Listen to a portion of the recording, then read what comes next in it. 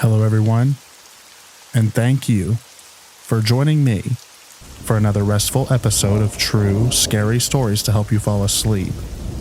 Today, we're going to be doing our weekly compilation of true scary stories. I hope you enjoy them.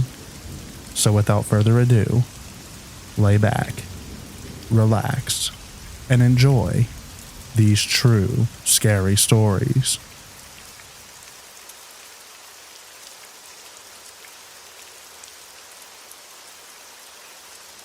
A few years back, I was into aviation and trying to get my private certification, a part of which requires a number of cross-country flights. These flights are meant to be at a minimum of 30-ish minutes each way.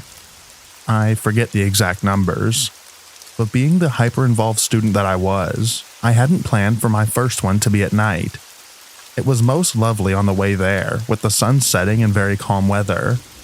The turnaround was as the sun is just going down, so it's dark pretty quickly after, which shouldn't have been an issue because my CFI was instrument trained, and it was a relatively clear night. Part of the way through my flight, my CFI has me put on instrument goggles which are meant to force you to fly on instruments alone, meaning I couldn't see out of the plane.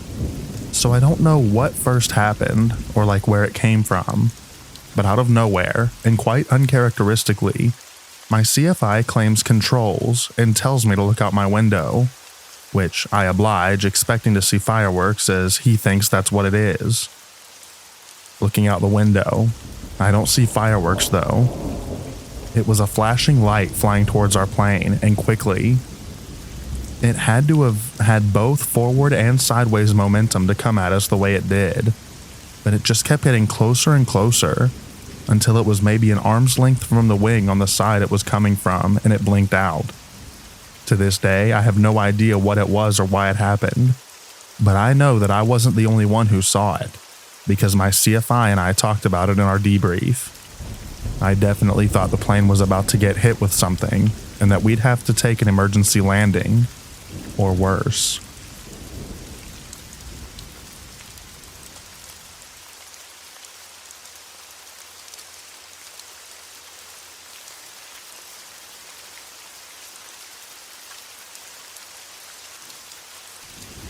A few years ago at my sister's bachelorette party, we went tubing down the river. It was a mix of girls mid to late 20s, and then a few of my aunts as well as my mom. We went through a company. It wasn't just a group of females with inner tubes jumping in the river. We were told the rules and paid for the trip. Unfortunately for us, the river was high and it was fast. We were mostly having a good time, despite a few moments that involved frantic paddling with hands-feet to steer away from rocks and logs until the end of the trip. They told us to watch out for a flag. It would be mounted high and easy to see ahead of time, so we could direct our tubes to the shore and get picked up by the company's bus. However, on this day they had a new staff member post the flag, and no one had checked its location ahead of time, and it was not put in the correct spot. Once we saw the flag, we had very little time to try to direct ourselves to it. And unfortunately for me, my mom and one of my aunts, we were on the opposite side of the river and the current was too strong. Would like to add it was also too deep to walk, and both my mom and aunt are barely 5 feet. We started to get scared because we didn't know where to go instead, and the river was moving us quickly. My mom's tube got stuck on a log, and my aunt tried to bump into her to get her free, but instead got herself stuck as well.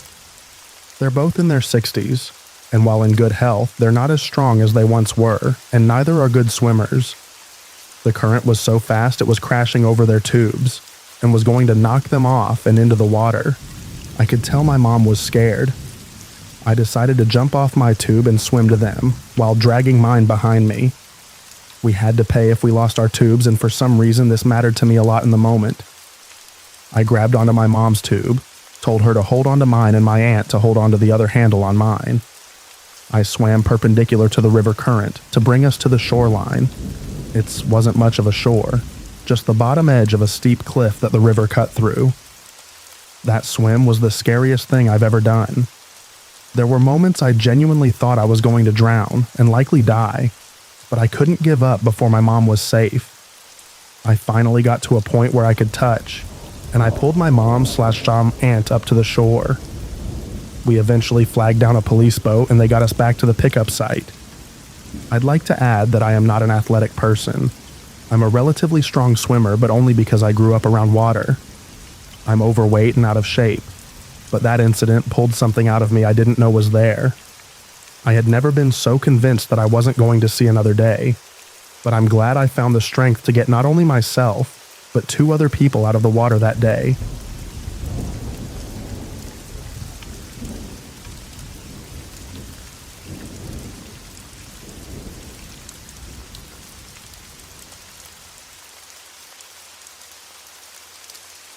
I got trapped somewhere that no one ever visits, and my phone was out of reach. I work at a major airport as an IT tech. This summer I was working deep down within the airport, basement level -7, basically only used for pipes and cabling. I've only ever seen one other person down there, which has just been made even worse with COVID. I never see anyone down there now. Normally we'd work in pairs, but again, because of the virus, that wasn't allowed, and we were told to make sure that our phones were always charged. I was working within an IT cabinet and bending down a lot, so I didn't want to drop and smash my phone, so I put it on a nearby table. Whilst I was working, part of the cabinet collapsed and pinned one of my arms. It was extremely heavy, and I couldn't move my arm at all, nor could I reach my phone. I knew no one within my company knew where I was working, so I just sat and shouted for a bit, and was also trying anything to reach my phone, but it was just out of reach. After a while, I just lost hope. It felt like I'd been down there for days, lost in my own thoughts about how surely they'd be searching the airport by now, and what they'd do if they discovered my body, how my family would react, what would be on the news, all that stuff. I eventually heard some noise in the distance and started shouting and screaming a bit. Eventually I heard someone running, and man, I was never so relieved to see someone's face. He passed me my phone and I called my manager. Within minutes, my own team and multiple security guards had rushed to me, and they managed to deconstruct the cabinet and get me free. It had been 8 hours, but it felt like eternity. No serious injuries, just some pretty bad bruising. The person who found me was an engineer who'd been called out to fix a broken elevator. God knows what would have happened if that elevator hadn't been broken. And to be honest, I don't want to think about it.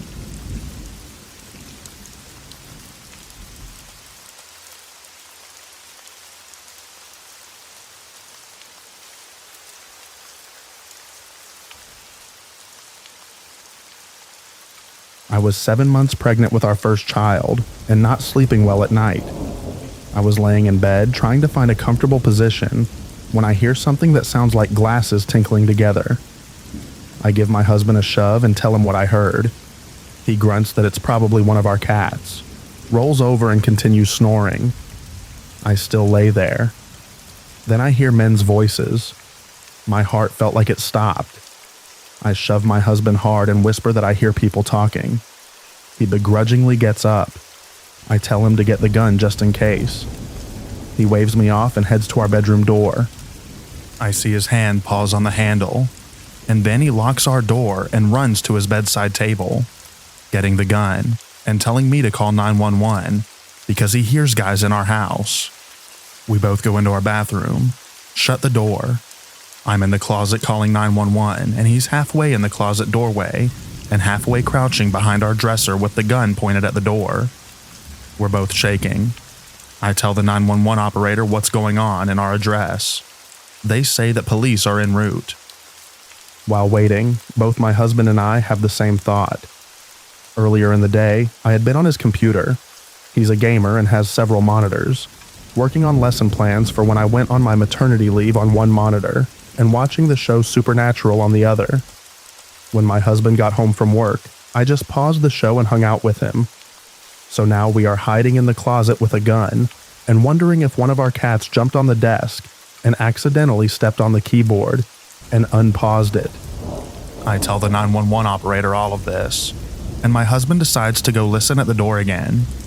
He comes back saying it's silent, and we're like, what are the chances that a cat unpaused the video and then paused it again? The 911 operator says police have arrived.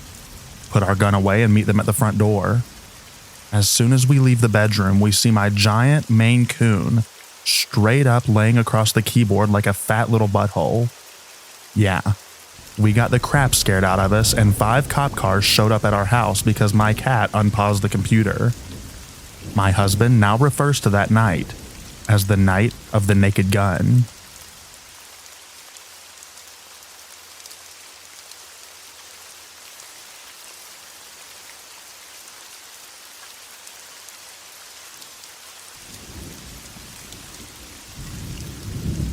I nearly froze to death in an ice cream freezer in a grocery store early one morning, and to this day, I suspect that my lunatic supervisor hated me so much that he put me on ice cream duty knowing full well that the door was broken and traps people inside. At 8 a.m., no one could hear my bang and scream at the door because there are few workers, and their path didn't take them anywhere near the ice cream freezer. Stupid me forgot to charge my phone before work, and my phone was dead. Not that it matters, there's no cell phone service inside those thick metal walls. God only knows what would have happened if I wasn't able to smash the door open at long last. My supervisor only ever checked on me once per shift. I quit that very same day.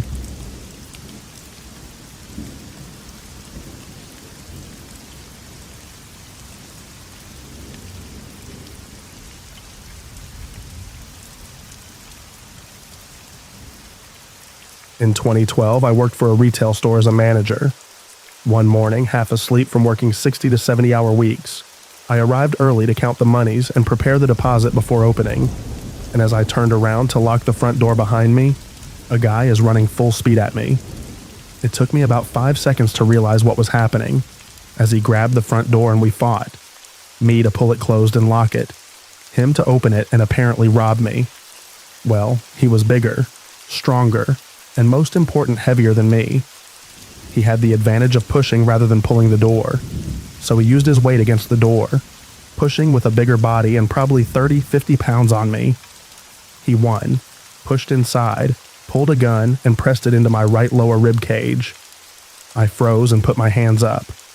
In my training, they would tell us to comply with a robber's demands in order to save ourselves. So I asked what he wanted. He said, "Turn off the alarm." I did. I said, "Okay, what next?" He says, "Open the office." I did. He said, "Open the safe." I did. He says, "Pull out all the bills and put them in my bag," indicating a green JanSport backpack he was carrying. While I was carefully and deliberately transferring the bills, making sure not to look at him and to keep my hands visible at all times, I asked, "Please don't hurt me. I'm not going to try anything." He says, "That ain't why I'm here. Just give me all the money, then I'm going to leave, and I want you to go back to the back room and stay there till I'm gone." I finish transferring the money, then he sees the drop safe, a small locked compartment where we keep the money deposited from the previous day's cash sales, and asks, "What's in there?" My brain was working on an instinctive survival level, and had worked out that if I tripped that alarm, it might put me in a hostage situation if the police showed up before he left, which was entirely possible because they usually responded within a few minutes to this sort of alarm, something I'd witnessed when a coworker once opened this after 7 p.m., the time when it automatically turned on the silent alarm. Knowing this, I said, "That's the drop safe, but it has a silent alarm on it." He says, "Okay, never mind. Go to the back of the store now and stay there till I'm gone." I did. I waited in the back room for roughly 5 minutes. I think each minute seemed like an hour with the amount of adrenaline I had pumping through my veins. Then went out to make sure he was gone. I kept low and snuck up to the front of the store and saw no one. I locked the front door and called the police. Reported the robbery.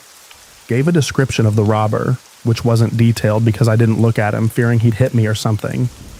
All I knew was that he was black and young, and the clothes he was wearing. He had a hoodie with the hood pulled tight so I could only see mouth, nose, and eyes. Then I called my DM, then my regional LP manager, and made the obligatory reports to those people. At that point, I'd run out of directives from my training.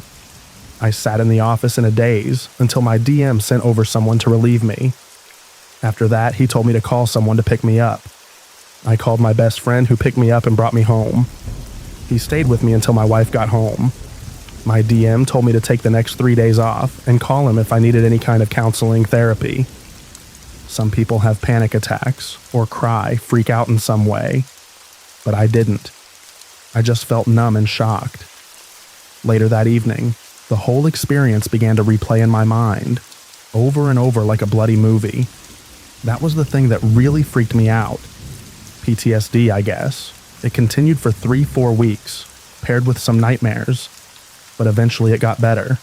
And I'd say the only lasting effect is that I am much more aware of my surroundings when I am by myself and in a vulnerable position, and that I watch people's behavior more closely to determine their motives and to protect myself and my family from harm. That, and I remember the whole thing like it happened yesterday, despite the fact it was 11 years ago. Be careful, retail workers. Don't let this happen to you. Never enter a store alone. Peace and love to all y'all.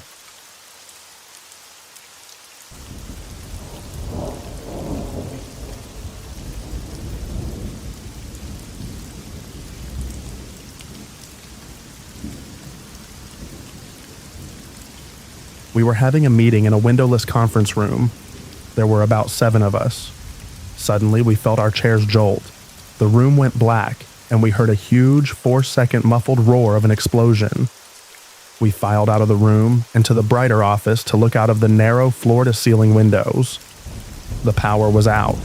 The computer screens were dark. Looking out, we could see snow gently falling. Up on the 71st floor, we were often in a cloud. Standing next to the floor fire warden, I noticed he stood straight and silent, listening for the PA system to announce the cause of the outage. Silence. We later learned the system was destroyed in the blast. I looked behind me into the hallway and could see thick black smoke shooting up under the cargo elevator doors. I turned to him and said I'm leaving. I opened the stairwell doors. A coworker started to cry. I told her, let's go downstairs together. We scrambled down. At about the 45th floor, we hit an enveloping wall of black smoke. I fell on my knees at the landing, but I couldn't breathe nor see. It felt like being underwater in the dark. I crawled around until I felt a step. First time thought I would die. Grabbing a railing, I shot up the stairs until I could see again. People were streaming from the upper stairwell into an office around the 50th floor. It was hazy with smoke. I found my crying coworker. People were dropping coats at the bottom of the glass hallway doors, trying to block the incoming smoke. There were over 100 people sitting on the floors, others milling about, some sobbing. Someone panicked and threw a chair out of the window. My knees were trembling. Second time thought I would die today. I stuck my head out of the window and was relieved to see people streaming out of the building. I found a payphone on the wall and called my fiancé. He told me the explosion was in World Trade Center Building 2, not my building. Telling him I could barely see the phone I was talking into, he denied I should be in any smoke at all. Thanks. Please call my mom and tell her I'm trying to get out. The conversation was so stupid I felt better. After about 2 hours, a fireman emerged and said it was clear enough to descend the stairs. We started to slowly walk down, one hand on the railing, one on the person in front of us. Much of the descent was in complete darkness. A floor below me, someone panicked, started to scream and block the stairwell. We couldn't continue. Third time thought I would die. Eventually he was calmed and continued the descent. Until around 4 p.m., we finally reached the ground level and exited to the street. My purse and coat were up on 71. It was cold and still snowing. I walked to the subway and rode uptown to the bus terminal. People were staring at me in disbelief. It wasn't until I looked in the mirror that my face and clothes were covered in soot. My nose was so full of soot, it made a crunching sound when I pinched it. I met up with other employees at the bus terminal and was given a coat to go home.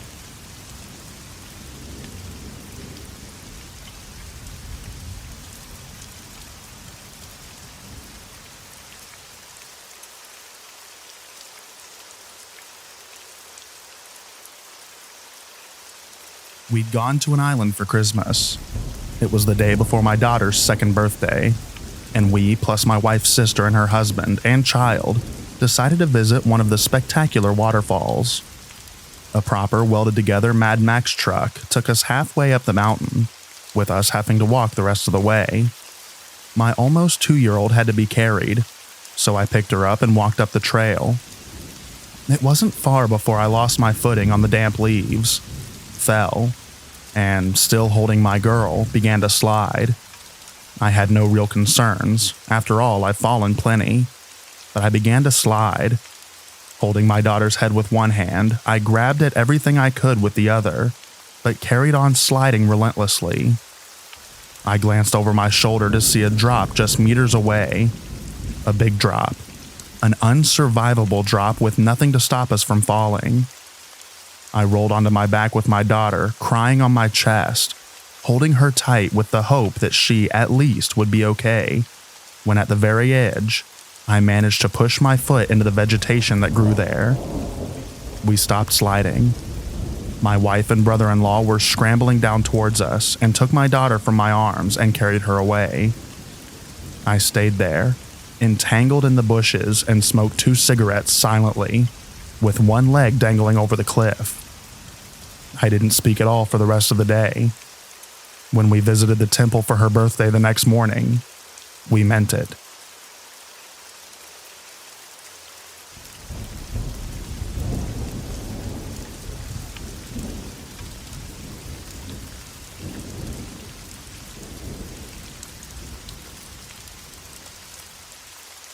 I was 18 years old and just graduated high school 3 months prior. I was married. I eloped my senior year of high school. We had rented a very small 1-bedroom house that was across the street from the bank where I worked as a teller. We hadn't lived there very long, maybe a month or so. We were young and barely making ends meet, so there were not a lot of decorations, pictures, etc. I was always a very trusting person.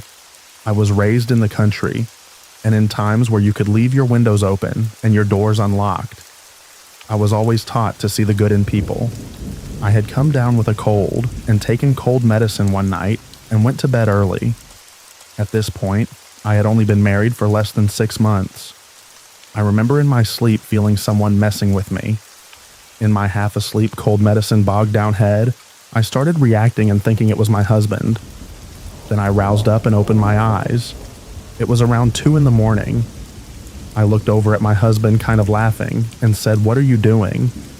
Only he was sound asleep facing the other direction. Puzzled, I looked forward. There, at the foot of my bed, with the streetlight shining in my window, crouched a gray-haired man. He was looking straight at me. It was then I noticed the weird smell. Alcohol and food mixed together. It registered something was very wrong. Out of natural reaction, I screamed. When I screamed, my husband jumped up facing me. At almost the exact same moment, the man jumped up and ran out of the bedroom door. The bedroom door was located right beside the head of the bed, on my husband's side of the bed. Since he jumped up looking at me, he did not see the man run out. He asked me what was wrong, but I was so scattered nothing coming out of my mouth made any sense.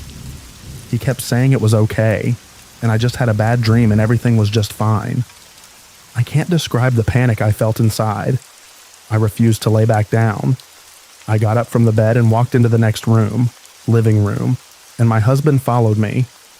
Once we entered the living room, it was all becoming reality.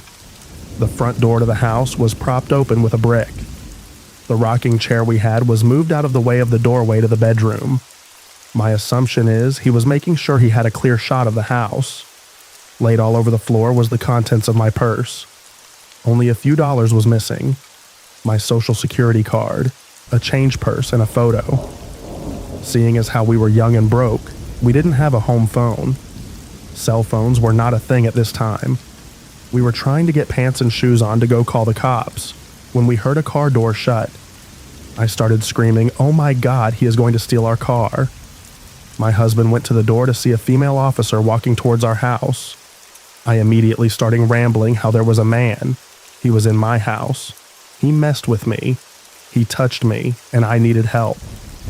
I know I looked like a crazy person who was babbling nonsense. The officer calmed me down and asked me to tell her what happened. I repeated myself. She asked if I knew what he looked like and if I could identify him. I said yes. To this day, that man's face and hair haunt my thoughts. It is permanently in my brain. She then went on to explain that she was making rounds and found a man running across the road suspiciously. She stopped him and was taking him for public intoxication. When he got into the back seat, he was trying to stuff my change purse inside his pocket. She took it and reverse searched my social security number to find that I lived just a road over from where this man was picked up. Divine intervention. The man claimed I was a friend of his, and he had left my house not long ago from hanging out. My house was fingerprinted and pictures taken, diagrams drawn. They tested his hands and fingernails for my DNA. I had to go to court and testify. I found out I was pregnant just weeks later. I had constant nightmares and became very jumpy. The stress from everything threatened my baby, so we agreed to accept a plea bargain. I found out he was living in a camper that was parked in front of the bank where I worked. That month I was the teller assigned to drive through. I was facing his camper daily. I walked to and from work because it was just across the street and took more effort to drive. Plus, we only had one car. They also found other items from my house inside his camper upon searching it. That confirmed he had been in my house before. He actually saw my husband in the bed next to me and walked around him to my side of the bed. He was on a mission. I finally got through court. He was sentenced and I tried to move on. About 4 to 5 years later, I received a phone call from the police department a city over. There was a new law passed and every prisoner that was imprisoned for a sexual-related offense had to submit their DNA. There as a hit. The same man who broke into my home had hit on a series of high-profile cases in the next city over. They were brutal. No one ever saw him. Just one girl saw tattoos on his arms behind her. He would tie them up and use tape on their eyes. Shockingly, we all had similarities. He had a type. The girl that saw the tattoos had given a description, and it was televised on the news. I guess he ran to the next town in hopes of running away from it. At the time, they caught him at my house, had the tape and everything on him. It just didn't make sense at the time why. Now all of the dots started to connect. All of us were between 17 and 23. This man was almost 60. Then, all those years later, I realized had I been home alone, it would have been so much worse. I didn't have to deal with some of the same horrible things the other girls did. But it still really messed me up. It caused my marriage problems because I didn't feel protected. I have PTSD, but I am a very lucky lady. God was really watching out for me, and I am thankful it was not worse than it was. By far the scariest thing that has ever happened to me. I'm sorry it was so long. Not something I tell a whole lot of people. I had a friend not believe me one time saying it was crazy sounding, until she saw the sentencing on the news. I was used as a witness for the other girl's case showing the career history of the man and all of the similarities. He was sentenced and put away for the rest of his life.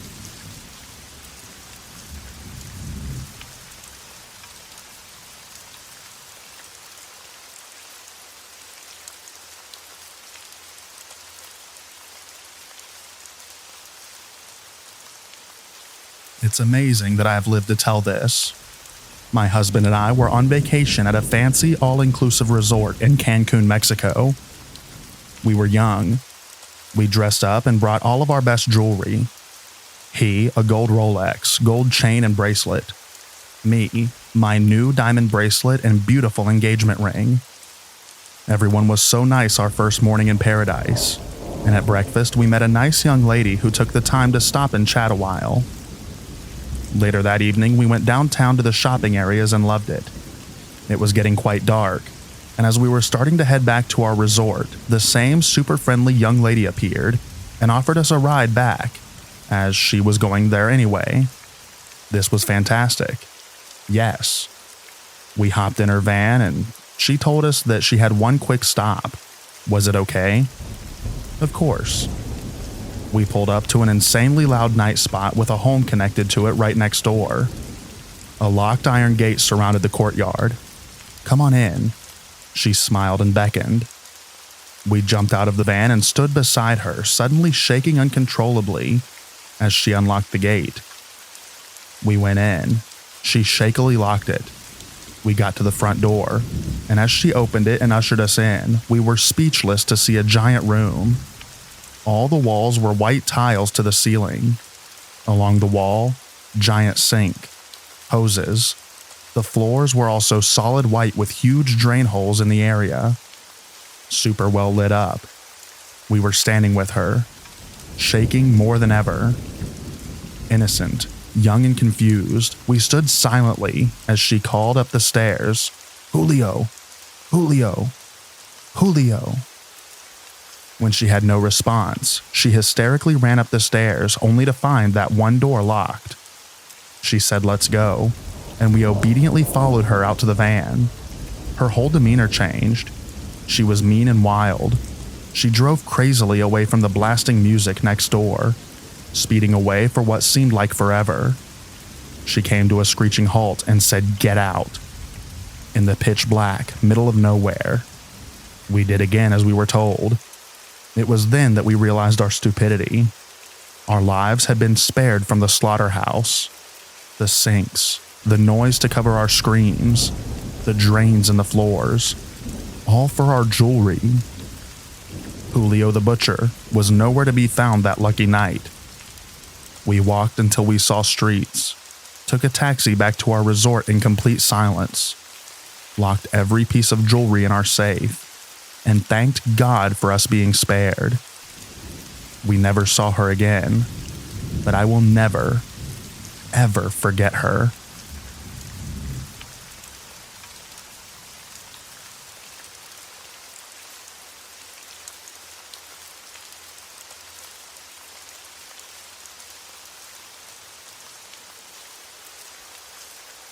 I'm gonna go anonymous, because this is really, really heavy, and it's something that I've promised myself that I would never reveal. And so far, I've kept that promise and never told anyone about it, not even my therapist. I've tried my best to forget about it forever, but it keeps coming back to me. It haunts my nightmares, and at odd, awkward waking moments, I'm paralyzed by flashbacks and left shivering and shaking, and blubbering like a 2-year-old for seemingly no reason. I really, really don't want to post this, but it's in my head now. I can't sleep and it's not going away. I might as well write it down and get it out in the open once and for all. In the cold light of dawn, I'm probably going to regret this and spend the next 6 months beating myself up about it. Well, tough crap. I've been beaten up by bigger and tougher guys before. Maybe later everyone can come on over, drag me out into the street, and stone me for my ignominy. At least I know my dog still loves me. The place?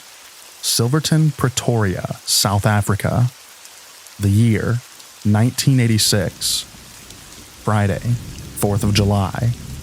Shortly after 16:30, or for anyone who doesn't know military time, 4:30 p.m. I just turned 43. I was working in Silverton and had knocked off work for the day. As is usual, I stopped off at Checkers to get some stuff. On this particular day, it was the usual: bread, milk, eggs, and some tomatoes as something extra. As is usual, I parked my motorcycle on the sidewalk in a very convenient spot between an ornamental concrete trash bin and the bus shelter. I did my shopping and was in the checkout queue, nearly up to the till when I remembered that I'd forgotten to get the tomatoes. Screw it, I thought. I'm not going to get them now and have to stand at the back of the queue again. I paid for my stuff and left. I boarded my bike, drove around the bus shelter and eased into the traffic. Then the bomb in the trash bin went off. It was like someone hit me in the back with a sledgehammer. I was flung, bike and all, into the gutter. I lay there dazed and disoriented, and everything was deathly silent. Then the screaming started. It sounded far, far away, and as if I had cotton wool stuffed in my ears. I crawled out from under my bike and remember that strangely it was still running. I turned it off, staggered to my feet, and looked around. My God, the carnage. People running around screaming and bleeding. Blood and guts and gore everywhere. Half a leg wearing a sock lying on the sidewalk in front of me. And I'm staring at it all. And all I can think is like, where's his shoe? He must have a shoe. He's lost his shoe. His shoe. His shoe. There's a woman with her arm, shoulder, and half her face a bloody pulp. A body on the ground looking like it had been put through a meat tenderizer. Chunks of flesh everywhere. Kids scattered all over the place like discarded rag dolls. Screaming, crying, blood, gore, glass, chunks of concrete, wreckage. Screaming, screaming, screaming. People are climbing out of their cars, rushing to help. And I'm just standing there, shivering and shaking and waving my arms. And screaming and yelling, no, no, no, stop, stop, run away, run. There'll be another bomb. Run, run. I could hardly hear my own voice, and it seemed like no one else could hear me either. I puked. I grabbed my bike. It started and I gunned away. I was rounding the corner when the other bomb went off. My bike skidded and I fell again. I just lay there. I was just lying there and shivering and shaking and gasping for breath and blubbering and crying. I remember there were flashing lights and sirens and hooting and yelling and shouting, and I could hear the screaming. That awful, terrified, terrifying screaming. I must have passed out cold because the next thing I remembered was that I was freezing. My whole body ached. Every muscle in my body was so stiff and sore that I could hardly move. I'd gotten my breath back, so I retrieved my bike, which miraculously was still okay, and rushed home. Thankfully, when I got there, I was the first home. I dropped my backpack, helmet, gloves, jacket, and boots on the kitchen floor, stripped off my clothes, stuffed them in a plastic shopping bag, and hid them at the bottom of the outside garbage bin. I ran a hot bath, locked the door, climbed in the tub, and just lay there, aching all over, and shivering and shaking and rattling, blubbering and bawling and crying, till I thought the bath was going to overflow with tears. And all the time I'm thinking, I could have been dead. If I'd remembered the tomatoes, I would have been dead. I should have been dead. Why wasn't I dead? I deserved to be dead. How could I not be dead? How could I be practically on top of an exploding bomb and still walk away with hardly a scratch? Why were other, better people and innocent children slashed, smashed, shattered, scarred, marred, mauled, mutilated, maimed, crippled, blown to smithereens, and for all I knew, killed, while a nobody, a useless, bawling, blubbering, puking nobody like me, is allowed to walk away with hardly a scratch? I wished I was dead. Right now, as I'm writing this more than 30 years later, my face is numb. My hands are numb. I'm cold. I'm shivering. And I'm really, really wishing that I was dead. Then, this whole horrible, hellish nightmare will finally be over.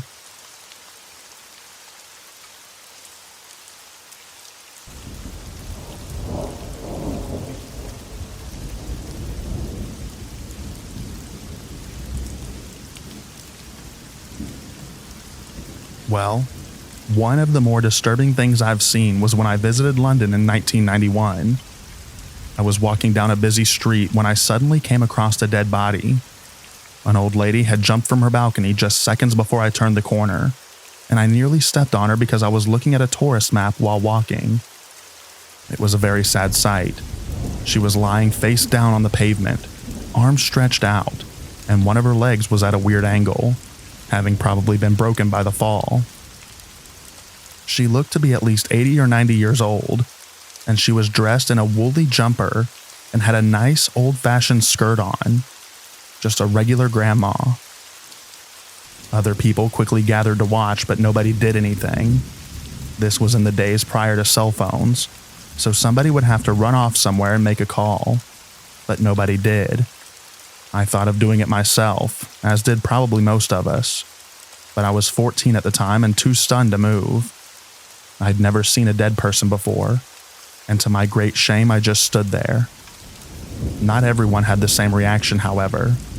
This was during lunch hour, so as I said before, the street was very busy, and quite a few pedestrians had places to go to, and wouldn't let the scene of a self-unaliving stop them.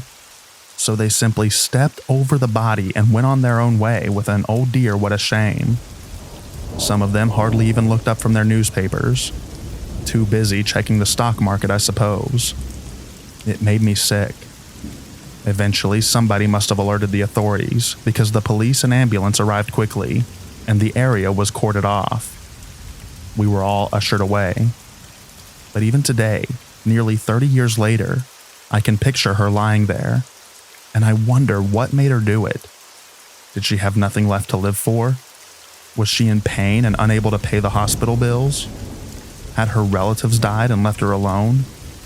Perhaps she was being evicted and had nowhere else to go. I'm sure that this happens all the time, much more so in large cities than anywhere else. But each case is tragic, and I think that we could do well to remember to care a bit more about our elderly citizens, and not simply dismiss them as old relics as soon as they reach their pension age. Volunteer, keep them company, spend some time with them, and cheer up their day.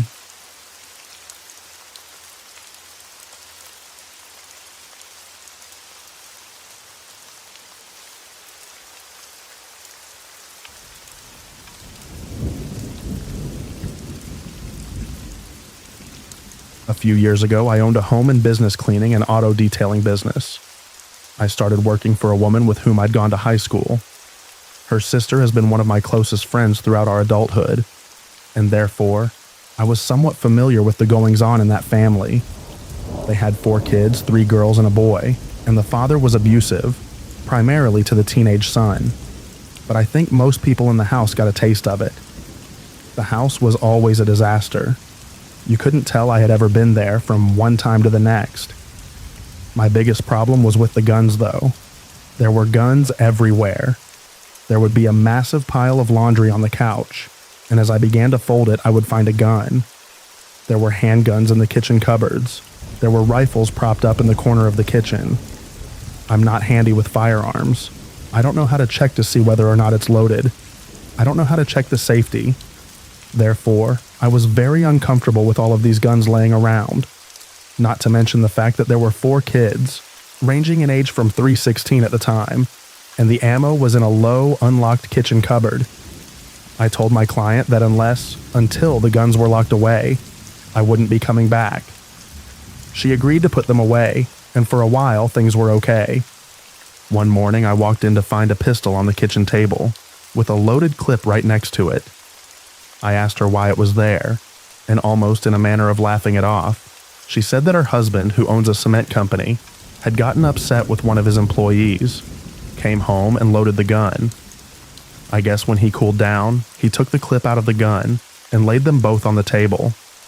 She promised that it wouldn't happen again, but at this point, I already know that this man has abusive tendencies. Now, I know that when he is upset with someone, he immediately goes for the firearms. So, on what would be my next to last week at the house, I walked in and found candle wax all over one of the walls, and broken glass and more wax on the floor. I asked the kids what had happened, and they stated that their dad had become angry with the son and had thrown a large candle at him. It didn't occur to me until later that it had to have been lit when he threw it, given the wax on the wall. That same day, the dad came home from work early. He and his wife were arguing in the kitchen when he threw a large metal shelf from a refrigerator at her. It hit her foot and broke her big toe in half long ways. Because there was a witness, me. He kept trying to say that he threw it to her, but she missed the catch. Obviously, that was not the case. The following week, when I went to clean the house, I convinced the wife to go to the police to file charges. I would take her and be a witness. We went. The charges were filed. They ended up arresting the father at one of the kids' schools because the school was given instructions to not allow him to pick up the kids. And when he was told as much, he lost a grip and was arrested. The wife and kids stayed at a shelter for a night or two, and then they went to stay with her sister. Exactly 1 week after we went to the police, she dropped the charges and they all went home. I still do not understand how or why she was allowed to drop the charges, because we both gave detailed descriptions of the abuse against the son in our statements to the police. This is the point when I should have done more. I should have followed up with CPS or the police or someone. I shouldn't have let it go.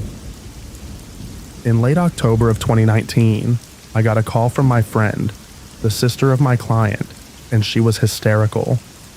The son, the one who had suffered so much abuse at the hands of his father, had shot and unalived himself. He was 16.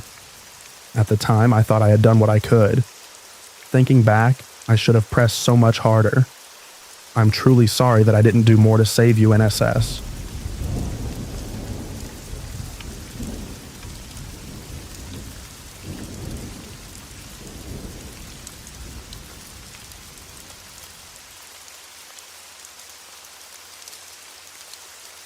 I always parked in a certain spot at my last job for 12 years that I was there. It was accessible to the public as it wasn't company parking, but they wanted us to park in the back of the lot, so the closer spots could be available for customers. One day, my spot's taken by a dark-tinted caddy, and I'm immediately angry because everyone knows it's mine. It's morning shift, so 4 a.m., so it can't be one of the others because I know what they drive. So maybe it's a newbie, or maybe another employee from another shop in the plaza. It's still there on my lunch break, and when I go home, and the next day, I come in at 1 p.m. till close, around 9:30, and then also the next. Something about it really bothered me. It smelled wrong. Literally. It's the South in high summer, and who knows what's baking in there. My dad was a Marine and then a police officer. He always said that if you feel something is wrong, there probably is. So I dialed the non-emergency contact police number. I felt like an idiot, but every time I walked by it bugged me. So I was stuck waiting for over an hour before anyone shows up. And honestly, if I hadn't been off the next day, I would have been like, screw it. But I waited, mostly because I can be a really petty jerk, and that's my spot. The police show, all annoyed because who knows how many they can't park their calls they get. They run the license plate though, and then things go crazy. They want my info, want me to contact my manager. Does this lot have cameras? Have I touched the car, etc.? Apparently the car is on Amber Alert as the last sighting of a missing person who was a minor, a 15-year-old girl. When they pop the trunk, they find her dead, mutilated body under a blanket, and the source of the smell. She had gone out with her much older, controlling and insecure boyfriend, but had decided to get out of the relationship. She only made the mistake of getting into the car with him. He drove 3 counties over after torturing her, stuffing her in there and who knows what else. Then parked and walked away, left her to die in the trunk. I never learned her time of death, so it haunts me sometimes thinking that she might have been saved if I'd made a fuss earlier. So yeah, listen to your gut, even if it seems petty.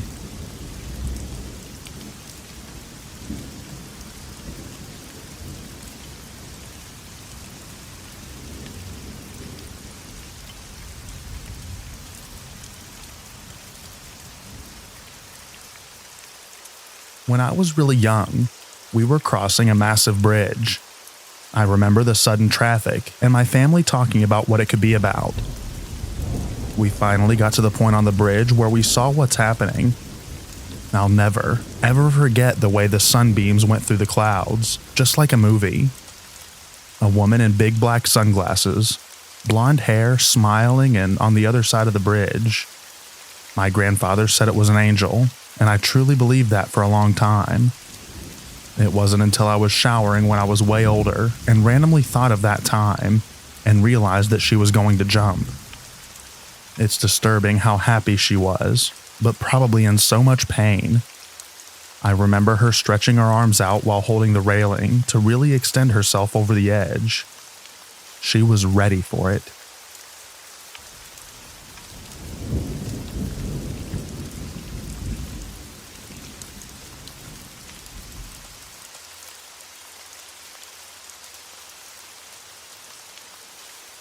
When I was about 7 years old in the Philippines, while I was on my way to buy snacks from the convenience store, I saw my auntie, but she quickly dragged me home.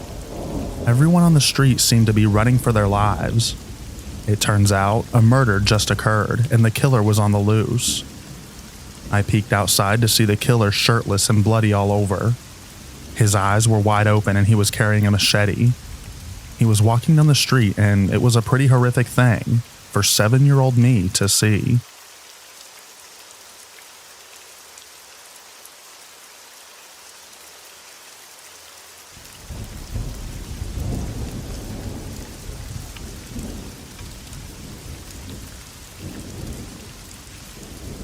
A coworker confided in me one day at lunch about an incident that sounded like child abuse to me. The guy's name is Byron Morales. I give that detail because this is a true account of what unfolded after the day. Look it up. Byron told me that he doubted he would be allowed to babysit his stepchild again after his wife came home and caught him spinning circles while holding the baby by the feet. When I asked why, he said, to toughen him up. The kid's a sissy mama's boy and I wanted to toughen him up. That blew me away. I didn't know how to respond. So I went to my boss and told him the story. He told me that there was nothing we could do. To this day, I wish I had contacted the state of Iowa and reported Byron for child abuse, but I didn't. Instead, I tried to forget about it. I still had to work closely with the guy on a daily basis, but I didn't like him after that. Fast forward about a month. Our home phone rings. It's my boss telling me to look at that day's local paper. There, I find an article about the death of the child in question. Byron was the only person home with him when the child fell down the stairs, according to the stepdad. My boss tells me that I was right, and we hang up. I didn't know what to do. For some reason, I was expecting the police to visit the guy's workplace searching for clues like we see on TV, but that's not what happened, and it was really bugging me, so I finally called the police. They were interested in hearing my story. There was a deposition eventually, and then later I testified at Byron Morales' murder trial for the death of Kevin. Byron was convicted and sentenced to life with no chance of parole. One day I was in a grocery store and approached by a woman who said she was on the jury and wanted to thank me for my testimony. She told me that my testimony helped remove any reasonable doubt and made the task of convicting the guy easier. That conversation made me feel better, but I still regret not getting involved before Kevin was murdered.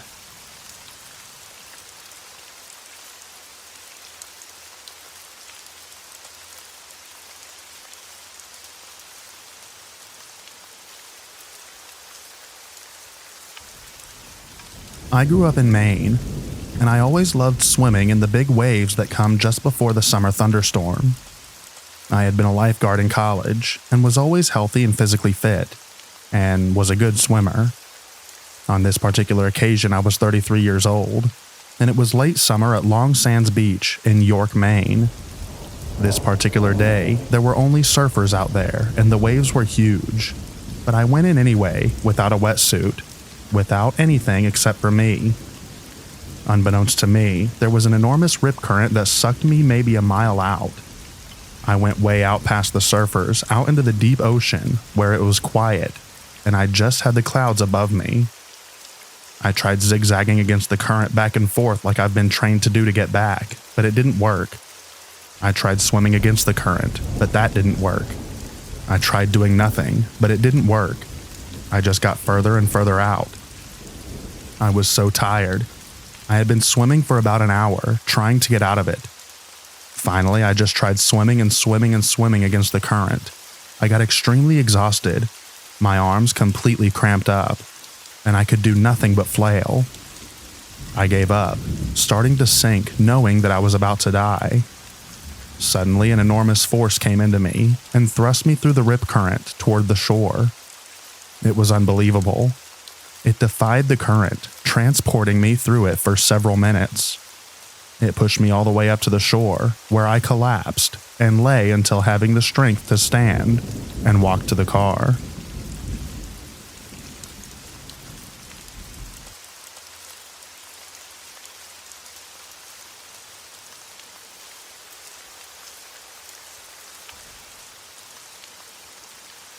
At the end of an archery shoot that my dad and I were on right after my junior year of high school ended, as we were looking for the loop trail back down, we were just walking on the top of a hill next to another where the cemetery was, when we both hear and feel the breeze of an arrow go over our heads from the direction of the cemetery.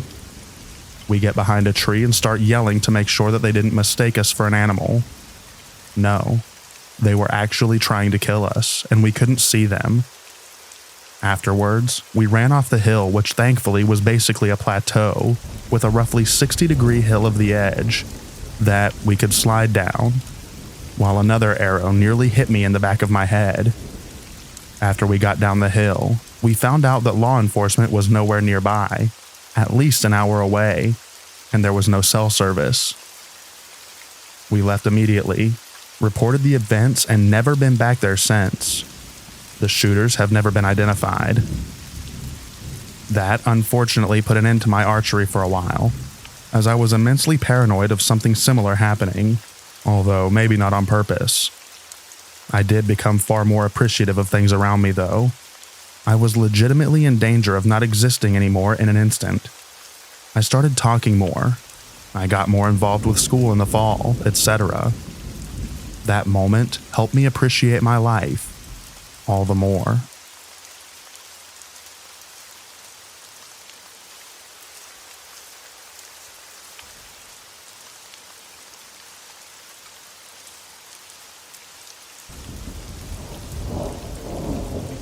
On April 21st of 2017, I was in my neighborhood knocking on doors and introducing myself to the neighbors.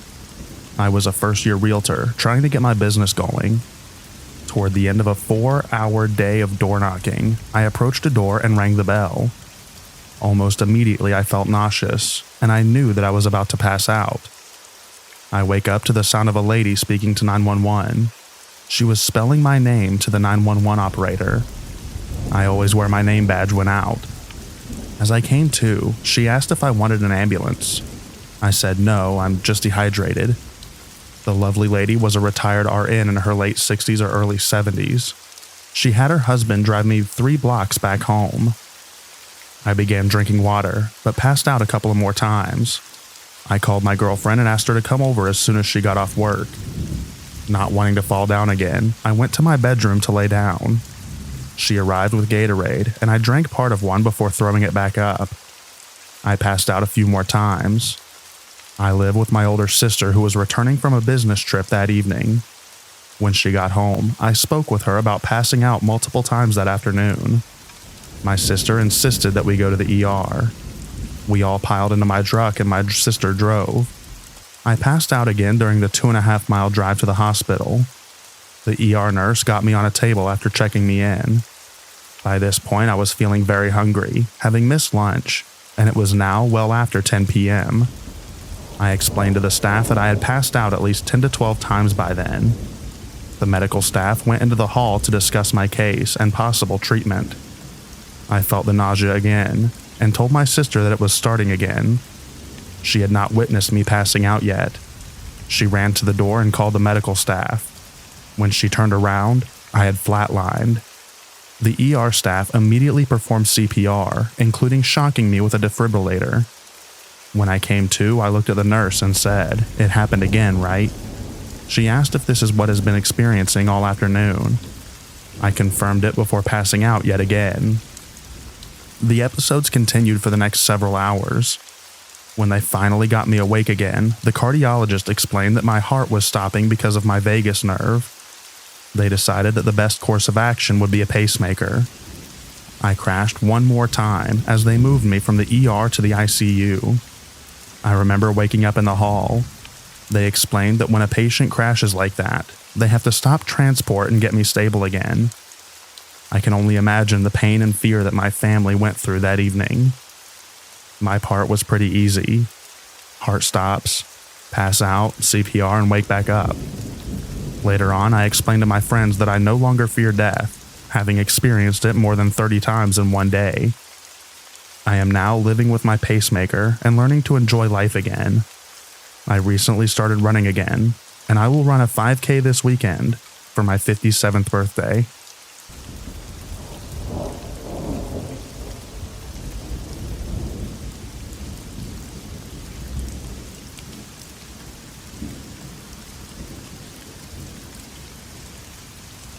I was about 16 or 17 at the time, so about 2012 or 2013. I always took my 3 to 4-year-old brother outside to play. I was always with my brother everywhere because I was too scared for him to travel anywhere alone. That day I took him outside was like any other day. We were walking through our neighborhood and a really cold breeze fell on me. We were still in our summer clothes, so that breeze made me extra cold. We were only outside for like 10 minutes, but I told him we needed to head back now. I explained to him why we were going home, and he got so angry at me. I told him I did not care if he got angry, but we needed warmer clothes. The unusual part about this story was that I would spend hours with him outside just walking with him, but that breeze made me so cold, and this time I could not fight it. We were only 1 minute away from our house, and we finally made it in. I took my time bringing in his tricycle because it was heavy and I was being lazy. As I closed the door, we went straight upstairs so I could tell my mom that it was too cold and we needed jackets if we wanted to go back outside.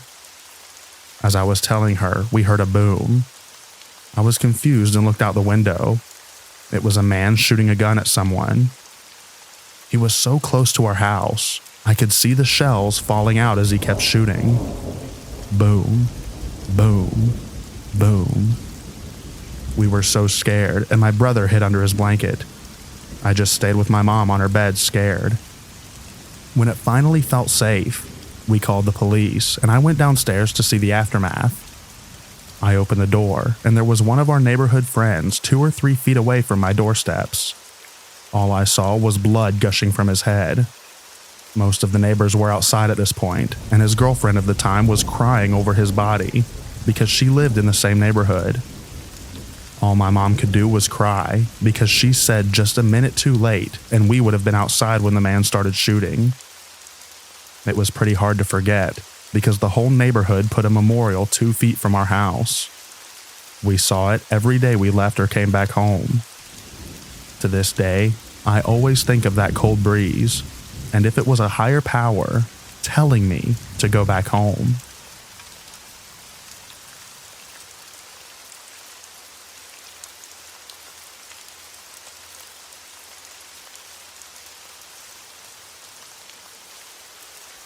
So this happened yesterday.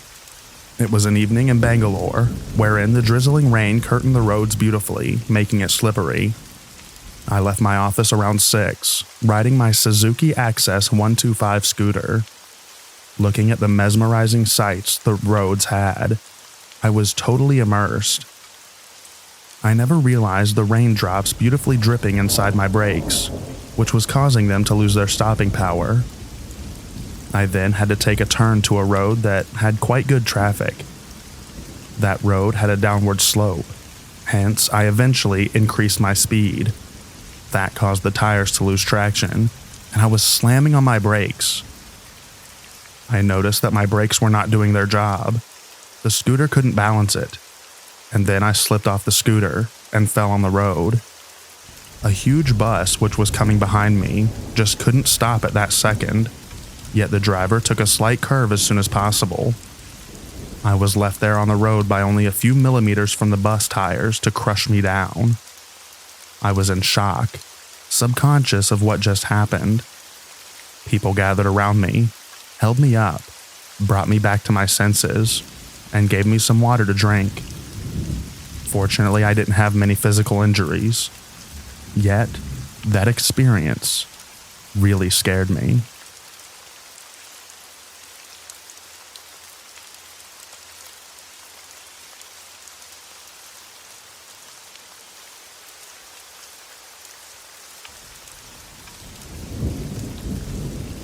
I had a near-death experience when I was 12 years old.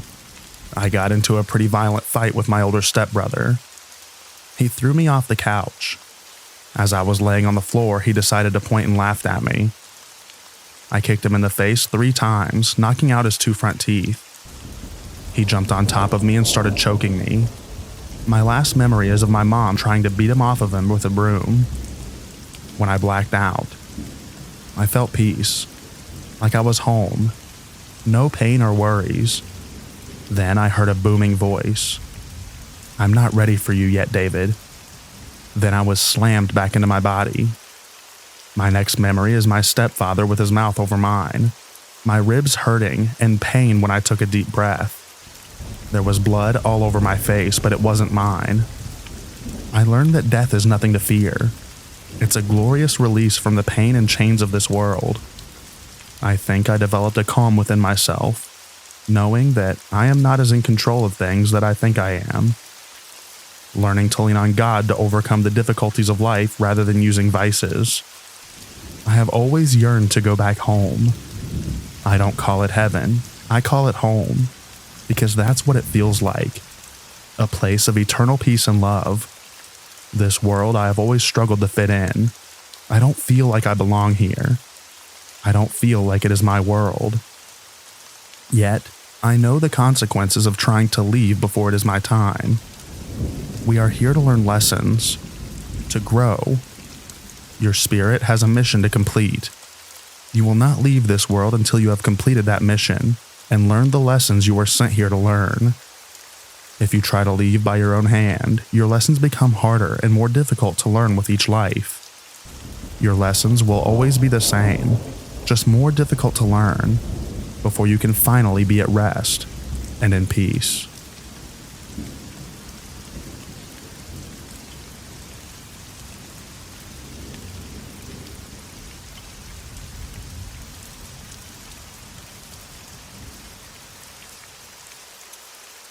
I got accidentally locked out in the dead of winter when the snow was lying thick. I only had on a mini dress and a leather jacket, and I was pretty drunk. I decided to sit on the step, hoping my also drunk boyfriend would wake up and let me in, but he was out cold. Not as cold as me, though. After shivering for a while, I had began to feel disoriented and felt so warm. I took my jacket off and my jewelry lined up, as I was feeling tired and sleepy and quite cozy. But just as I dozed off, I had an awakening that the snow was thick and I was warm, and that definitely wasn't right. When I tried to move, I couldn't move my legs, so I dragged myself down the street to my friend's house, who was bad for not locking her front door. Thankfully, the door was open. When I got inside, the warm air was hurting my insides. My friend said that she could feel the iciness radiating from me. She rubbed my body to try to get heat back into it, and put warm PJs on me and cuddled into me to raise my body temperature. I don't remember any of this. When morning came, her dad made me porridge. I thought I was okay and had come away unscathed from my ordeal, but I was wrong. I had red marks all over my body. My cheeks and hands were the worst, and I couldn't heat up. I couldn't function. I phoned the hospital for info, and she couldn't believe that I had survived it, and told me that I should have been dead, and the reason I was so ill was hypothermia. My body had just lost the power to heat myself up. I had to drink warm soups, anything really warm that would keep the heat inside me, slowly heating me up from the inside out. It was over 6 months before I was back to normal, and now I'm terrified of the cold, or getting locked out.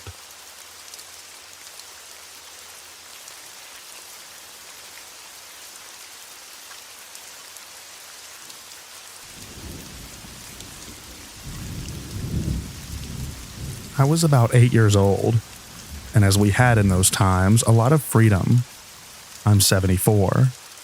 We were playing in a flooded creek, and suddenly I was surrounded by a warm white light which surprised me as the water was muddy.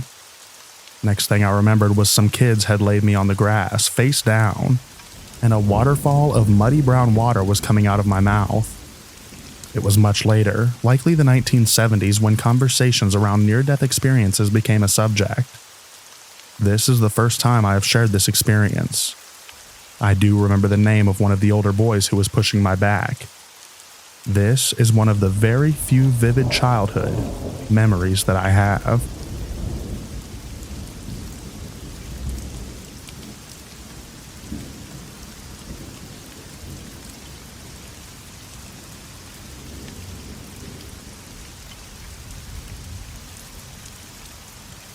I was once exploring several caves, high on a cliff at Hookina Beach in South Kona. I had just explored one cave when I noticed another higher up. I had been inching along a 4-inch deep ledge, gripping whatever I could find to keep my balance. About halfway, I looked down and I froze up. It was at least a 75-foot fall if I had slipped. This caused me to almost panic, and I couldn't more. As I clung to some loose rocks with my fingers, I felt as if I might fall backwards. I was frozen in place and had already shuffled about 20 feet along this narrow shelf, and now I was frozen in fear, and the cave was another 20 feet away and up. Nobody around to help me at all. It took all my focus and mental strength to calm down and just do a reverse of what I did to get me there in the first place. It took me about 20 minutes to slowly shuffle back to safety, and every bit of mental energy to not fall backwards. Do not fall was my only thought. After about 20 intense minutes, I felt my foot on firm ground. I made it back to the ledge by my first cave. I guess I was so thrilled to find another cave that I didn't even think of the danger in getting there.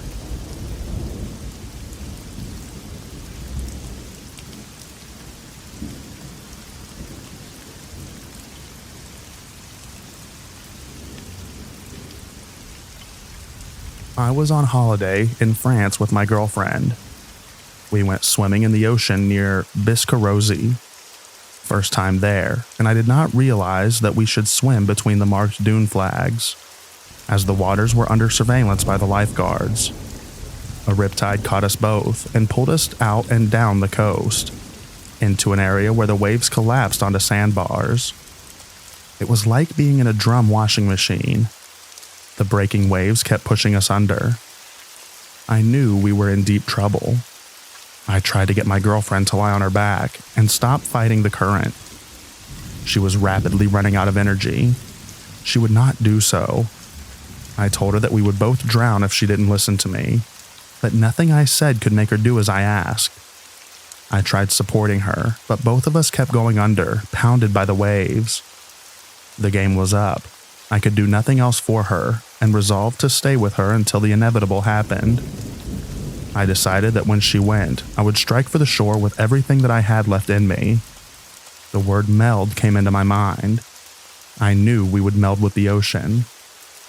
After a while, I lost my fear of dying. A song by Van Morrison, Into the Mystic, played continuously in my mind. Then I saw a flash of a brown body coming from our right, with a small red float trailing behind him. A lifeguard. Against all odds, he had spotted us, and a relay of lifeguards brought my girlfriend to shore. They were not expecting there to be two of us, so I was on my own. I struck for shore and eventually got out of the water. I was just about done, so a sense of acceptance, logic, and resignation, then euphoria when I realized that we had both cheated death. My then girlfriend is now my wife.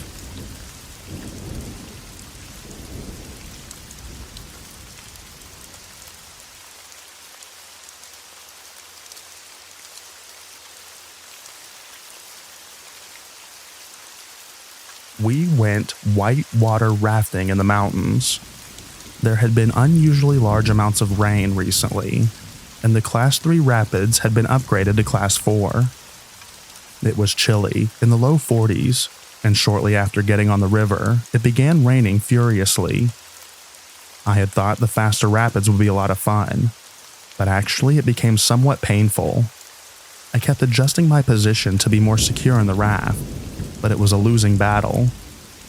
We dropped down some falls, and with absolutely no sensation of falling, I was suddenly under the water, spinning as the falls pounded me. I couldn't get out from under the falls, and as I spun, I felt an overwhelming sense of peace and warmth. I thought I would die, and strangely, that didn't bother me. Suddenly, I popped up into the rapids. I managed to get perched on a rock in the center of the raging river and pondered my next move. The raft was long gone, because certainly they were not able to just stop the raft just because I was gone. Eventually, I realized that I had no choice but to go back into the water. Now I was scared. I really wanted to just stay on the rock. However, I imagined my husband and the others might be concerned, so I reluctantly pushed off the rock. I remembered to lay back with my feet in front to hit the rocks rather than my head. I must admit that what followed was incredibly fun. Blasting down the river while in the water was so exciting that I forgot to be frightened. It helped that I had a great life vest and sturdy shoes as well as protective headgear. Eventually I saw the raft, as they had managed to stop in an eddy. I propelled myself towards the raft. My husband grabbed me by the vest and threw me into the raft. I never realized he was that strong. I went whitewater rafting again after that, just to prove to myself that I could. My husband passed on the next trip, as he had not enjoyed the 10 minutes as he had waited for my arrival.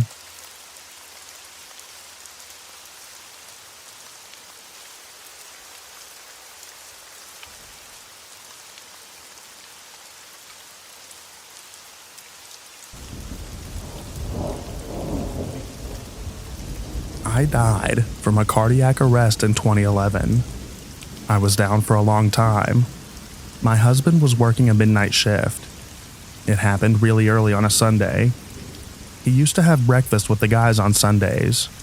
That day, he said he didn't feel right and needed to get home. He worked in New Jersey and we lived in New York City. I wasn't feeling great the last week. My body temperature was 91. You lose 2 degrees an hour, I think. I took 3 shocks at home. I was clinically dead, just not pronounced yet. My job made the paramedics take me to St. Luke's Hospital, dead. Somehow, after more CPR, they got a faint pulse. They told my husband that this wasn't great news because I was brain dead. I was in a coma. This nurse's home was Lourdes, go figure. She is my guardian angel and made them start hypothermia. They brought my body temperature down to 33 degrees and heated me back up. Now, because of me, they do it for trauma too. It resets your brain. It won't keep you alive, but prevents a ton of damage. I woke up with my brain scrambled and pretty deaf. I lost a month of memory. It took me 2 years to get back to normal, and I still struggle with technology. Google NYPD Catherine Cole chilling in Harlem. That's me in the red. The news screwed up the article. Oh yeah, when I woke up and they got my innovation out, and I told my husband that God is good. I was always agnostic. Now I believe in an afterlife. The doctors were questioning me about what I had saw. I was too overwhelmed to talk. My husband had to throw them out of my ICU room. I still don't do church, but I do believe in a higher power. Edit. My job gave me the radio rundown of the job a year later. The sheer terror in my husband's voice was so terrifying. He was doing CPR on the phone with Central. I don't know how he did that. I was down so long that my eyes were protruding and the blood had already started pooling in the side of my face. Not my time yet. I was also charged for CPR from the hospital. My insurance company asked why they billed twice. Because I lived. Hey, $750 was cheap for my life.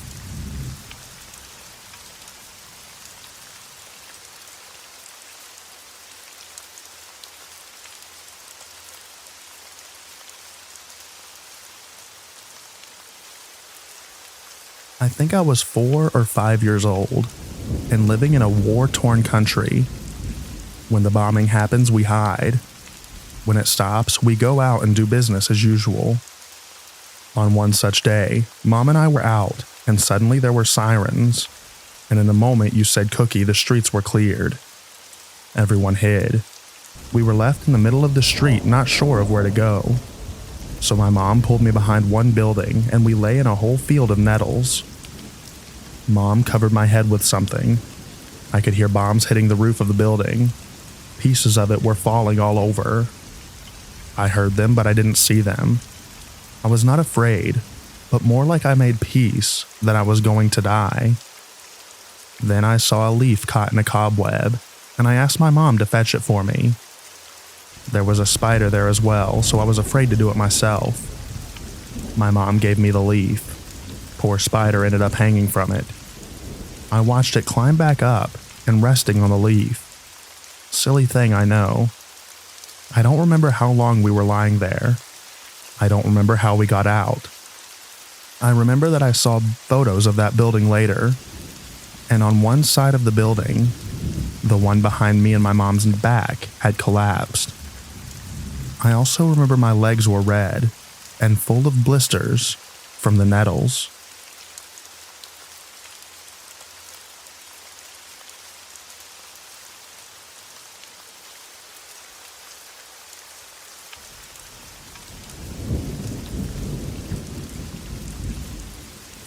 I was present at a mass shooting.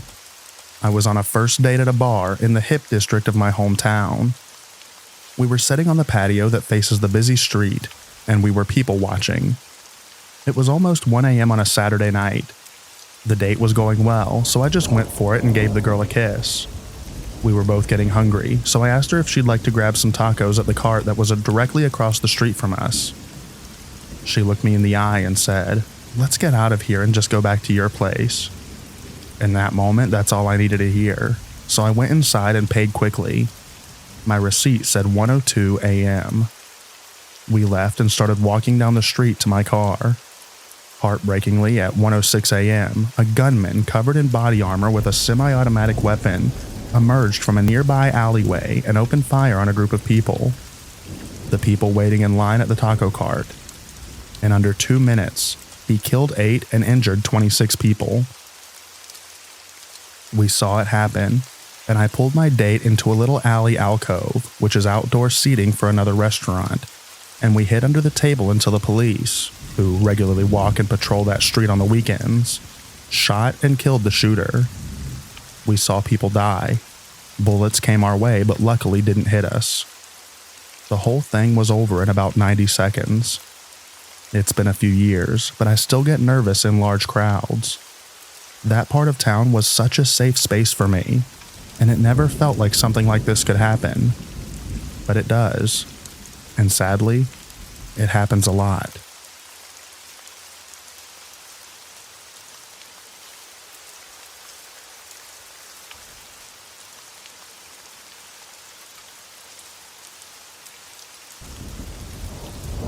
My wife and I went to New York Comic-Con years ago.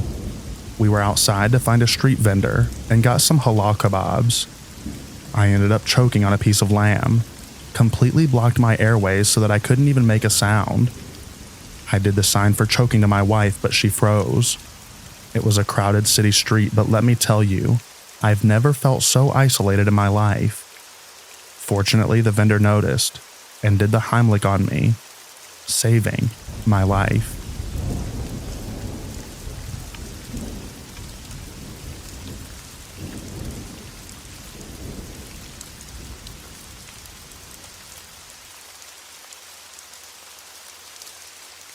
I fell off of a ski lift once. It was my dad and I on the lift, and we had just raised the bar as we were approaching the end station to get off. All I did was try to adjust myself to be a bit more forward in the seat so I could get off easier, and the slippery seat sent me flying off. Since it was close to the station, it wasn't a certain death fall instance, but there were also jagged rocks all around the station. Fortunately, I landed just short of them in a deep snowbank and was totally unhurt. If I had decided to adjust just a second later, I probably wouldn't be here.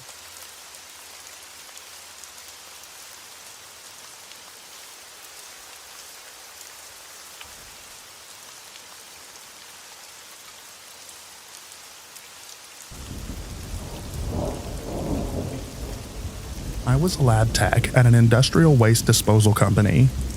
I was cleaning up the lab, started dumping a sample in the waste bin. Huge chemical reaction / explosion. 19-liter waste container, about 6 inches from my face. Turns out someone hadn't properly labeled some waste made up of a mix of extremely strong acids, still unknown. So I couldn't breathe. My face, neck, chest, eyes, and arms are burning.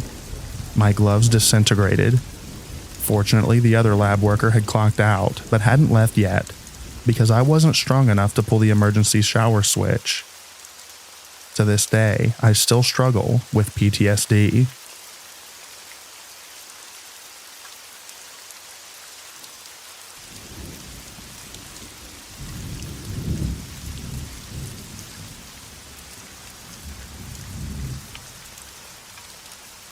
I moved to the bush.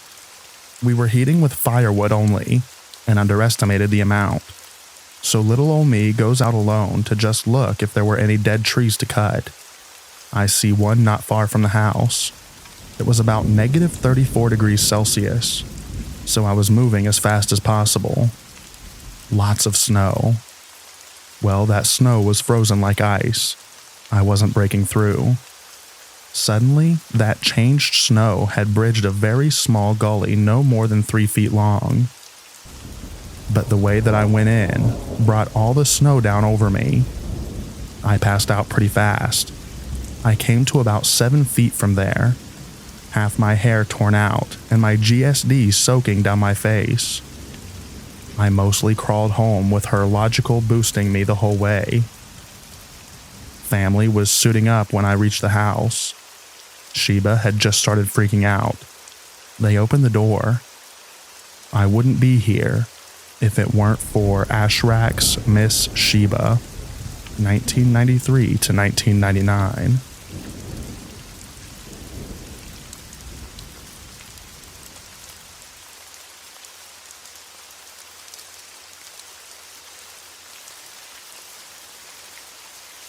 I was in a plane that just took off. Wasn't too far up yet. Suddenly tilted sideways and started dropping fast like a rock. Everyone in the whole plane was freaking out, doing Hail Marys and had dilated pupils. We all really thought that we were going to crash and go down. Fortunately, the pilot got the plane back on track again and we began to climb again. But not a word was said by anyone for the whole half-an-hour flight, and no greeting from the pilot. We have arrived in and so. Welcome and enjoy your time here, etc. that they usually say at the end. That was freaky. Really thought that we were going to bite it on that one. We must have hit an air pocket or something. Maybe a crosswind. I have no idea. All I know is that it was scary.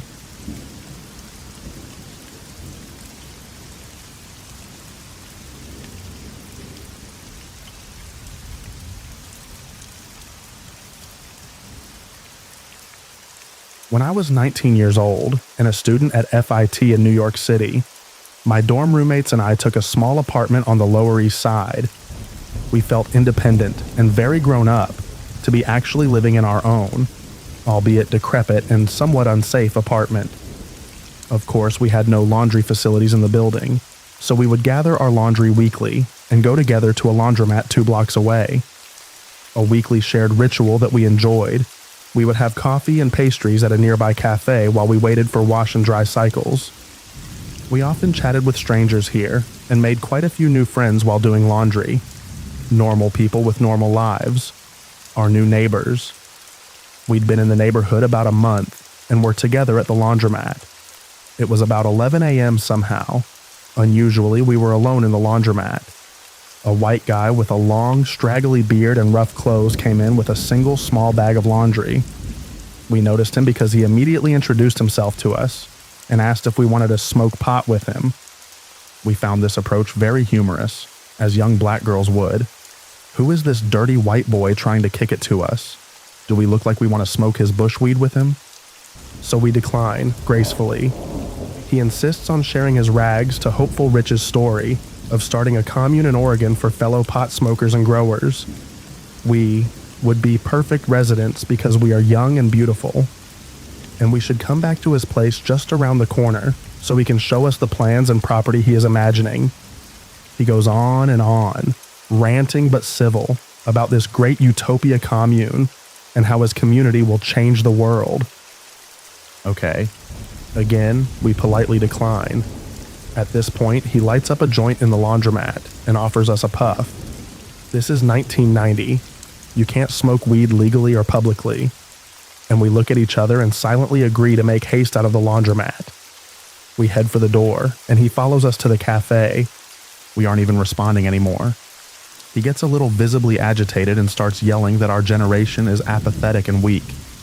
We will never overthrow the government with such weak wills. Okay. We go back to the laundromat to get our clothes. We don't even fold the clothes because now we are nervous and just want to go home and lock the door. He follows us to our apartment, and I tell my friends we should keep walking past our place so he doesn't know where we live. He lingers in our block, so we go into Tompkins Square Park to try to lose him. A big man we have seen around the neighborhood comes over to the bench we are perched on and asks us for change.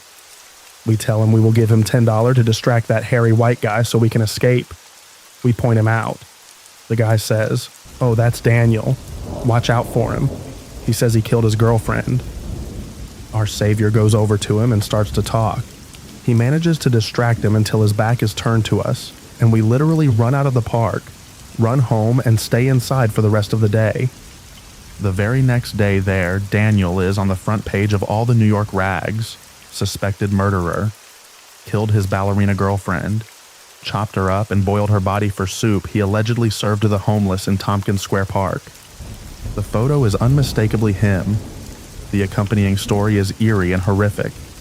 It turns out to all be true, and he is still in prison to this day.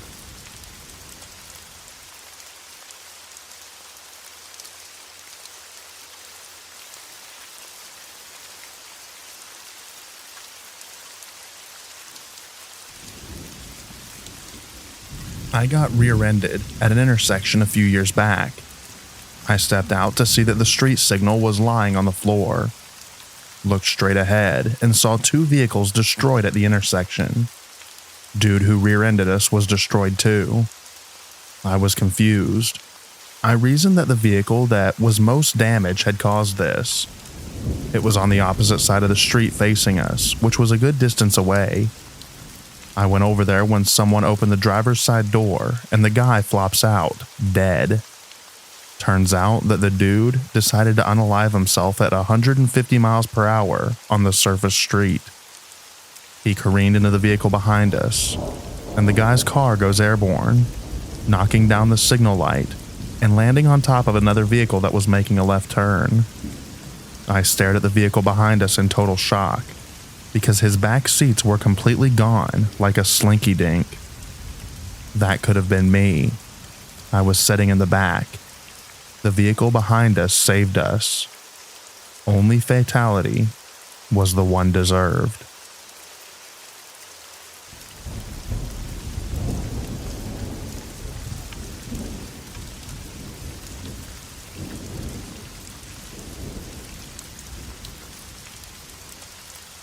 When I was in basic training at the Army at Fort Jackson in 1967, my drill sergeant, who was a very troubled man, had a real problem with me. I've blogged about it. Twice he tried to kill me, I'm pretty sure. We had to go into what was basically a long gas chamber and then shout out our names and service numbers, and after that put on our gas masks and run through the gas chamber out the other side. The problem is, or was, that my gas mask was a wee bit defective. The canisters are there to filter the poison out of the air that we were breathing, as we run through the poison, noxious fumed room, where both filled with water. This was not fun. Of course, the sergeant who was in there was not my drill sergeant, and he thought I was just a punk chickening out when I was gesticulating wildly, trying to be allowed to run out of the place by the door that I had just gone in.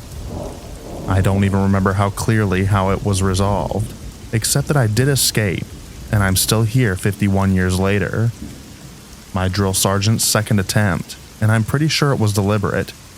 We had to scale a wall while carrying a rifle with bayonet affixed.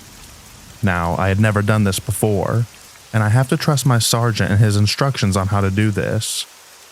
I was at the very end of the line, which is probably not a coincidence either, and as I was running towards the wall, another sergeant, the field first, who has authority over my drill sergeant, started yelling at me to stop, which I did. Even reprimanded my drill sergeant for having me scale the wall in such a fashion that I would have turned myself into a shish kebab. If you want to know more about why, you can internet search. I'm pretty sure Sergeant Greenwald tried to kill me.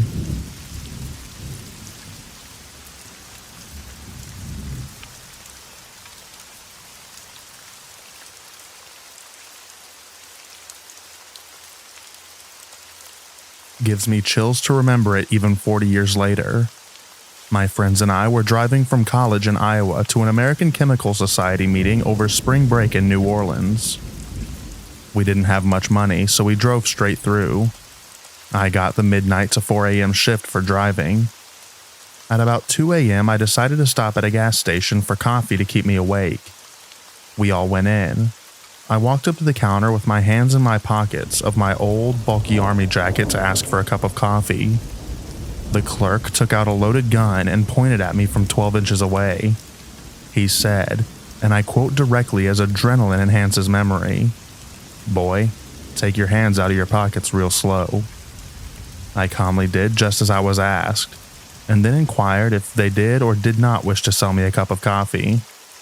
The nervous and shaking clerk put down his weapon and apologized. Apparently, someone of my height and hair color with an identical jacket had robbed them in the middle of the night the week prior. Even offered me the coffee for free. By that time, I didn't need any. Strangest of all was that everything was in slow motion, and even after the experience, I never felt shaken, just a bit happier to be alive.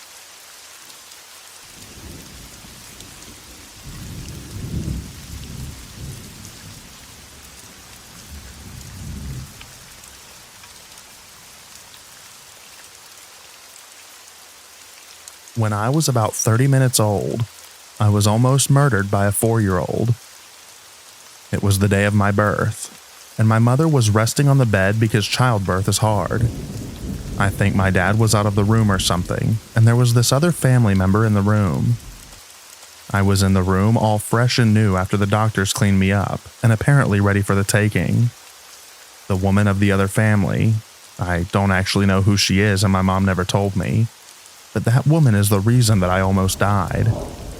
The woman let her 4-year-old child hold me when my parents weren't looking for something.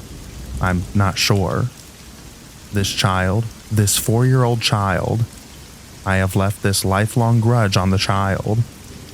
After a few minutes of holding me, he threw me. He threw a newborn baby because he didn't want to hold me anymore. To say that I was furious to hear this would be an understatement. Back to the story. So me, a newborn baby, was thrown by a 4-year-old child. He could have killed me because I was so fragile at the state. But luckily my dad saw him do this and caught me before I could hit the ground. I didn't, and still don't know who the child was. But even though it's been years, I still want to kick him where the sun doesn't shine. So that's the interesting story about my everlasting grudge on a 4-year-older person for throwing me across the room when I was a baby. Thanks for reading.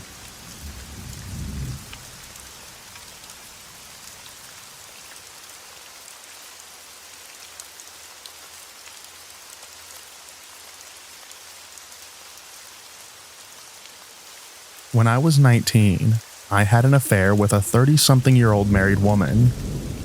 I didn't even think about her being married. She was hot. She would pay for the dates and hotel rooms. I thought I was living the life. She took my virginity. Her husband invited me over to their house one day. I went because I was an idiot who didn't understand what I was in the middle of. He pulled a gun and pulled the trigger as I sat down on the couch with my back to him. As in, I walked by him, then turned to get to the couch, and he was standing on the rear corner of the couch over and behind me. I heard the click. turned and saw him with the gun and clearly aiming at me, and there was another click. I ran faster than I have ever ran before, knocking him over on my way out the door. I have no clue what happened, but I think about it a lot. I don't know if he was just trying to scare the crap out of me and I wasn't in danger, or if the gun didn't work or what. Another time I was with my friend in my car in front of my house. I don't really know what happened. I must have said something that really hit a nerve and made him angry. It's a talent of mine, and this was 20 years ago. He ended up on me with a knife pointing at my neck and trying to kill me. I know he was trying to kill me because he said, "I'm gonna kill you. You better hope that you're stronger than me." Luckily, I was stronger than him and laughed, because that's what they do in the movies. And he got even more angry and tried harder. I was still stronger than him. I don't remember how it ended, other than no one got stabbed or cut. I just vividly remember the knife, his hands, and his voice, even the way his breath smelled. I think about this too much as well.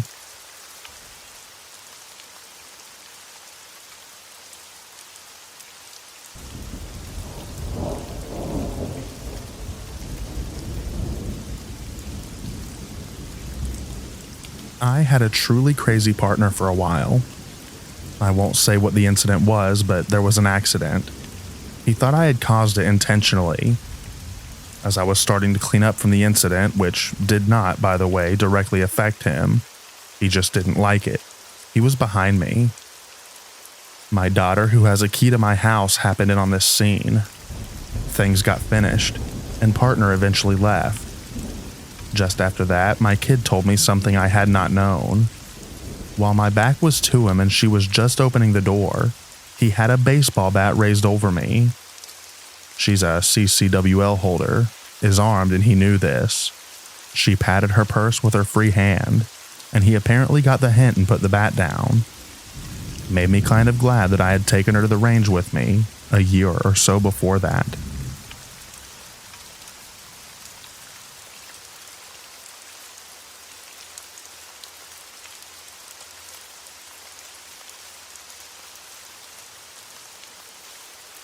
It was a late night. The moon was very bright in the sky, with the stars swimming around the galaxies. The day seemed perfect, too perfect for anything to go wrong. But how wrong was I? I was oblivious to what would happen to me in the next few hours. Finally, my father and the driver had loaded all our luggage in the boot of the car. We had also packed some food and water bottles for the long trip to the airport. Like always, I sat near the window of the car, but I had to earn that right. Let's just say me and my sister had a cat fight over who would sit near the window, and I won. So my sister had to sit in the middle, squashed by me and my mother, who both sat opposite her. I'll never forget the dark looks my sister gave me during the ride. Then we were off. The car drew at a slow pace, regularly shuddering as the tires made contact with bumps on the road. I gazed out of the window, lost in my own thoughts, yet mesmerized by the beauty of the sky. God had sculpted the sky by himself, adding every little detail perfectly. I've always liked gazing out of the window. Several trees came into view, as well as some fields with crops growing in them. All of a sudden, the ride came to an abrupt stop, waking me up from my daydreaming. I gritted my teeth together, as we had to wait for the gas to pump up in the car.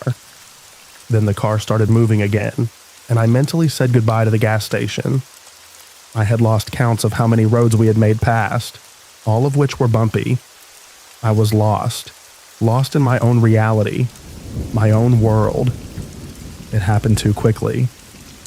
1 second, me and my sister were giggling together, my mother on her phone, and my father engaging in a conversation with the driver. The next second, we were crying, begging for our lives. Those men, clad in clothing that completely hid them, held us at gunpoint. I was frozen. My whole body was frozen. A million thoughts were running through my brain. I was numb. Numb to my sister's cries, numb to the yelling. What would happen now? I had my whole life ahead of me. For God's sake, I was still a 13-year-old girl. I was too young to die. I couldn't die like this. I couldn't die from a single bullet. A single bullet, all because of money. Money is a dangerous thing. It was what they wanted. It was the only way our lives could be spared. They took all the money my father had in his wallet. My life was nearly taken away from me, just because of money. The whole incident haunts me to this day. I always think to myself, what if I hadn't made it? What if I was killed? And those questions will never be answered.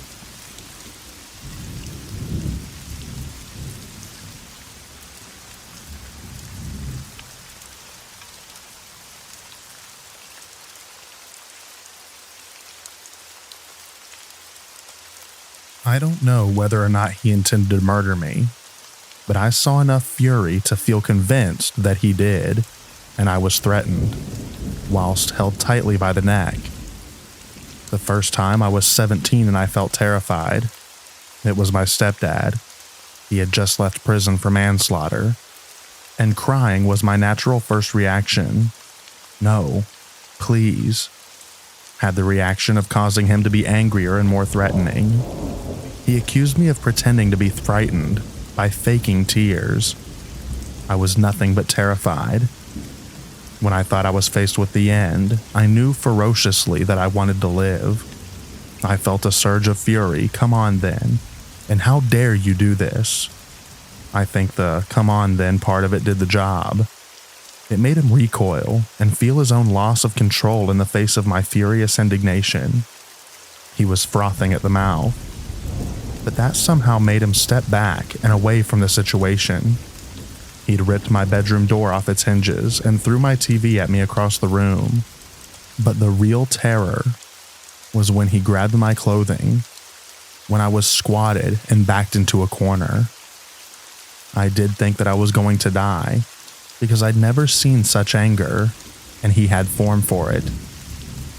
It was at the point I truly thought that I wasn't going to get out alive, that I made my own noise and showed my own fury.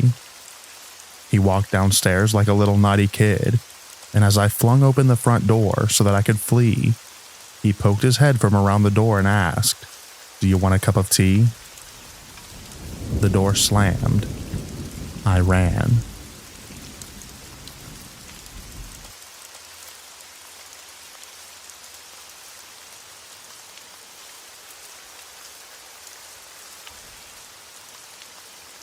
Exchange students sometimes have the worst. I was an exchange student from Malaysia and was placed in Missouri in 2006. They were a family of 4, a son and a daughter, and they lived somewhere around Webster Groves. They looked nice, warm and welcoming, but it was all a facade, for they were trying to gain my trust. Coming from a country where all your neighbors are practicing a million different religions would kind of desensitize you, or make you very aware. I was the latter. The first week was fine, but sometimes I would wake up a little bit early and find them gathered in the kitchen in a circle, around the kitchen table, mumbling and whispering. They'd stop as soon as I entered. It was very disconcerting, but I brushed it off thinking that it was just an American quirk. During the second and third week it became worse. The boy wouldn't touch me because I'm born from sin. His words, not mine. And the girl was afraid of me because I spoke to the father whilst looking him in the eye. I started prodding her for answers whenever little things that I did, which are normal by the way, like reading before bed, talking directly to the parents, and eating a sandwich, would elicit small gasps and hyperventilation. She told me that I have residues of the wicked and that I'm going to hell. She told me about a cleanse and a daily prayer wash. I've seen them singing the same hymns over and over again, reciting the same verses in different tones, and it really freaked me out. I wasn't stupid. I realized I was in a cult when they took me to church. I was made to sit in the front, and the pastor was conducting the service specifically for me. I realized it when I looked around and saw that everyone was looking at me. I felt like I was in a horror movie. Wide-eyed, silent stares. Men and women were separated. People wore different colored ribbons on their wrists. and the children looked haunted or just plain frightened. Nobody spoke to me or even came close to me. The men never looked me in the eye, and the women whispered and shunned me. I went there twice. School was on break, so I had to stay in with them. Many weird things happened, but none was as bad as waking up in the middle of the night to find the mother sitting next to my bed, reciting verses from the Bible in the dark. As soon as I'm awake, she'd stop and silently walk away. The family began treating me very badly after that. I was punished for being out of line. No dinner, locked in until morning, no sweet drinks. I had to cover up with long-sleeve tops, long pants, a skirt, etc. I think I lasted because I was curious. They probably thought that since I was from Southeast Asia, I must be quite gullible and naive. They tried brainwashing me about how sinful I was, how lost I was, how the world is going to end and I'll be dragged to hell unless I accept their teachings. I was there for a month before our chapter coordinator came by for a visit. I told her everything, outside of the house naturally, and I left with her immediately. We came back with a group of people from the exchange organization about an hour later, and found them in the midst of burning the things of the sinful non-believer. Thankfully, my passport and other relevant documentation was untouched. I never found out what kind of cult they were.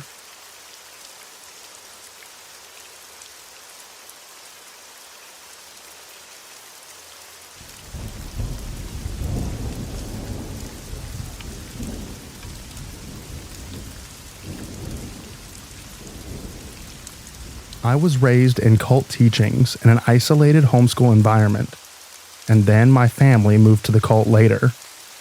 Brainwashing was there. It wasn't obviously rote in the same thing every time, as the pastor was very charismatic and convincing, but it actually was. We sang about only 20 songs, mostly hymns over the course of the time that I was there. It was run and controlled by a single pastor. There was a board, but there was no accountability. It was kind of a joke. Only the most supportive, i.e. the people who considered him always right, were elected to the board. It was very abusive and controlling. Coffee was unspiritual. Missing meetings gained you a phone call from a board member telling you that you were breaking fellowship. Everything was about the pastor. I mean, literally. Sin was thinking negative thoughts about the group and the pastor. He set himself up as the wisest man on earth.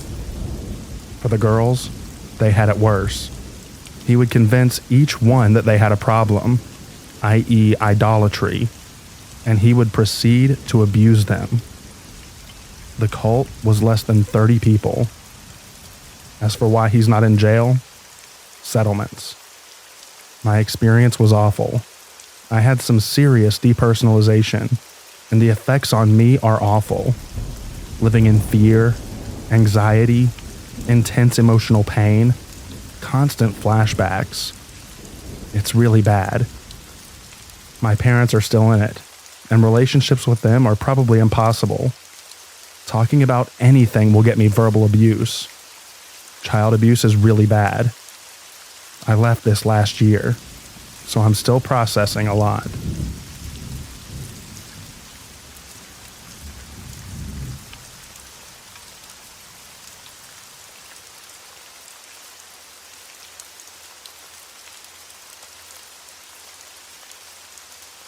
I want to try to be concise and still give a proper breakdown of my time growing up in a cult.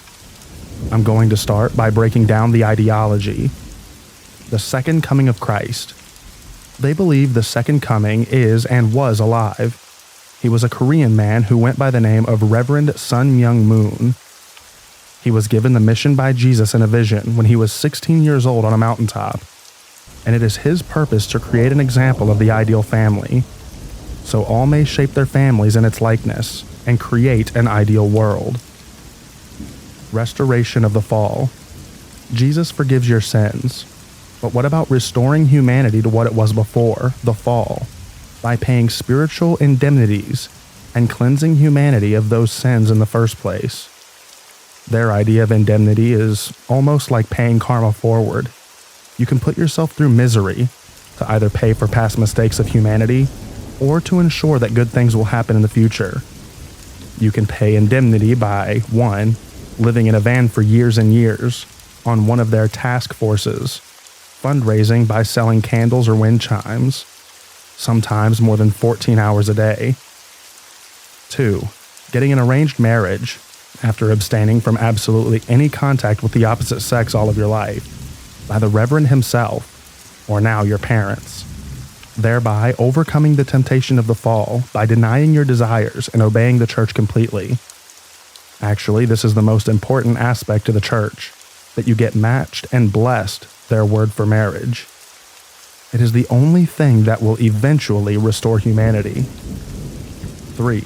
Converting other members. 4. Doing hundreds or thousands of bows to a picture of Reverend Moon every night for about X amount of days. 5. Taking cold showers every day for X days. 6. Fasting.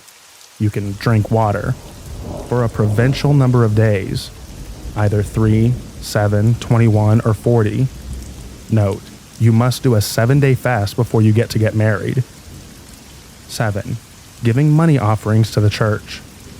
The church also started charging for ancestor liberation in the last couple of decades. Just like old school Catholics, you can pay to have your dear old granddad hoisted out of the pits of hell. Since the church is Korean, they have deep resentment towards the Japanese, and ancestor liberation can be thousands of dollars per person liberated. For Americans, I think it was little over 100, I think. 8. Beat yourself to repetitive chants on an approved spirit cleansing event. 9. Or basically denying yourself of any human comfort or need for some time. Some do sleep deprivation conditions. There's a lot else, but I can't keep going. Growing up in the church. There are countless strange rituals in the church. Like on your birthday, you and your whole family has to wake up at 5 a.m., go to the altar of Reverend Moon, say a prayer and offer food. When the ritual is almost over, the birthday kid usually has to take the food and offer some to each of the family members, and you always leave some on the altar. There are countless stories told to the second generation. Children born from marriages approved by Reverend Moon. We were supposed to have been born as purely as Jesus, without original sin. Of members who left the church and immediately got hit by a bus, or became prostitutes and died from ODing, or unalived themselves out of guilt. Koreans. Korea in the church is seen as the New Jerusalem, Koreans being the new chosen people. Every leader in the church is a Korean, despite the religion's heavy unification of world cultures and religions overtones. Koreans often were the only match to other Koreans. None of Moon's kids were allowed to marry anyone other than a Korean. Japanese members have always been in the church's cash cow, guilting them into paying more in tithing and overcharging them for everything. Americans got their fair share of that too. The church often comes up with a new ceremony, like a holy wine ceremony, where drinking this new blessed wine, usually juice, will heal you of all of your sins. That, of course, you have to pay to get into. Sometimes they just make a big plea for extra money, like their total life offering, which was something like, if you paid the church $16,000, you would never have to pay them for anything again, which was a lie. Some members took out second mortgages on their houses to pay these offerings.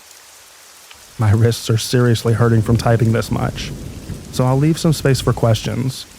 I haven't even made a dent in the beliefs, rituals, or culture of the church yet.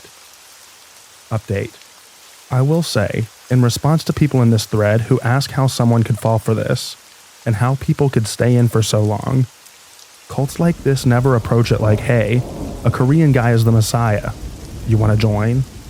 They take you through steps, almost like Scientology, but not so clearly defined. The Unification Church was going around in America in the 70s preaching a true love and family values, stuff many people, especially people with Christian backgrounds, can get behind.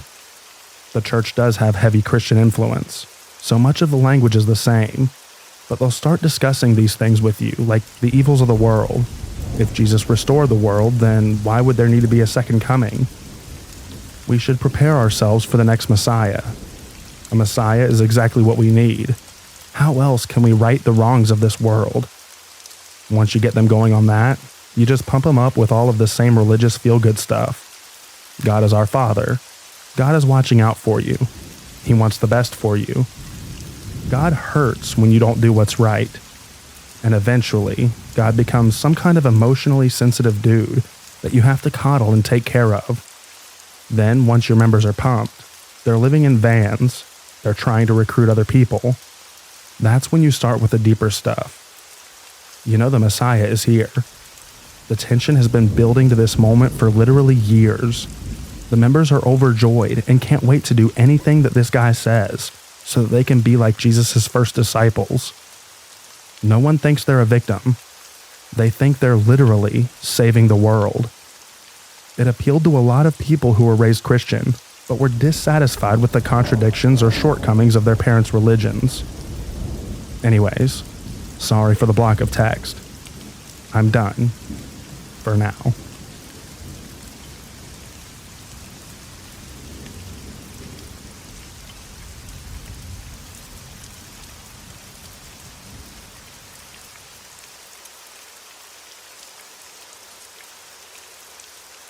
I'm surprised that there aren't more former Children of God / the Family International babies posting on this thread. I was born and raised in the Children of God / the Family International, and I'm convinced that it is and was one of the most detrimental cults out there because of the way that their doctrines were weaved into every tiny area of people's lives. Everything was dictated by leadership and controlled by peer pressure. It was a communal cult. Hive mentality was rampant. The type of food you ate, the way you dressed, who you lived with, the education you received, the movies you watched, the music you listened to, who you married, everything was controlled. There was absolutely no real free will allowed, and very minimal contact with the outside world happened, except if you were asking people for money, or trying to convert them to Christianity / the cult. I left when I was in my early 20s, and it's only been a few years since then, so I'm still trying to unlearn a lot of things.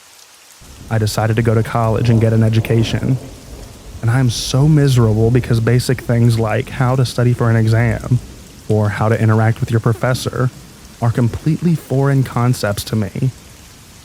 I didn't find out till college that I'm pretty good at science and math, subjects that were highly discouraged in the group, or if taught at all, were either very simplistic, math only went up to basic algebra if you were lucky, or taught with such a religious / creationist spin that it's unrecognizable as science. Someone actually posted excerpts from the biology textbook that I had in high school here on Reddit a while ago, and everyone was commenting, these are all lies and not real science. And I'm all, well, crap. I like to imagine that if I'd had regular schooling when I was younger, maybe I could have been an engineer or an astronaut or something awesome.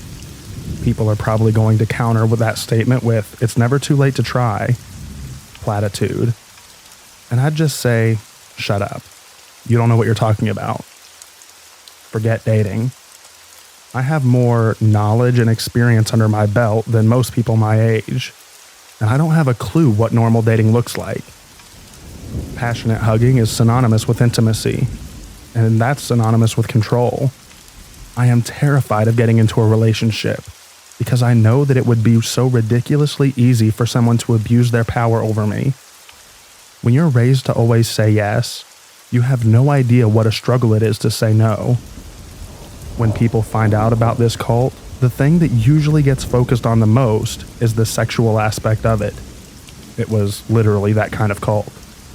But for me, the worst part is just having no frame of reference for connecting with other people outside the group. I can forget the bad things that happen and just get on with my life. But it's difficult knowing how to make new friends and build a life outside the FI. I just don't get most of what people talk about. I've only got a few years of movies, music, pop culture history in my brain, and I can't really relate to how other people react to things. I didn't have any of those normal experiences in high school like dating, going to prom, etc. My best friends are former TFI people because I can't seem to make real friends out here in the great wide jungle of a world. I wonder how I'll ever be able to get close to people when they will never be able to comprehend the experiences I've gone through. And at the same time, I can't relate to their experiences either. Real life things that most people take for granted, like graduating college, buying a house, having a successful job, etc., seem like fairy tales to me because nobody in my life growing up did those things. I don't have anybody who can give me advice on how to accomplish those normal life tasks because nobody I grew up with or our parents did any of those things. I feel pretty lost. I'm still picking pieces of this cult out of my identity, and it's exhausting. Edit. I just wanted to add a random artifact from my upbringing. I went to see the Hunger Games catching fire recently, and I broke down crying in the middle of it because I had a sudden realization that I grew up believing that the sort of apocalyptic, depressing scenario played out in the Hunger Games was an inevitable outcome in my future. Not the actual Hunger Games, obviously, but the extreme government control, oppression of the people, dire social circumstances, etc. It made me feel very alone in that moment, setting with the knowledge that I was viewing that very thing in my childhood nightmares, and knowing that nobody around me could possibly comprehend the reasons for my tears.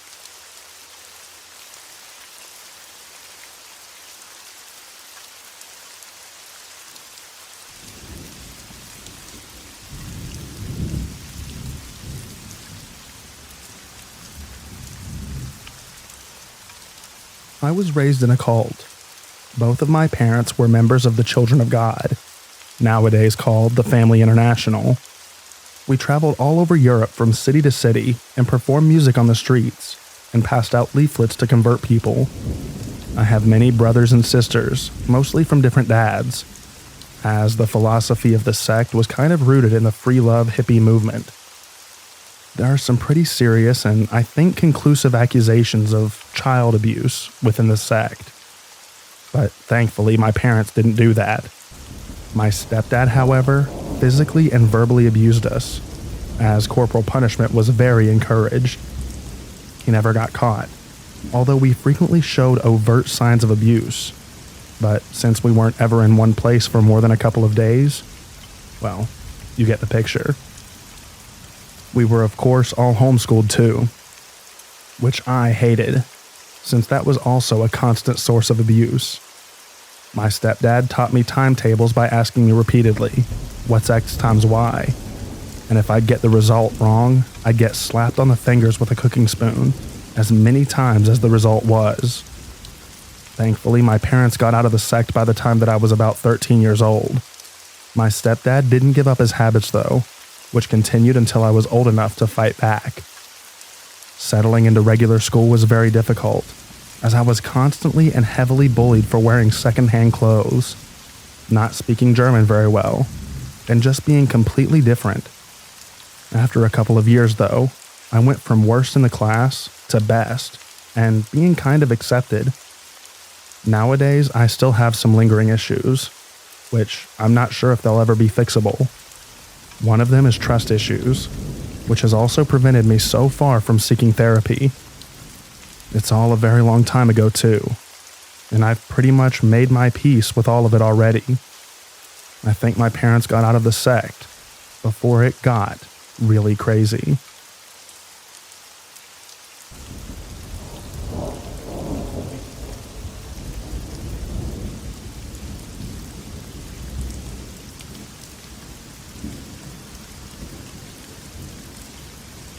I was born and raised in a cult, and considered myself a member up until I left my parents' home at the age of 18. The group that I was associated with is not well known, but the effects on the members are tragic and undeniable. We were literally brainwashed.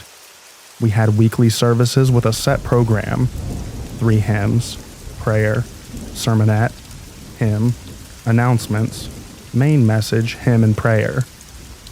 It never altered from that layout.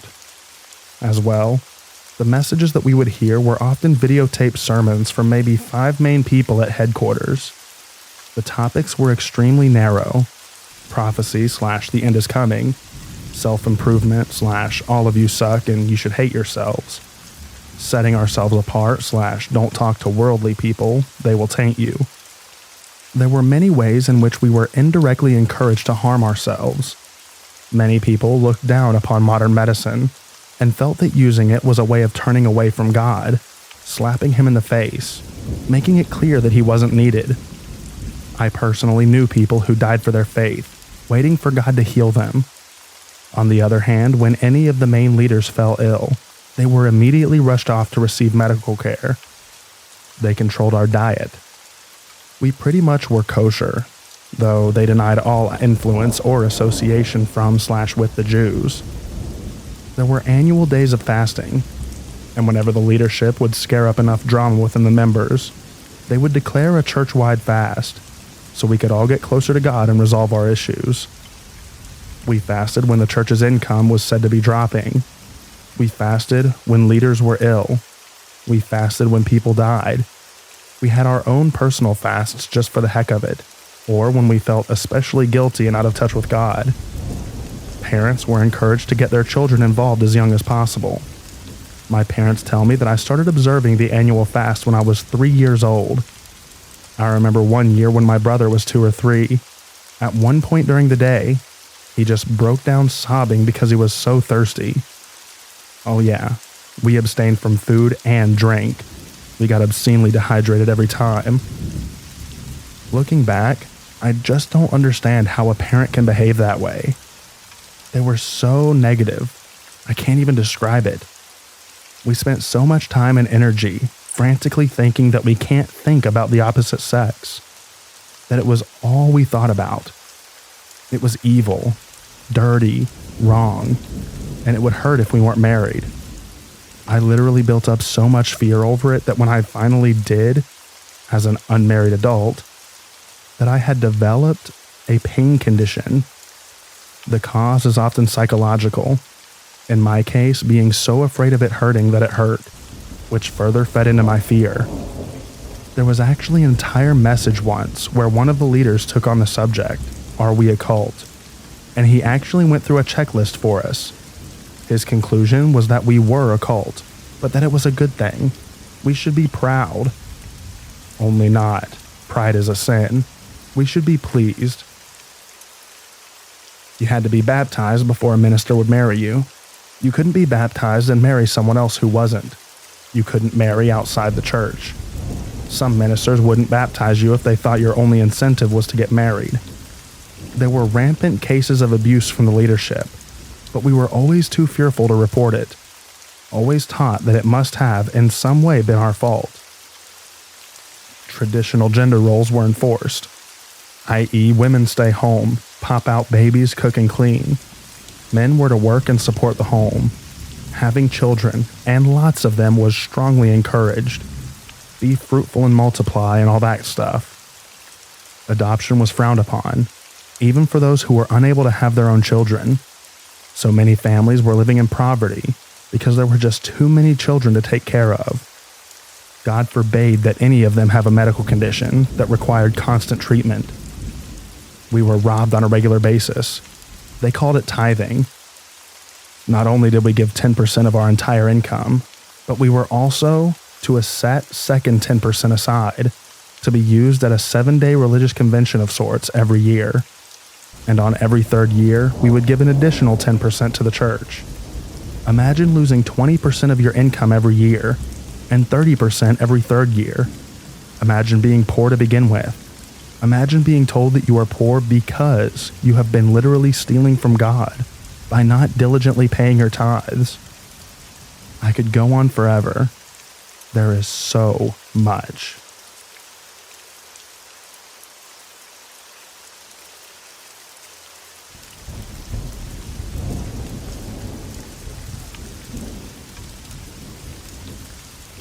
I was into drugs and trouble when I was a teenager, and as a last-ditch effort, my parents shipped me off to a fundamentalist Christian treatment center a couple of states away when I was 17.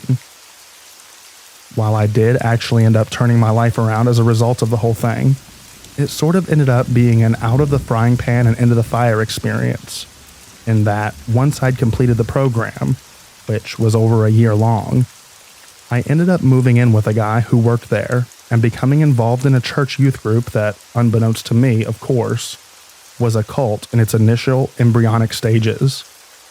It's a long story, but the guy that I moved in with was renting from this guy who was a heavy metal drummer who'd gotten saved and become something of a self-proclaimed prophet within the local charismatic Christian scene, and acquired the inevitable cult following that comes along with something like that. I got sucked into his social circle because I was young, insecure, and naive, and because I'd just gotten done spending 15 months steeped in a culture of biblical literalism and charismatic fervor after a few years of doing as many drugs as I could get my hands on. Take note, drugs tend to have a detrimental effect on the developing mind. One of the girls in the youth group that hung around our place got her school to invite this guy to an assembly program. He brought some musician friends of his, played a show, and afterwards talked to the auditorium full of students about his experiences growing up poor and getting sucked in the sex, drugs, and rock and roll thing. Afterward, the school invited him to come back and do the same thing the following year.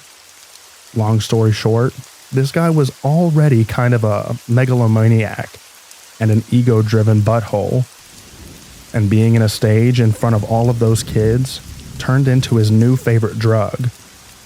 It's hard to explain the process by which I and all of my friends at the time were sort of mentally seduced into devoting our entire lives to helping this guy build an empire of heavy metal high school assembly programs.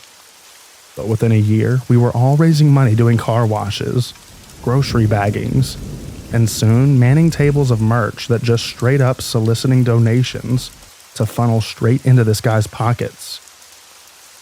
Ostensibly, it was all going to fund these high school programs that we were responsible for booking as many of as possible, because the programs were to be free to the schools, but he was actually charging the schools for the Lyceum productions under the table. This is actually really hard to talk about. At the same time, there was a heavy Christian aspect to the whole thing. This guy thought that he had the direct connection to God himself, and there were literally these spontaneous meetings that he would have us all come to at his house, where he would just talk and talk for hours about what God was doing and how we were all called to be part of it. How some would answer the call, while others would choose the world and our own lives instead. I mean, it was some really messed up stuff, and I bought it all, hook, line, and sinker, even though it never felt right. I allowed myself to be convinced that my reservations were my flesh and the devil, and that the very voice of reason itself was a temptation that God was calling me away from. This went on for a while. The first time I had a falling out with this guy, it was while he was cutting me a check for work that I had done for him. He spontaneously and irrationally attacked me out of the clear blue sky, shoving me up against a wall and swearing a blue streak in my face, all while threatening over and over to break my nose off of my face. I talked him down, walked away, and didn't come back for a year. I was sick in the head though, and I eventually decided that I needed to come back to the Lord.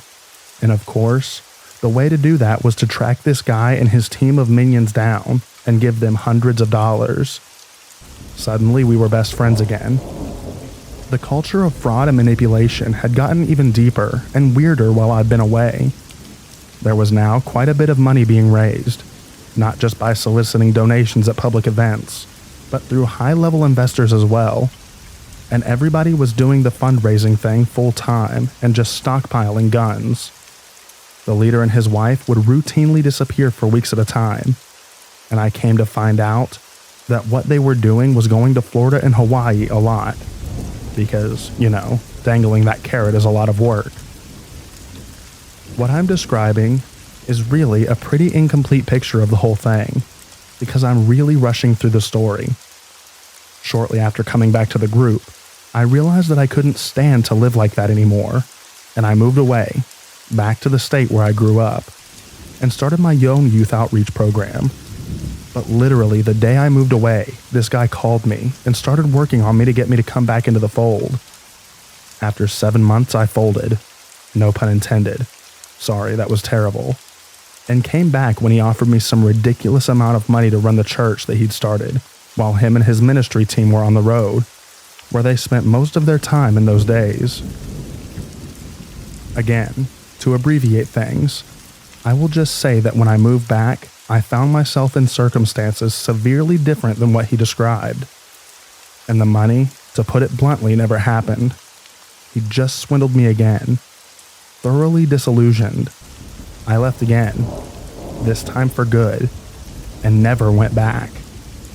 After about a year, I relapsed under the mental, whatever the heck you call it, that happens to your mind after 5 years of what I just described, and spent the better part of a decade just working at a coffee shop and getting as drunk and stoned as I could afford to be every night.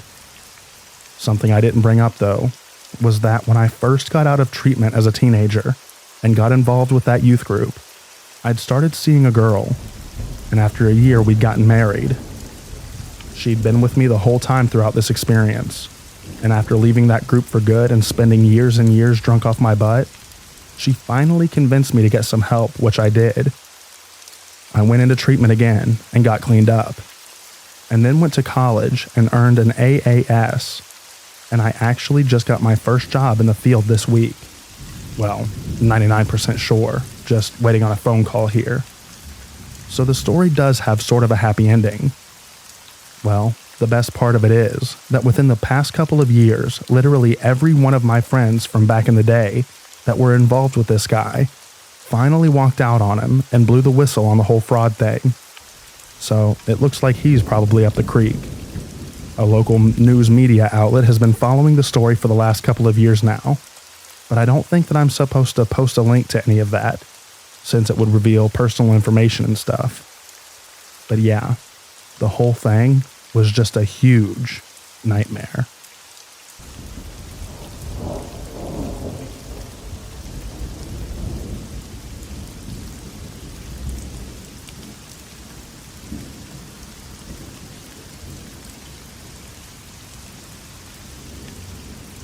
It's very difficult for me to talk about this, but maybe it's time. Note, I'm 27 now, and this all happened when I was 18 and 19 years old. I wasn't raised in church. My grandparents grew up with very religious parents and didn't want to force anything on us. That being said, in high school, I got very curious about God, religion, etc.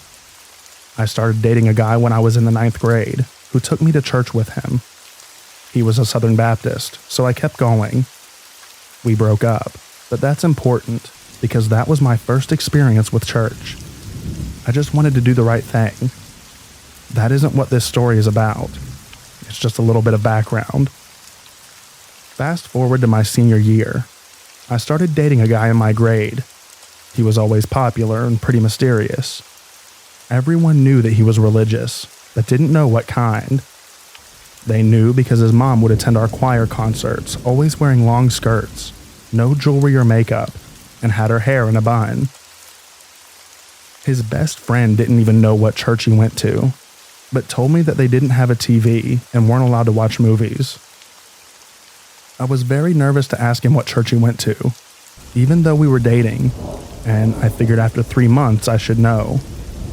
I asked him a few times to go with me to the Baptist church, but he always declined. Finally, I got up the courage. I asked him what church he went to, and he only replied with, "You should see for yourself." I was excited. I got to be a part of it and his life. He invited me to his church. I went out and bought a long skirt and threw my hair up. I figured I should be respectful and dress like his mother. He picked me up that following Wednesday evening and drove me to the meeting. It was at a Holiday Inn conference room. Everyone was very old except for me, my boyfriend, his younger brother, and 2 toddlers. The meeting, that's what they called it, was run by 2 very elderly women from Ireland. Pretty sure it was Ireland. I could barely understand them. but the Bibles they used were normal Bibles, so I didn't feel too uncomfortable. They had a hymnal that just said hymns on the front. Everyone sang a cappella. There were never instruments. It was a very strange evening, but because they used a typical Bible, I figured it was fine. I eventually stopped attending the Baptist church that I was part of and went strictly to my boyfriend's meetings. Wednesdays were held at the Holiday Inn, and Sundays were held in various friends' houses. Every member was called a friend. The meetings weren't huge, maybe 10 to 20 people. Each fall and spring, though, they held conventions. They would be on someone's farm and would be every friend in the state, and sometimes a few surrounding states. Those were very, very big. We would stay in quarters and listen to people speak from the Bible. You also had a chance to stand up and read a verse that meant something to you. This all happened very slowly, and over the course of 2 years or so. I must have been obsessed with just trying to do the right thing and follow Jesus, because I didn't notice that I was being brainwashed. I ended up living with him. I have no idea to this day how that transition ever happened, or if my parents ever wondered where I was. My parents were in the middle of a messy divorce, and honestly probably didn't notice that I was gone. My boyfriend's mom didn't believe in using hospitals or doctors and took a holistic approach to her family's and my health. She had me on different vitamins every day of the week. I was already very skinny, but over time I lost even more weight. I probably got down to about 80 or 90 pounds. She also gave me iodine drops under my tongue every day. This all led to me being severely underweight, and I had stopped sleeping almost completely. I think the doctors said that it was all the vitamin B12 in my system. While in a hazy state of mind, I ended up getting baptized in a lake at one of the conventions. Shortly thereafter, when we went home, I started having panic attacks. Everything from this time is such a blur to me. Such a blur. I eventually had one big panic attack that threw me over the edge. I had a complete mental breakdown. I remember a few things very vividly.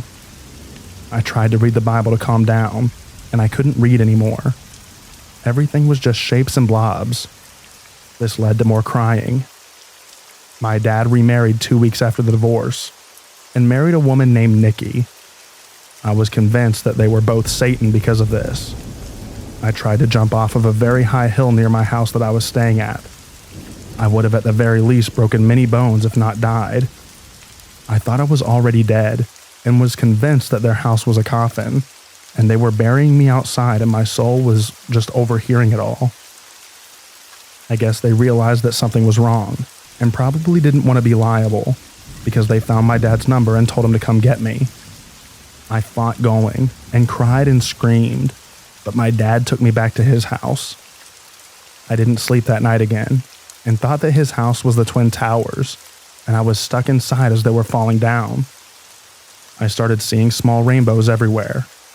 My brain was totally screwed up, you guys. The next day, my dad and stepmom took me to a behavioral health hospital.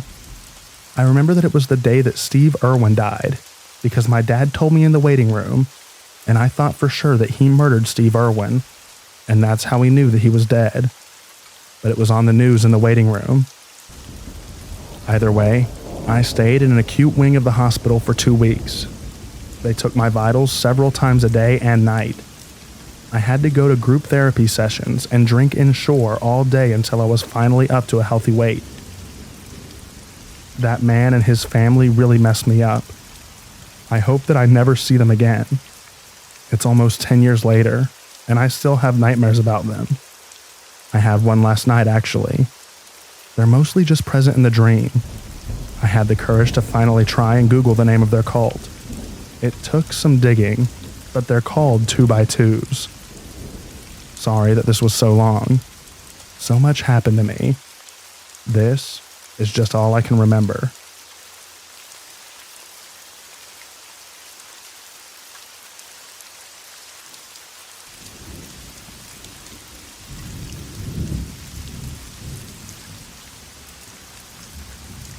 When I was in my early teens, my parents had this midlife crisis. They were always religious, but they encountered this group that took it to a whole other level. Certain facets of their faith were somewhat neglected, and their marriage wasn't very stable at this time, so they grasped onto this and took us along for the ride. It all started out with a summer camp, something innocent sounding enough.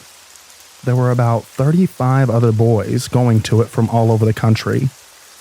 I would later realize this summer camp wasn't really about swimming, playing games and sports, going on day trips to places like Niagara Falls or Washington, D.C.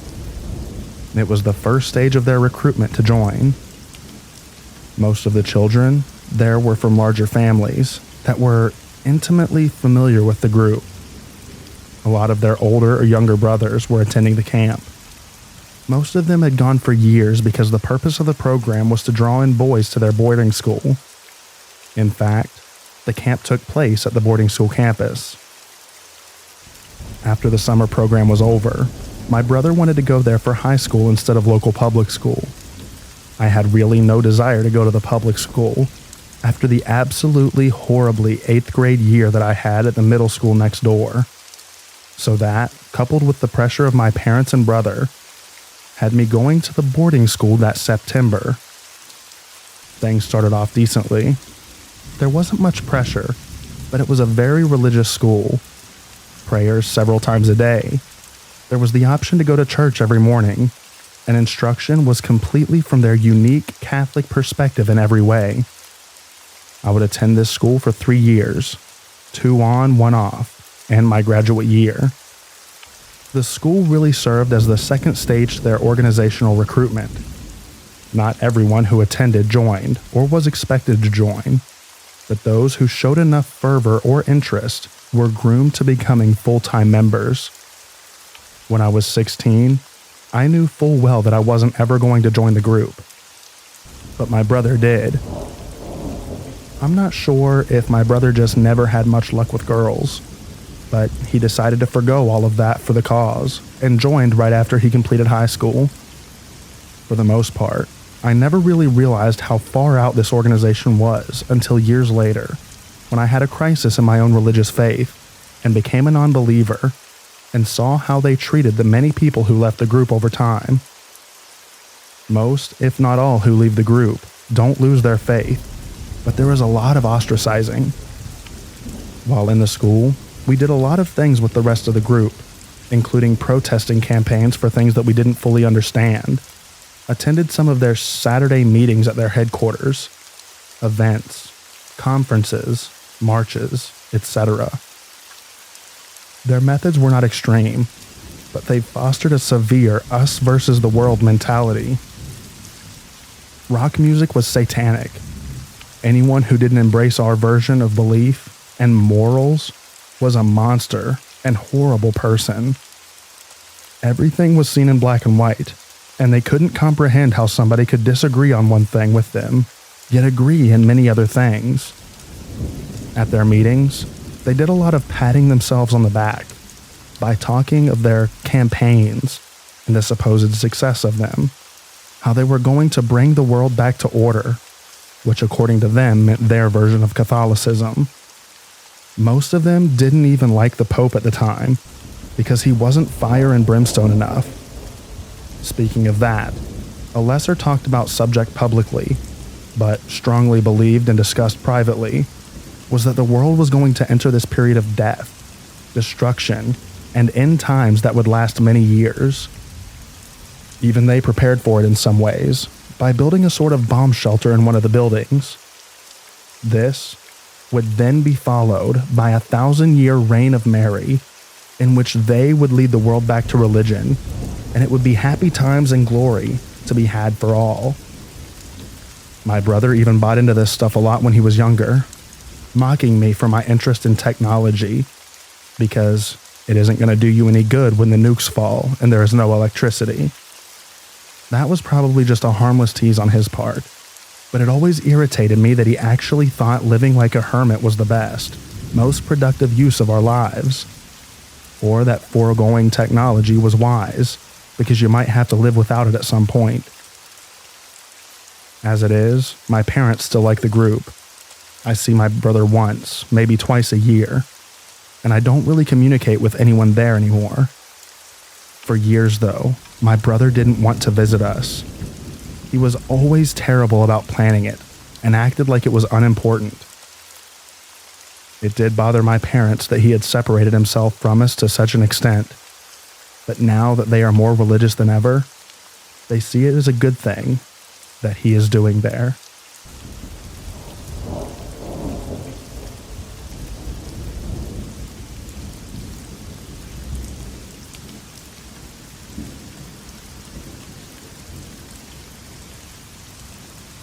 My mom almost got involved with a cult when I was little. She met this elderly couple who was a part of a church and would come over every Thursday and Friday to say prayer, talk about God, and read the Bible with my mom. I thought it was nice because my mom is a big Christian, so I thought that it was nice that she finally had someone to talk to. But then things started getting odd. They started getting more aggressive, so to say. My mom told me one day that the man in the couple was feeling something was not right in our household. He never said what he meant until a week later. He said my dad and I were not right with God and were too worldly, and that my mom should leave us. She didn't really let this get to her though, mainly because I think she was lonely. They then started asking for money, or a seed. We were super broke at the time, but my mom still gave them somewhere between $5 to $10 a week. But then it got really weird. I finally met them one day because I was stuck at home from school due to being sick. My mom suggested that I meet them, and I did. They started doing that thing where one person will be praying really loudly and telling the devil off, while the other one was behind me. Next thing you know, she's poking my forehead. I didn't know what she was doing, so I asked her to please stop. She kept going until my mom made her stop. The lady said that I am too worldly and that my time will be soon. Okay. Here's how I know that they were a cult. Remember how I said that they suggested that my mom leave? They tried to make her leave one day, saying that she could live with them and that they have a big house with their church on the property, and a few other members stay there too. My mom obviously said no, but they were not having it. They basically tried to mentally force my mom into going. She said it worked a little, but she knew what was right. She called the police, and the police made them get off the property while they screamed, yelling, "Have fun burning in hell," and other like terms. 2 years pass, and I'm watching the news with my mom, when wouldn't you know it, the couple were on the news. They were charged with attempted kidnapping of another family's 2 to 3 kids. Yeah, they were definitely in a cult.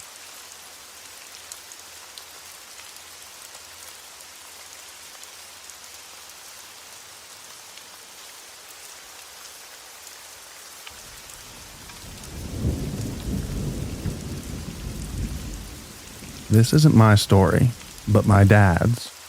Around 40 years ago, when my dad was still in college, he moved quite a ways from Hai Chi Minh City in Vietnam to New Haven, Connecticut for college. He wanted to be as near as possible to his college, but also wanted to overlook the city skyline. He had already received the Form I-20 and went to the consular at the U.S. Embassy to try to get an M student visa. He was a first-generation immigrant, and though he had taken a fair amount of English classes in Vietnam, he wasn't fluent and knew nothing about housing in America. This is why he went the cheap route and rented out a podunk. Don't know if that's the right word to use, but I mean it was really shady looking. Apartment somewhere near Pine Tree Drive in West Haven. His landlord, as he told me later, gave off some serious red flags that he sort of brushed off because the apartment was only $250 a month. Firstly, the landlord's abode was directly next door to that of my dad's, and during his first night there, while he was getting unpacked, he heard a high-pitched screeching and weird opera music. Again, he brushed it off, for the same reason as said above, and also because he was very tired. The next morning when he woke up, he noticed a chair by his bed that wasn't there before, and when he went to the bathroom, his toilet seat was up. though he recalled putting it down. Not only that, but his door was unlocked. He again just brushed it off because he didn't want to stir up anything with his landlord by asking if he had come into his room, or by asking if it had been broken into, therein referring that the apartment was insecure. He also wanted to explore West Haven, as his college year did not begin until late August. He had come 3 weeks early. As he left, he specifically remembered locking his door behind him, but when he returned after a few hours out, he noticed that not only had the door been unlocked, but it was slightly ajar. This went on for weeks until his college year began. Things slightly moved from where he had left them, articles of food missing from his fridge, and other weird happenings. Finally, my dad had had enough. One night, he decided to stay awake until very late and try to catch whoever was doing this red-handed. That night, he finished his homework and then got into bed, but he remained awake. And sure enough, around 2 a.m, he sees his door handle turning and a hand sliding through. My dad froze. His blood ran cold. He then saw the landlord creep in and take some eggs from the fridge. Not only that, but the landlord then went to the bathroom, coming out a couple of minutes afterwards. He then slipped out once again, leaving the door unlocked. This creeped my dad out like heck, which is understandable, but for some reason he still decided to stay at that apartment for a few more nights before he finally confronted the landlord. This was because of money and wanting to save it, and that does some stupid things to the brain, I guess. This was before mobile phones, and even before decent cameras that didn't cost over $100. So my dad had literally no way to get evidence to show the cops besides mere accusations. The next night, he once more heard odd screeching and weird opera music coming from his landlord's room, and he decided to take matters into his own hands. That weekend, when his landlord went out shopping, he broke into his landlord's room, and what he found there was seriously disturbing. First of all, he found some weird adult doll, but when he investigated further, he found an old Kodak camera. Under this was some extremely low-quality pictures of him in bed, sleeping. He noped the heck out of there, taking the pictures with him, and went to the police station. He moved out of there shortly after, and he later heard that this same landlord had scared other residents of the apartment off after hearing the odd screeching and opera music, and after seeing all of their things moved around. The building my dad lived in was since torn down, and my dad decided to just dorm at Sigma Chi. He had at first opted to stay away from fraternities because of the heavy partying. We never knew what happened to the landlord, only that he would be facing some prison time. I seriously hope that he was never allowed to be a landlord again.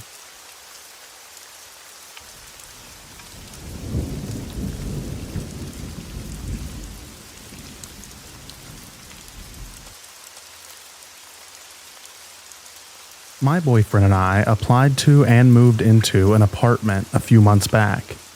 I originally viewed it with my dad, who checked it out before I had. My boyfriend never viewed it, just trusted my judgment.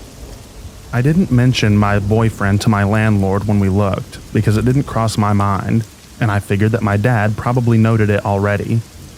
After we applied as a couple, my landlord stopped into my work and questioned why I hadn't mentioned my significant other. He was just questioning it, but didn't reject our application. That seemed to be crossing a line, as he would have only learned my work address from my application, and he could have just called. I brushed it off, thinking it may be a generational thing. He's like 80 years old. Months into my lease, my significant other had a family tragedy and needed to move back in with his mom. I started packing the apartment so that I could help advertise it to be rented to someone else. The landlord offered me half the rent for 6 months to help with the situation, mentioning that it would be helping us both out while he was away during the winter. He lives below us as we have the attic space, and no one would be there to watch the house if we couldn't find a new tenant. I met with him to go over the new lease agreement. He noted it was important that I didn't retreat the new agreement, and I would stay for the duration of the lease. The weird part of this was him being extra interested in the small possibility that I may separate from my significant other and be at the apartment by myself. He also ended up asking about my political views. It came up relatively naturally throughout some small talk, although he shouldn't have asked in my opinion. I was more than happy to be honest, thinking that he probably aligned with me. We ended up being on opposite sides, and that created some tension while he tried to express his frustration on matters that we'd obviously disagree. I backed away carefully out of the debate that he was trying to create because I felt that it was important to maintain a respectful relationship. Despite the uncomfortable conversation, the deal seemed too good to pass up, so I accepted the offer and signed. Since then, he has on multiple occasions came into the apartment for random, unimportant reasons without notifying me in advance.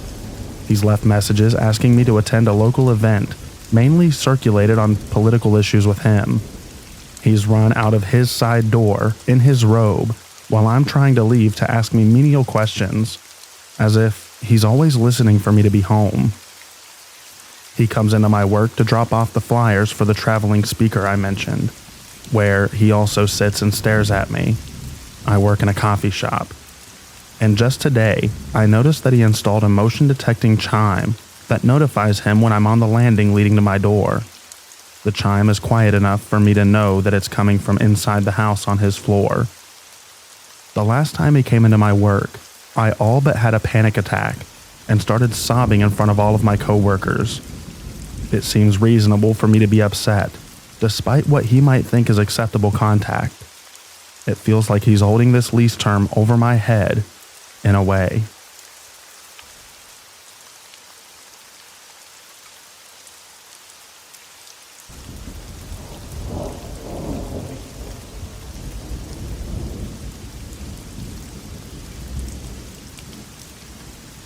I was around 12 when this happened.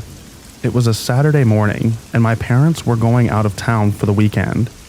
They left my older brother to babysit, but as soon as they left, he did too. Great brother, I know. So I'm sitting in the living room watching TV when the doorbell rings. Instead of looking through the peephole like a normal person, I fling the door, eager for company. I thought that it would be my neighbor, not two middle-aged men looking down at me. Are your parents home? I didn't even hesitate when I tell them no. They're actually out of town for the weekend. Man, if I could go back in time, I would go back and slap myself silly. They exchange glances, and the older man looking says, "Well, I'm your landlord, and we need to come inside to check a few things out." That's when I realize how much trouble I'm in. I know my landlord. He's a friend of the family, and he's not either of the men standing in front of me. Thank God for quick thinking, because I tell him, "Yes, but I need to grab something first." And before they could reply, I shut the door and deadbolt it. I run to the kitchen, grab the phone, and dial my mom's number. I remember thinking, please pick up, please pick up, please pick up. She does, and the second I hear her voice, I break down sobbing. There's two guys at the front door and they want to come in. One said he's the landlord, but it's not Mario, and I'm scared. Come home now. Then I hear pounding on the window. My mom hears it too, because the next thing she tells me is, "Dad is on the phone with the police, and I need you to tell them that. Shout it at the top of your lungs that the cops are on their way.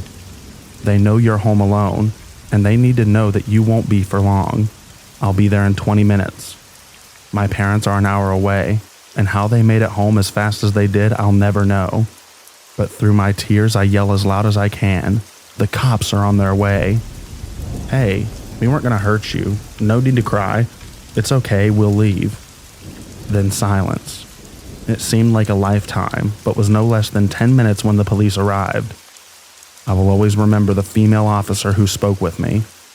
She calmed me down and applauded my quick thinking on shutting the door.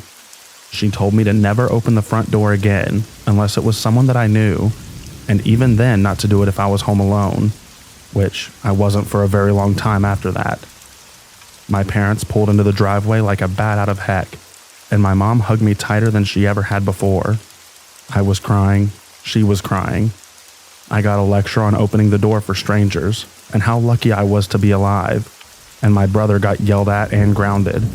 Not that he cared much, he moved out shortly thereafter. The cops took a report and surveilled the area for 2 men but never found them. I learned my lesson that day. I have no idea who they were or what their intentions were, and I don't care to ever find out.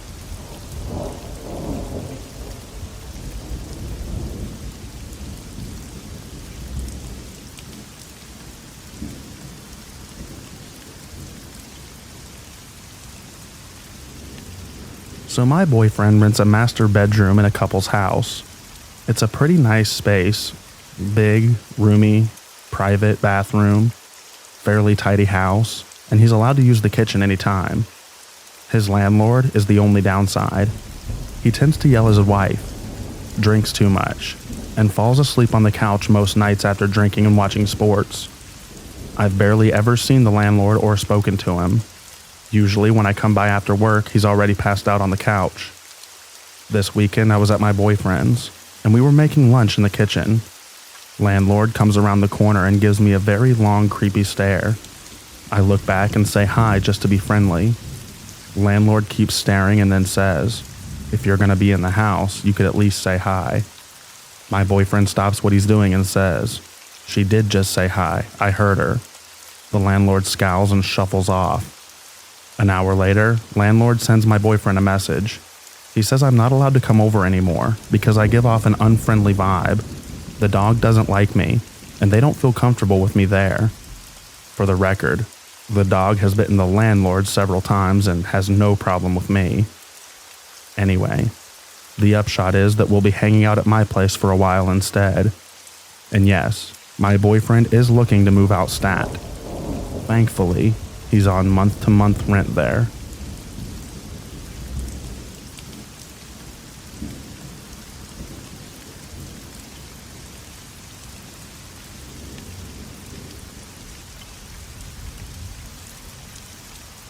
Once upon a time, back when I was about 20, a friend of mine got into some trouble and went to jail. He needed someone to go and stay at his place and take care of his elderly dog and keep his bird fed. I immediately accepted, as I really didn't want to live with my mom and her new, younger boyfriend. Now, here is where I should probably mention that my friend was into some not-so-great things. That's how he ended up in jail. So naturally, that meant that some pretty shady characters were going around up there. Those characters usually waited until after I went to bed to start coming around and helping themselves to whatever they desired. That was bad enough on its own. But since my friend couldn't pay his electrical bill from jail, there was also no lights. Since the bedroom I was staying in had a deadbolt and another lock, I felt okay in there. I of course realize now how stupid and naive I was back then. After all, I'm only 5'3", and back then, I only weighed about 100 pounds. I guess my desperation for independence drove me to brave it. I would literally wake up the next day to find footprints outside the living room window, and I even found the phone line cut outside once. While all that was going on, my friend's creepy, teeth-missing, pervy landlord started randomly showing up. The landlord only lived like 3 football fields away. Apparently, my friend couldn't pay rent from jail either. He also didn't want me to tell his landlord that he was in jail, so I had to keep giving some stupid excuse about him being away at families. But that excuse only went so far, and probably knowing full well that it was crap, the landlord started showing up even more. And when he did, he started saying nasty things like, "My wife and I would be pretty excited to have you over, especially in a bikini." Soon enough, though, the landlord started being angrier and more frustrated each and every time he would show up. He would just show up at any given time, and since I didn't drive at the time, I was usually there for these unfortunate visits. Eventually, he just started straight up walking in, not even bothering to knock anymore. I told him that that was illegal, but he didn't seem to care at all. Remember earlier in the story, I mentioned that I slept in a locked room? Well, unfortunately, on that particular morning, I had already gotten up and made a trip to the kitchen for some water after the sun had already come up. Because of the daylight, I didn't even bother locking the bedroom door again. I just closed it. Not long after I had fallen back to sleep, a strange, slight noise woke me up. It was sort of a soft clicking sound, I gradually opened my eyes, but I didn't see anything, so I tried to go back to sleep. But then, I was suddenly startled back awake, as I could just feel another presence in the room with me. As I slowly focused my eyes in the light, I saw the old landlord standing over me and mouth breathing with a creepy grin on his sinister face. I instantly bolted upright, whilst grabbing the bed sheet and pulling it over my body. And then I went from 0 to 60 in less than 1 second. I jumped up out of the bed and yelled, "What the heck do you think you're doing right now?" All the while, I continued walking towards him angrily. He backed right up and practically ran out the front door. I locked it behind him screaming, "I'm calling the cops." The cops came out, but since I had no proof and he didn't hurt me, they really couldn't do much. To this day, though, I'll never forget the sound of the old landlord's mouth breathing as he leaned over my sleeping, unsuspecting body.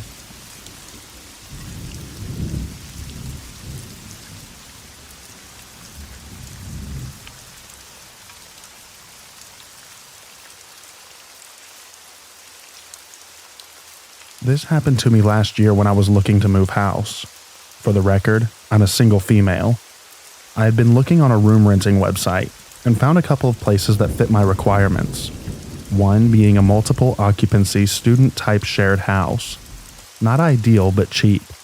And one being a 2-bed house with one other occupant. Much more expensive, but nicer living conditions for me.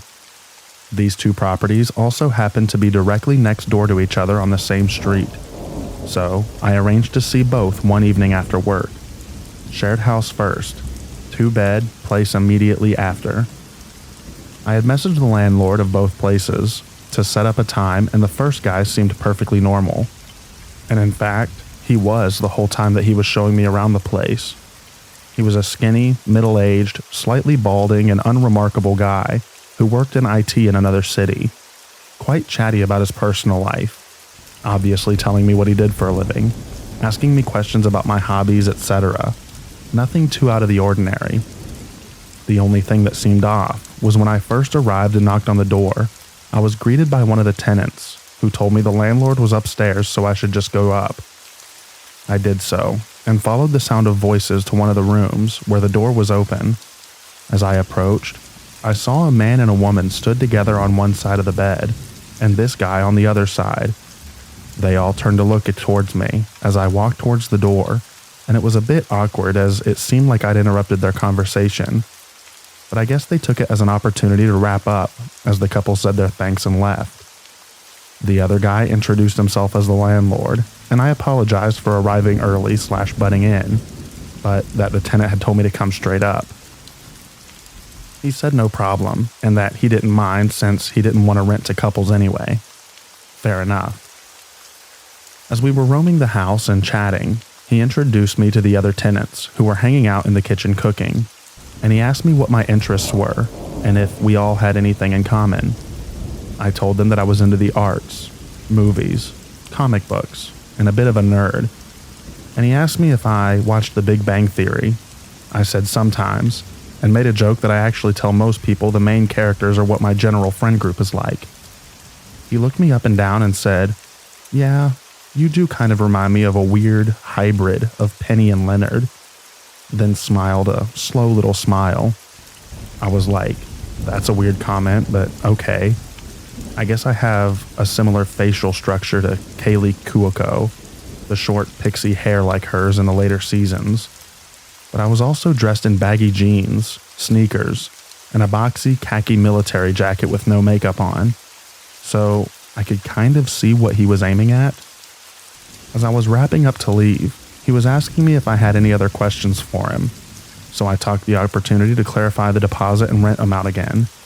He confirmed this with me, and then smiled again and said, "You seem like a really cool person, so I'm sure that we could work out something cheaper. I just advertised that price to filter up people off, but I trust you." I thanked him for the offer, but that I still had other places to see, so I would let him know. The place next door turned out to be perfect, and I decided almost immediately that it was worth paying more for the privacy and space up there. As I've lived in so many multiple shares before and was getting tired of all the problems that came with it. After a couple more days and confirming with the landlady of the 2-bedroom, I agreed to sign the contract and move in at the beginning of the next month. I sent out a generic message to the previous few people I'd seen, thanking them for their interest, but that I'd decided on another property. And I only got one unexpected response from the landlord I'd seen before saying, "Sorry to hear that. You seemed really cool. I'd love to meet up for a drink sometime." As soon as I read that, I was pretty much like, no, and just never even bothered responding. Deleted his number from my phone and forgot all about it. Fast forward about a week later, and I was with a couple of friends in the pub. As we were catching up, I mentioned the house that I'd gone to see and the random message that the landlord had sent me. One of my friends, who is really immature, a typical prankster, was desperate to see the actual messages that he had sent me. I guess, for proof and for laughs, I guess. Well, I deleted his contact, but not the message history. So I found it and pulled it up for them to look at. They had their, "Ooh, that's creepy" laugh over it. Ribbed me out about maybe he's in the pub right now crying because I rejected him. Haha, very funny. I got up to go to the toilet, and when I came back, I saw that the two of them hunched over something, giggling, and when they saw me walk over, they went silent. That was when I realized that I'd walked away and left these two clowns with my unlocked phone. You can probably guess where this is going. The prankster of the two decided that it would be hilarious to reply to the guy's message, and he took the bait. Within the 4 or 5 minutes I had been away, he had started a flirtatious dialogue posing as me. Yes, this guy is a massive idiot. I tried to get my phone back, but we all had been drinking, and they convinced me it would be fine. They were just having a bit of fun. I wasn't happy about it, but they wouldn't let me see what they were typing, so I didn't know how bad it could be. After several more minutes of immature giggling and typing back and forth, my friend's faces suddenly dropped. He put his hand over his eyes and threw the phone down at the table in disgust. I caught the image of this man filling my phone screen before snatching it up, closing the chat and deleting it. I asked the guys what on earth they had said to make it escalate so quickly, and they apparently made out that I was a transgender woman with a neck fetish of all things, and this guy was really, really into it, prompting him to send those kind of pictures. I suddenly got another message notification, and the guy had added me as a contact on WhatsApp and started sending me messages like, "You make me so excited. I want to see what your mouth can do. And I'd love to bite your neck if you'll bite mine," along with more pictures of his outstretched neck. I blocked him before it escalated any further. The other guys found this hilarious. I was not nearly so amused because I had just agreed to move next door to the house that this guy owned, and I did berate them massively for their stupidity. I almost ended my friendship with the idiotic prankster because of it, on top of other things. He's taken my phone before and sent inappropriate messages to group chats that could easily have been my work or family. I'm all up for a joke, but this just went too far and made me very angry. Always keep your phone locked. I haven't heard from the guy since, although, funnily enough, when I first moved into the house and was chatting with the landlady, I mentioned the fact that I'd viewed the house next door, and she said without provocation, "Yeah, I know the guy who owns it. He's super creepy." I always got a weird vibe from him. I just sort of laughed in agreement. Needless to say, I am 1000% glad that I chose not to move in there.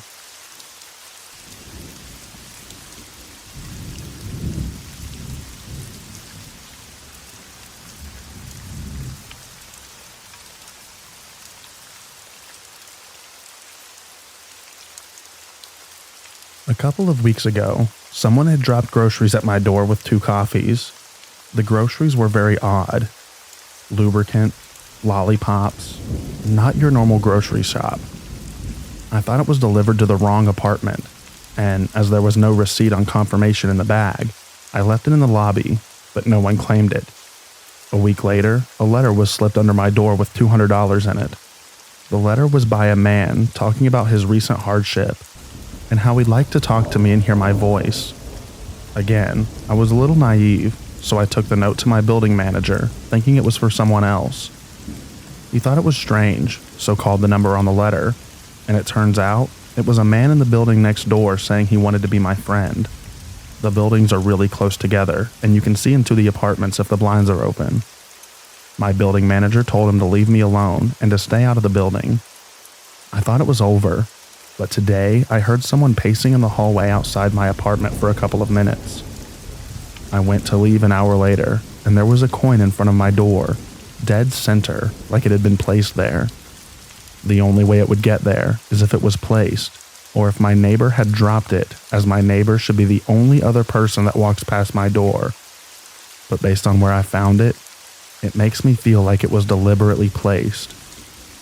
I wouldn't think twice about the coin, but with what's been happening, it's making me really anxious. 2 days later after the coin incident, I left my apartment, and a man in his 60s or 70s approached me straight away, telling me that he's selling his car and if I wanted to take a look at it.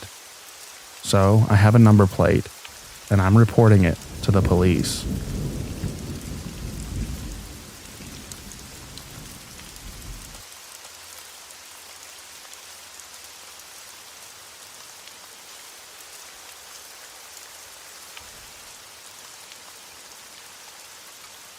For background, I'm a 24-year-old female, and I live with my roommate, a 23-year-old female, in an apartment in the suburbs of Atlanta. As you may know, Atlanta is super dangerous and crime-ridden right now, so we have a Ring peephole camera, perfect for apartments, and a digital lock on our door for safety. Now onto the story. About 3 months ago, the Sweet family from across the hall moved out, and we got a new neighbor. His name is David, and let's just say he's interesting. When we first saw him moving in, we were a bit taken aback by the sheer amount of stuff that he was trying to fit into his one-bedroom apartment. All of it was anime merch and Star Wars memorabilia. Definitely gives me hoarder vibes, but not my business. When the moving trucks left and a few days had passed, my roommate and I knocked on his door to give him a welcome to the neighborhood gift basket with some baked goods, dog treats, and poop bags for his dog, and seasonal candles. Apparently, this was not the correct thing to do. After that day, David got very creepy. It started out innocent enough. He would come to the door whenever he heard me or my roommate coming or going to give a quick chat. Or he would come over regularly to ask for salt or sugar or toilet paper. Sometimes he would ask if we could come over and watch his dog. But within the past 2 weeks, things have really escalated. 2 weekends ago, we were out pretty late partying at the bars near the Braves Stadium. We ended up going home around 3 a.m., only to find David at the top of the stairs waiting for us. He acted all upset, asked us where we had been, and requested that we tell him if we're planning to be out past midnight. I laughed in his face, and he called me a mindless Stacy, still not sure what that means. He also asked for access to our Ring camera so that he could make sure that we were safe. We laughed at him again and went into our apartment. Here's the scary part. We checked our Ring the next morning, and he sat outside his apartment staring at our door for the rest of the night. When we saw that, we contacted the complex to let them know that he was acting crazy. They told us to contact the police, so we did. The police told us to contact them if he made any threats, but since we lived in a shared space, they couldn't do anything until he entered our apartment or threatened us. I assume the complex said something to him because he left us alone for the next 5 days or so. This week, he's out of control. He is constantly sitting outside of our apartment. My roommate has started leaving for work an hour earlier so that she doesn't cross paths with him. I cannot leave the apartment during the day because he is constantly waiting outside for me. He's asked me out, left love letters on our door, on our cars, and in our mailbox. I told him once that I wasn't interested, and he told me that he would unalive himself if I didn't go on a date with him. Of course, I don't have that in writing, so the police didn't do anything. He has also put up a Ring doorbell of his own so that he can track all of our movements, and will leave really creepy notes when we're gone, so we find them when we come back. What do we do?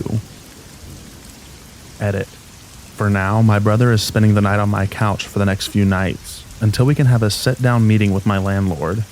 We've collected all of the evidence and ring footage so that we can show how much this has progressed. I'm sure the landlord and the police think we're being dramatic little girls or whatever, so we're not going to take no for an answer. Either he leaves, or we break our lease and get our full security deposit back. We're also going to file for a temporary restraining order at the very minimum, because some of the commenters said that that would be faster than going through the police.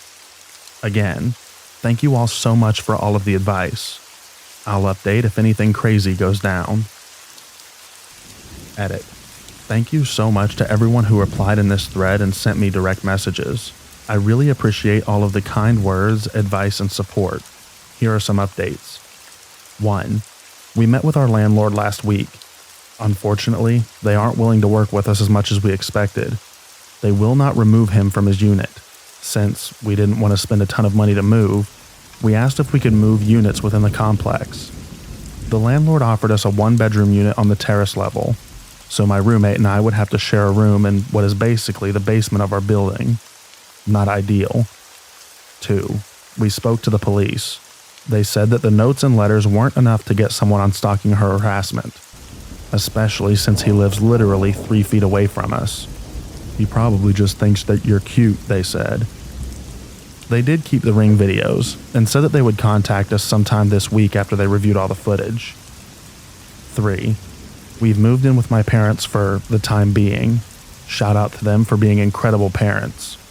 It really sucks spending $2,000 plus monthly on a place that you can't live. We're actively looking for other apartments, but money is tight since we would have to buy out the current lease and pay to start a new one. Also not ideal. So, not the update we were hoping for. But we're both safe now, and that's what's important. If anyone has any suggestions about raising $5,000 in a month, please let me know.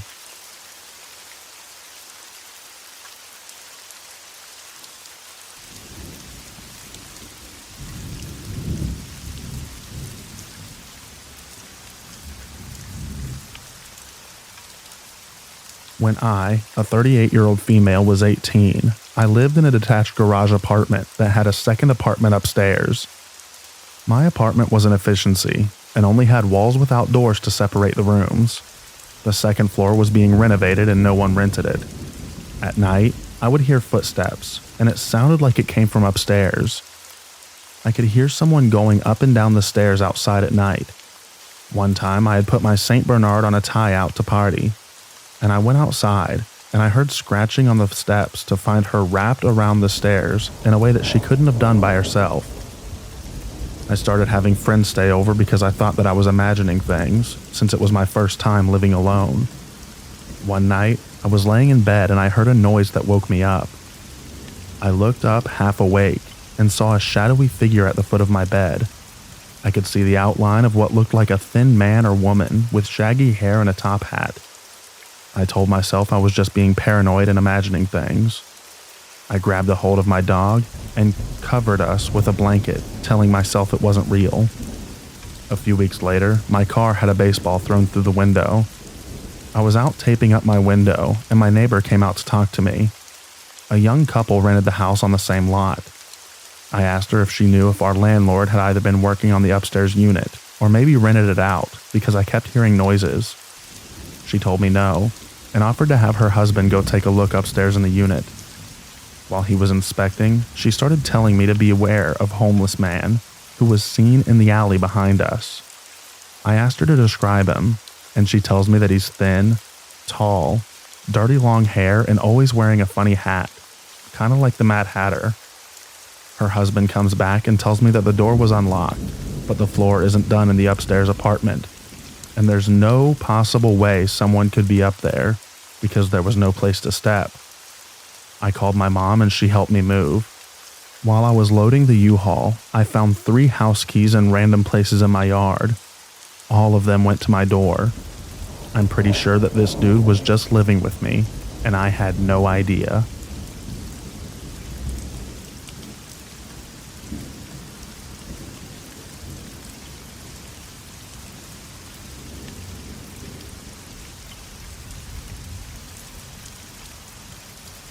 When I was around 7 years old, my parents rented out our basement to a young couple, a man and a woman. Things went smoothly for the first couple of months for the most part, save for the occasional loud party here or there. They were nice enough and would even leave their door open, which was under our backyard porch, for my siblings and I, the youngest being 5 and the oldest 9 years old, to wander in and out and use their basketballs, badminton racks, etc. whenever they were home.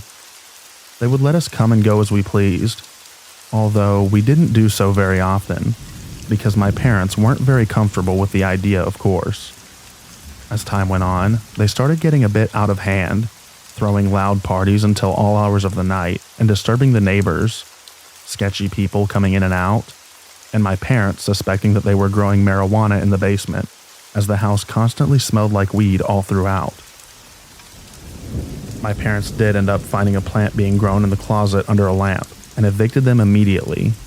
Marijuana wasn't legal at the time. A few years went by until a family member who works in corrections came over one day.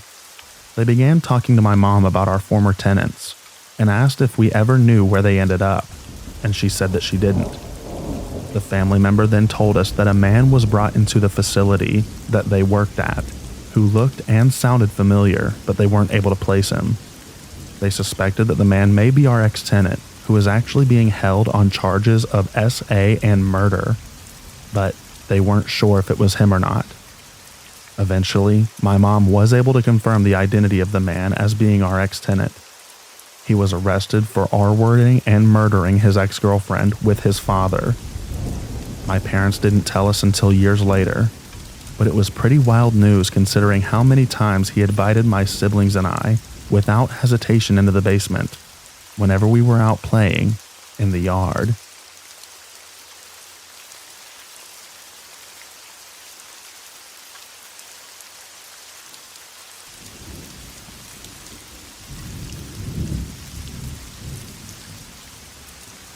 I'm a 28-year-old man. The following happened a couple years back, when the city of the apartment that I'm currently renting with my brother was more gang-ridden. Fortunately, a lot of those people moved out at the end of last year, so things are safer now. However, at the time where I lived, it was rather dangerous, and the following shows that. It was February 2020, and the rent was due by the 5th. So, before the deadline, my brother and I went and withdrew the money for the rent. Then, shortly after we came home, I left my apartment and I went down to the rental office to pay, got the receipt, etc. As I was leaving and heading back to my apartment, though, is when the encounter all began. As I was heading back, I looked across the street, and I saw a tall, skinny man with his pants somewhat hanging below his waist across the street, going for a walk up ahead.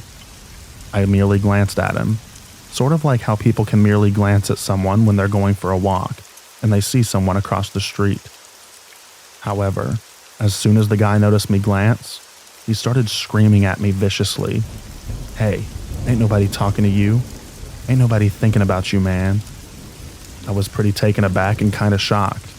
However, not wanting to give him attention, I pretended like I didn't hear him, and I continued walking, not looking in his direction.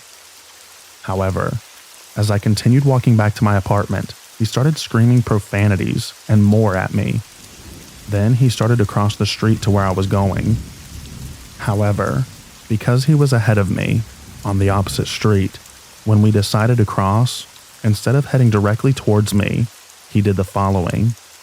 He decided to cross the street and sat on some outside apartment steps up ahead to where I was going. The reason was so that I would have to cross his path if I were to get to the front of my apartment. He just sat there, waiting for me to pass him as I was walking. He was dead silent, but you could tell that he could lash out at any second, which gave me chills. My heart was pounding in my chest, and thoughts started running through my head. What if he had a weapon? Would he try and jump me when I passed by him? Would he follow me back to my apartment? With my thoughts racing, I quickly remembered the back entrance. So I went around to the back of the apartment and took the entrance there, which led me to my place. I told my brother what happened, and we immediately agreed that the police should be called, so that's what was done. The police were called, and it took about 7 minutes for them to get there. Shortly into waiting for the police to arrive, I looked out the window of my top floor, and there the guy was. He was walking about the area with a suspicious look on his face, quickly looking back every now and then to see if someone was watching him. Eventually, the police arrived. I told them what happened, gave them a description of the guy, etc. The police also agreed to do a quick sweep of the area.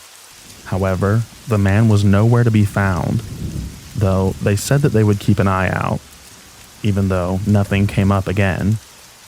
Who that man was, I do not know. He may have been on drugs, doing illegal activity which caused him to become very paranoid, etc. Who knows? As for me, all I know is if my apartment did not have a back entrance, things could have ended really badly.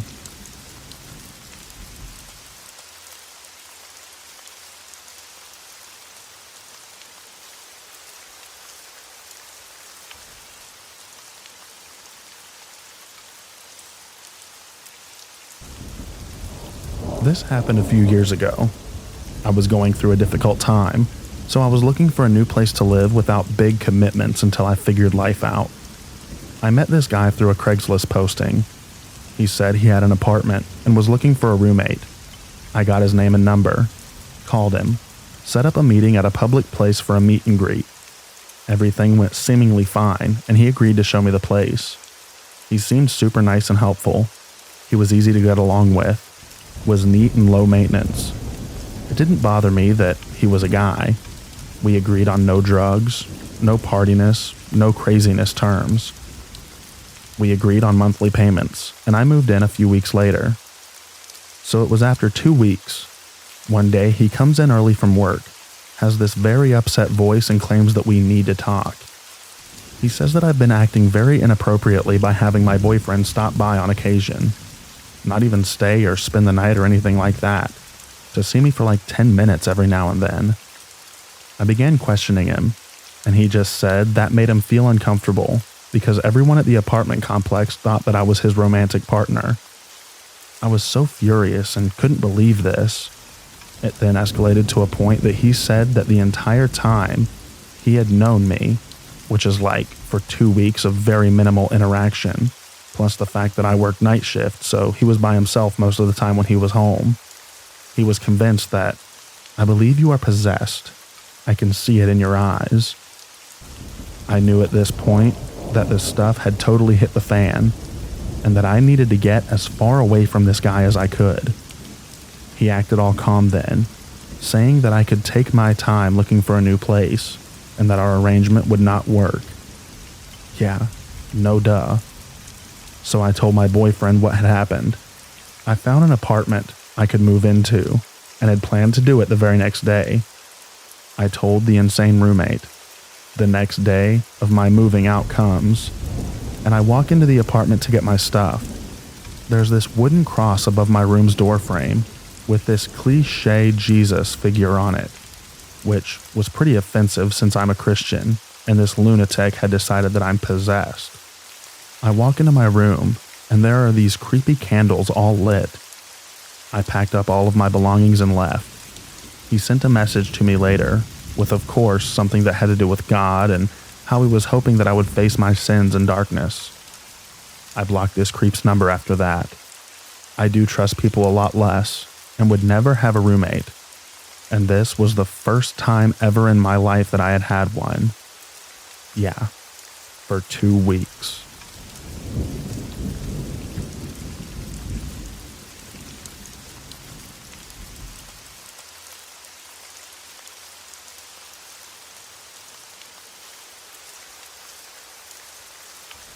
Every night between 1 to 4 a.m., my downstairs neighbor is doing intense construction, and I only hear it between the hours of 1 to 4 a.m., and it's been going on for like 8+ months, 4 or 5 days a week nonstop, and it's getting louder every night.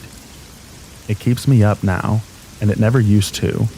It's much louder than before, which leads me to believe that they're trying to get in, as the sound is consistently getting louder every night. I am immune at risk, so I've been pretty isolated up here by myself, and I'm worried to talk to my downstairs neighbor personally, which also has to do with living in a very sketchy area. Are there any reasons at all why someone would only choose to use their electric tool collection between 1 to 4 a.m.? Or do I have the right to be worried? I've been constantly telling myself that it's probably nothing for a long time, but it gets scarier every night. And the more I think about it, the more my reasoning feels like excuses. If anybody has an explanation for this, it could put my mind at ease and let me sleep. Thank you.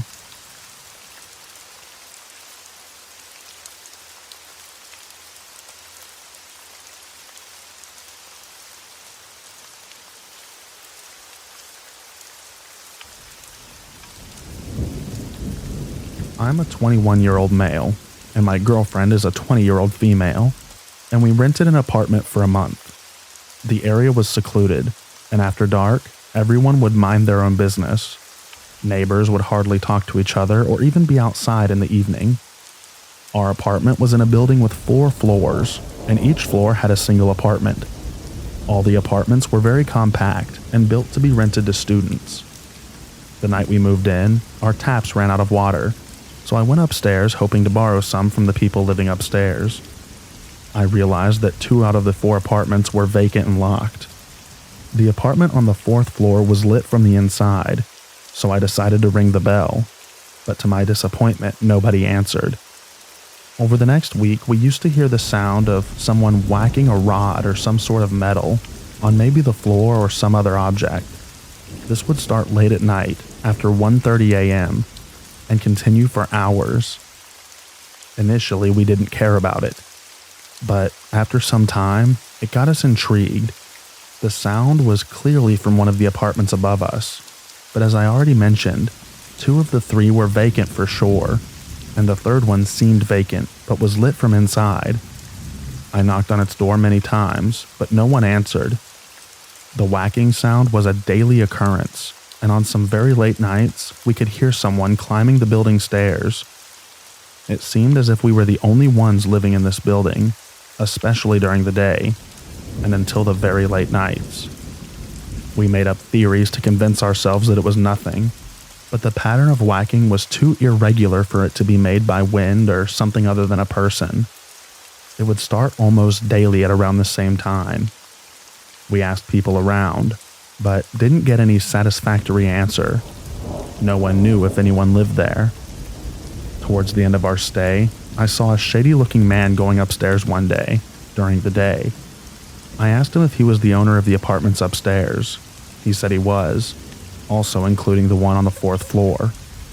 I asked him if anyone lived upstairs, and also about the whacking sound. He told me that no one did, and that he's looking for tenants. He said that he had no idea about the sound. To my surprise, he then asked me, "So, for how long you're going to stay here?" "4 more days till we leave on the 30th of this month," I replied. He asked me if anyone else had rented the place for the next month, and I told him that I didn't know. So the strangest part is that for the next 4 days, there was neither the whacking sound nor the sound of someone climbing up the stairs late at night. However, my girlfriend's internship got extended by 2 days, and we decided to stay there. And just as I had anticipated, the whacking sound resumed after the 30th, the day that we were supposed to leave. I don't know what it was. I won't ever know. But I'm just happy that we got out of the place without any consequences. It really scared me sometimes, and feels weird thinking about it, even now.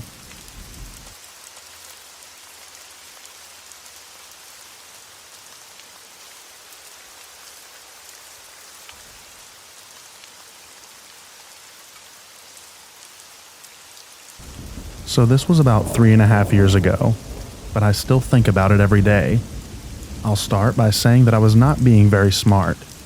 I was in Miami with a friend, who is now my boyfriend, and we were vacationing / blowing off steam. I was 28, he was 25. We're both gay. I decided to download Grindr and see what was going on. Long story short, I met a guy and went to his place for some fun. We had it. I had a blast. We had some drinks and I was feeling great.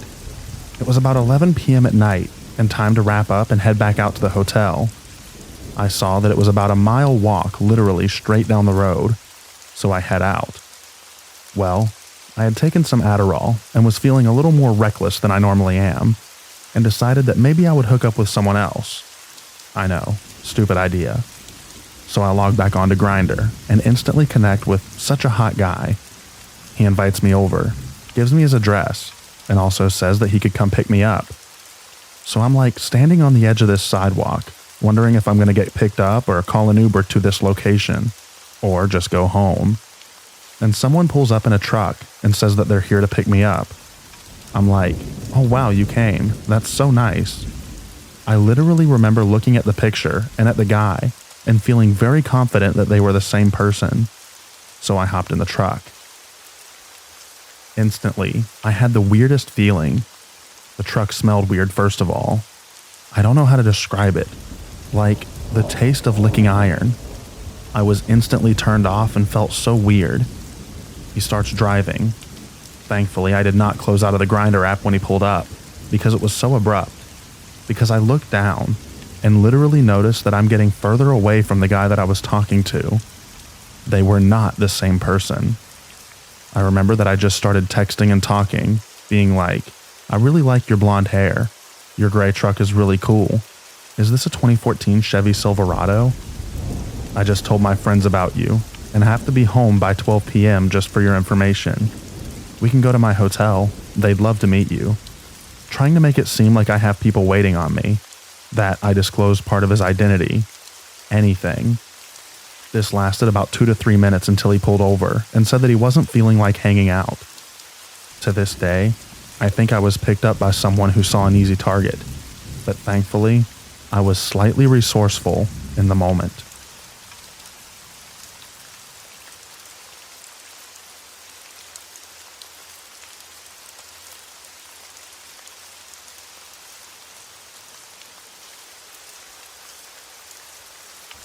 I was in New Orleans for a work conference. I was early for a dinner, so I was seated at a little table next to the piano for a cocktail before my party came. This man was at the adjacent table, and we started talking. Very benign, seemed fine. The waitress came up to him and sternly said, I know you want to keep talking to this young lady, but if I don't seat you now, you'll lose your table. He left and was seated. The waitress came back to me and told me that the man paid for my drink. That's fine, I said, tell him thank you. Minutes later, a waiter came over and told me that he'd like for me to join him since he's dining alone. I told him to tell him thank you, but I'm waiting for my party. I'm seated with my group, and his table is right next to ours, and he is staring the entire time while he's eating. It was unnerving, but like, okay, maybe he thought I was an escort. I don't know. The rest of my party noticed too, and well after he was done eating, he stayed at the table and continued to watch me. Fast forward to the next night. I go meet some friends at a hotel bar to listen to live music. Mind you, this is in a completely separate part of town. New Orleans is huge. I go to the bar to grab a drink, and this man is at the bar, again, staring at me with almost a disdain.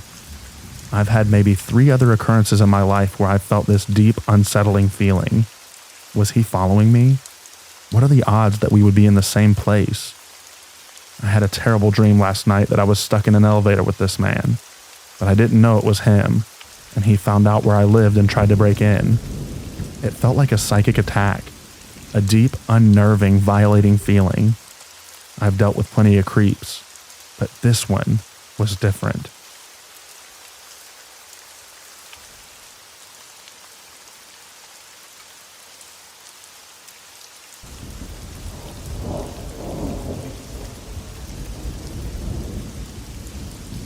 This just happened, and I still don't feel safe, even locked inside of my home. I was outside with my puppy for about an hour. She kept getting distracted by a bunny, so I walked around the apartment complex a few times, trying to get her to use the bathroom. As I'm waiting for her to hopefully use it, because it's past midnight, one of the neighbors starts walking up to me. She's barking at him, and he doesn't stop trying to approach. I yell out that he shouldn't come up to me in the middle of the night, and he only responds with a hey there and comes closer.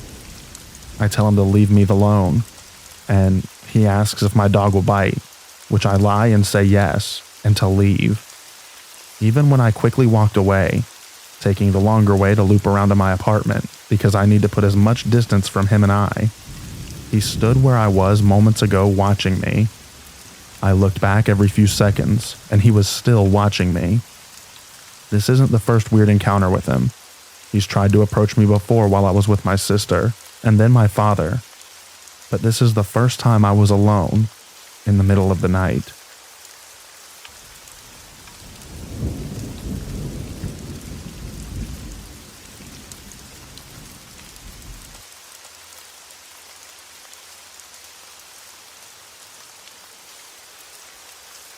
My dad's friend and his wife were passing through town, so they stopped by our house to visit. Let's call my dad's friend A. I've always been uncomfortable around him, but it's just getting to the point where I can't stand to be around him. He forced me into multiple hugs during his visit, and they always lasted way too long. He'd also run his hands down my body when he pulled away, and kiss me on the cheek when it was extremely obvious that I was uncomfortable. He sat right beside me on the otherwise empty couch, to the point where I was quite literally squeezed between him and the arm of the couch, and he put his hand on my knee and was rubbing it. He kept making comments about how pretty I was, which aren't inherently creepy, but coupled with his other actions, were just weird. I honestly want to tell my dad how comfortable A makes me, but I'm afraid that he won't take it well, or will tell me that I'm overreacting. I personally don't think that I am overreacting, but I just want to get an outside perspective.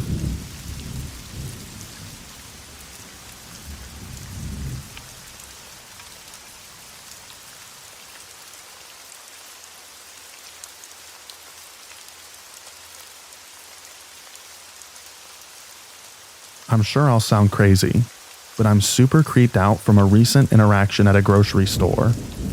I was shopping with my toddler and an older lady, maybe 70-ish, who was by herself, just came up and said, "Ma'am, just so you know, all canned veggies are in sale for 50 cents this week," and went on about how it's a great deal and they don't run it often. I said thanks, I appreciate the heads up, and I'll definitely grab a few on my way out. Then she begins to walk away and is almost out of sight when she stopped and looked back and smiled at my son. She then asked how old he was. I said, "Oh, just over a year." She then asked if he was my only child and some other random questions about him.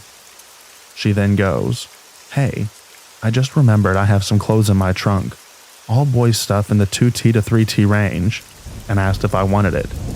I politely declined. I said we'll be shopping a while, and I didn't want to hold her up.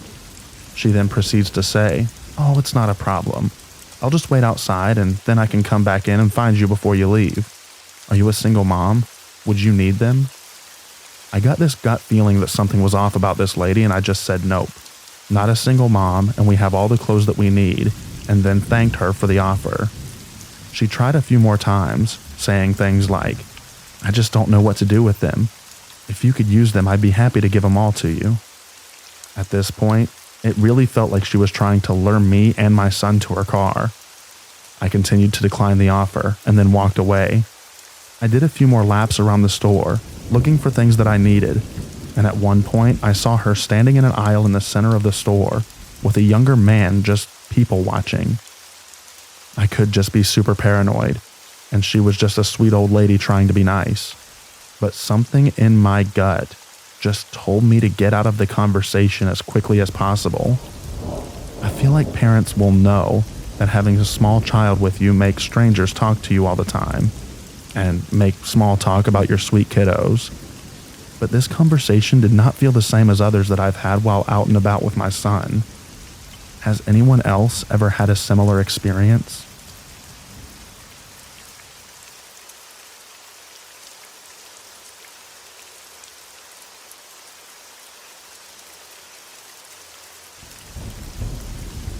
I feel lucky that all of these encounters occurred in public places. For reference, I'm a 24-year-old female, have freckles and naturally red hair, and I'm about 5'7". The first time this man, who appeared to be about my same age and height, approached me while I was in a popular downtown bar with my best friend. I saw this man approach, and I was not interested, so as to not lead him on, I kept my responses short. The conversation went as follows. His intro line was, "You have so many freckles. They're in such random places." Me, "That is how freckles work." Him, "That's how you know you're a real redhead." I was creeped out already at this point. Me, "I'm well aware." He lingered to ask a couple of more pointless questions until my friend and I managed to get away. My friend and I ended up going to a different bar across the street a little later in the night. We had settled into the new bar, were a little drunker, and my friend went to the bathroom, leaving me at a high-top table up against the wall. The same man appeared out of nowhere to my left and put one arm against my table and the other against the wall, so I had nowhere to go, saying to me, "You're the redhead from before." Fellas, never physically trap a girl that you're trying to hit on. I was extremely uncomfortable, but I figured my friend would be back soon and would be able to help me out of the situation without causing a scene. He asked me several awkward questions. Meanwhile, I had secretly texted my friend to hurry back to save me from a creepy guy. He then asks, "Take a picture with me." Me, why? Him, "For the memories." I was still trapped, and I was hoping that if I complied, he would leave me alone. So I let him take a picture of us while I was smiling a fake hostage smile. My friend had reappeared, but was standing by the bar and not approaching the table. I pretended to be drunker than I was and rushed over to her gushing, "Oh my God, you're back, let's go dance." And I dragged her away to explain the situation. Fast forward a week. My next encounter with this man was at a completely different and very busy bar with different female friends of mine. I was having a good time, and suddenly I looked to my left, and this man, I kid you not, was running in my direction, phone outstretched, with the picture that he forced me to take with him on the screen. I had had enough, and I was done being polite to save his feelings as I sat there scared. I told him, "Leave me alone, you creep me out." He venomously replies, "Well, you're an ugly jerk anyways." My friends catch wind something is going on, and as he walks away, they offer to protect me if needed. For months, I thought that it was my last interaction with this man. I was wrong. I had taken it as a warning, an example of how men's demeanor can change once they have been rejected, and it was chilling. 7 months later, I had forgotten about the prior encounters, and I was casually browsing a drugstore makeup display at night after the gym. I was looking down at a product when my spidey senses started going off.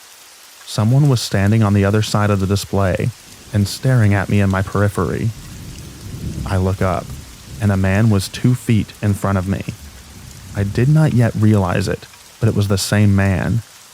He asked me if the drugstore we were in sold chapstick.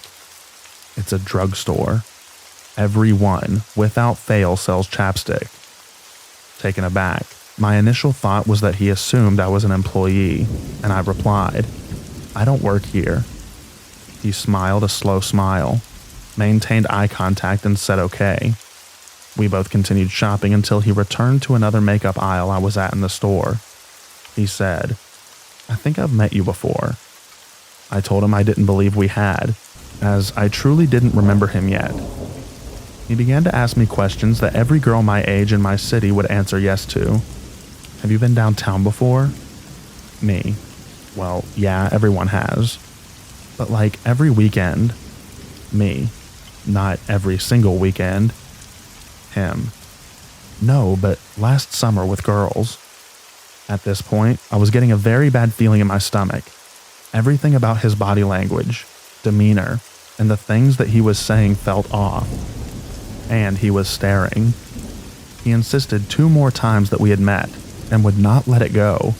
So I suggested, "Lots of people confuse me with other redheads they've met before. I'm sorry, I don't remember meeting you." He stared at me, and after a moment slowly said, "No, I know the redhead I spoke to." I began walking to the register and he followed. As I walked, it finally clicked who it was, and I was afraid. His social unawareness and weird questions made me sure that it was him. I played it cool until I had paid for my items and I was leaving the store. I didn't look back, but I knew he had items to pay for before he could follow. So as soon as I was out the door, I sprinted for my car.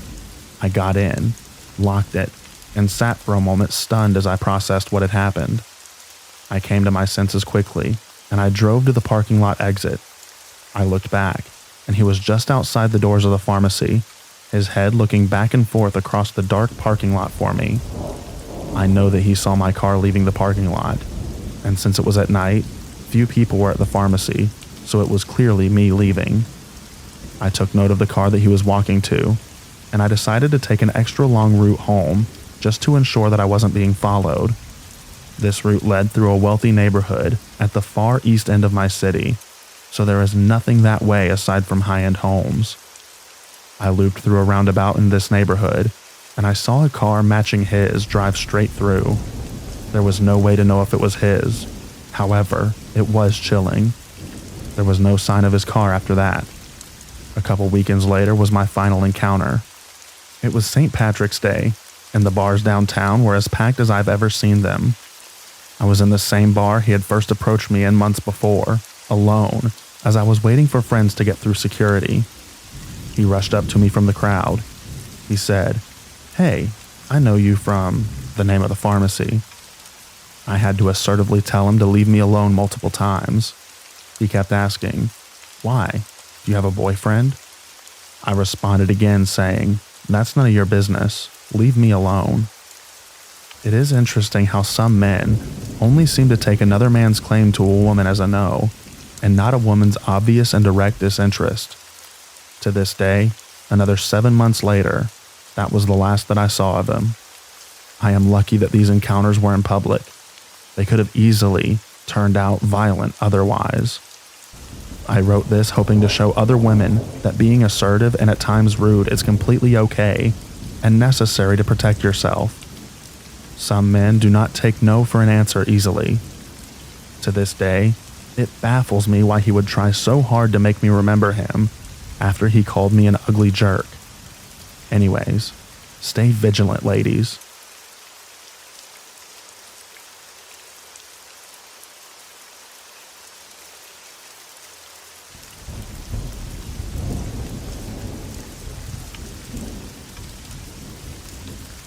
This happened when my best friend was 17 and a half, and I was 17 in 1996.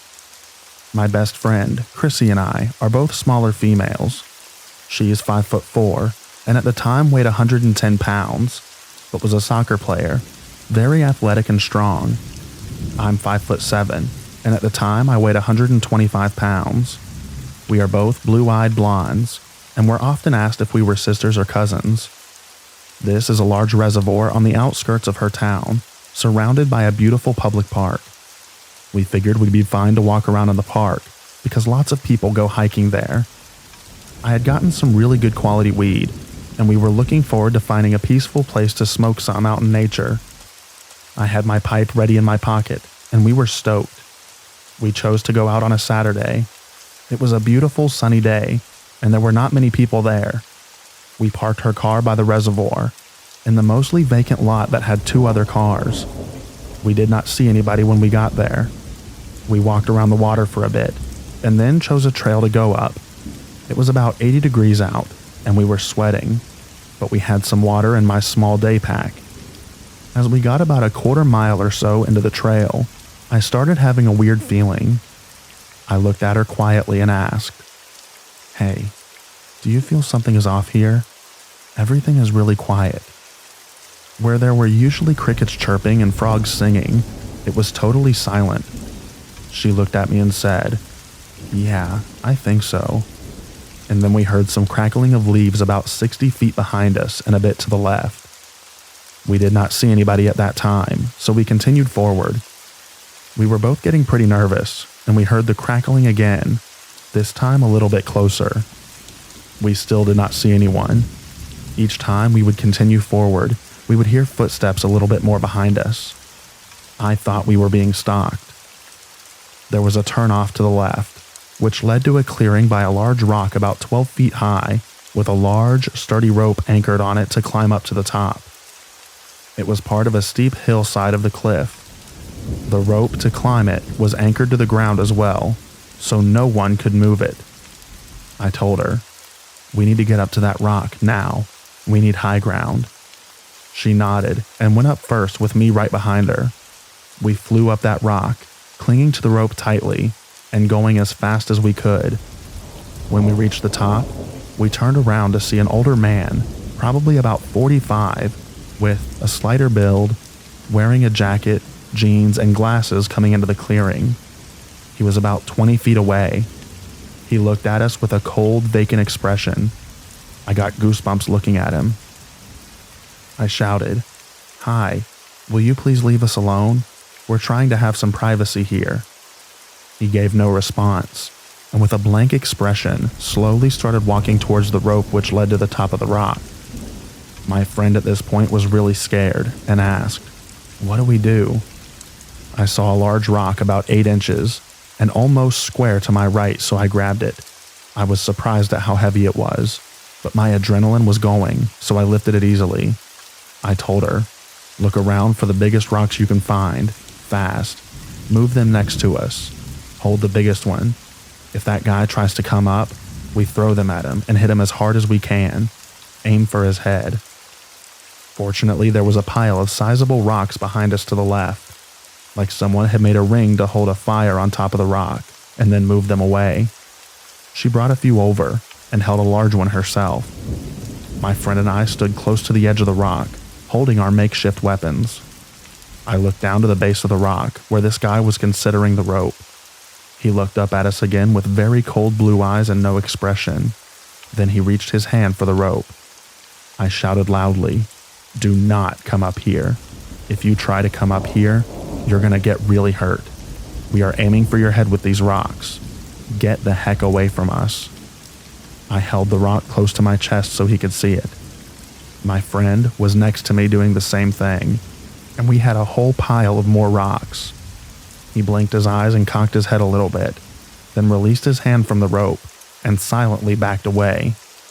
He backed to the edge of the clearing, backed through the brush, still watching us, and then we heard his crunching footsteps go back through the woods until we couldn't hear him anymore. We stayed on the rock for another 20 minutes, maybe more, watching and waiting. There was no other way to access the rock except for the steep hillside covered with poison oak, so we did not think that he'd try it. And plus, we'd be able to hear him if he did.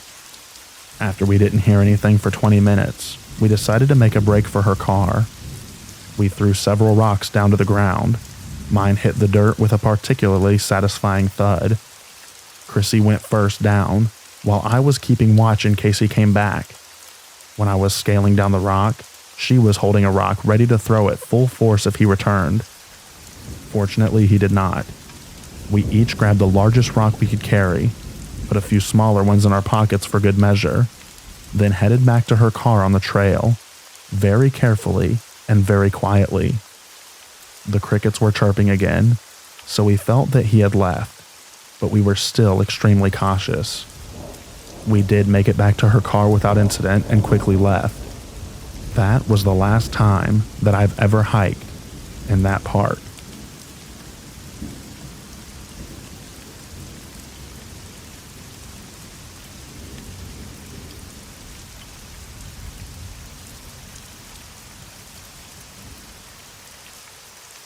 A while back, my husband and I wanted to check out a park that we had never been to before.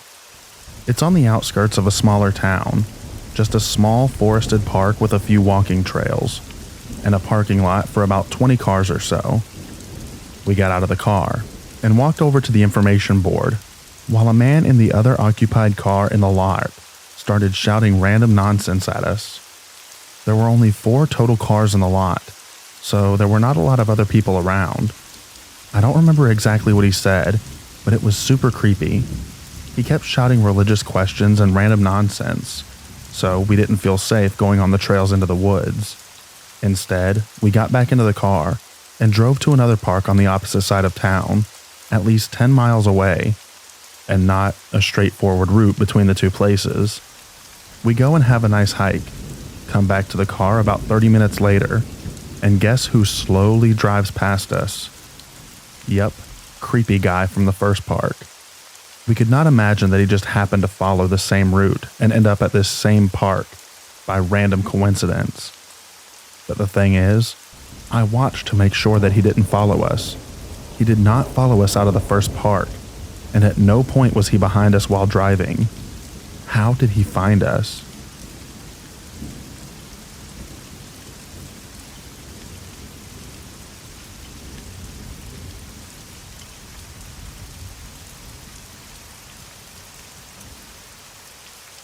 For context, this happened to me years ago when I was about 13, maybe 14. I grew up in a small to mid-sized city in the West, pretty safe in a quiet middle-class neighborhood. This was back when I still bought into organized religion, and I was going to an overnight lock-in at the church gym. For the non-Christian kids who aren't familiar, it's basically a huge Christian-focused sleepover for teens. The church was only maybe a 10 to 20 minute walk from my house, and the quickest way to get there was to cut across a park right next to the elementary school. This was the early 2000s, so I definitely grew up in the age of stranger danger and teaching girls to always be vigilant. On the other hand, I was walking a short distance through my own neighborhood to the church, and I was very responsible for my age. I was an oldest daughter, always the babysitter, and my parents had okayed me walking by myself and would drop by with my sleeping bag and pillow after they picked up my little brother from practice. I was running a little late, so the sun was just setting as I approached the park. As I crunched my way across the grass next to the tennis court, I noticed movement out of the corner of my eye. Turning my head, I saw a figure, clearly a man, dressed in dark clothing and leaning against the brick wall of the school. He was kind of tucked into an alcove, formed where the building met the fence around the playground, out of the sight from the road. The man was standing just outside the halo of light from the lamp above a nearby door. The man was just lounging in the crux of the wall in the fence. What initially caught my eye was the flicker of the lit cigarette in his mouth. It was too dark to see his features, but I could tell, as I noticed him, that he was already watching me. He was a fair distance away across the grass, but it was just open space between us. I couldn't see his eyes, but I could feel them on me. I felt that uneasy tingle crink down my spine. I suddenly realized that I was alone in the growing dark, and here was some unknown man tracking me with his eyes that I couldn't make out.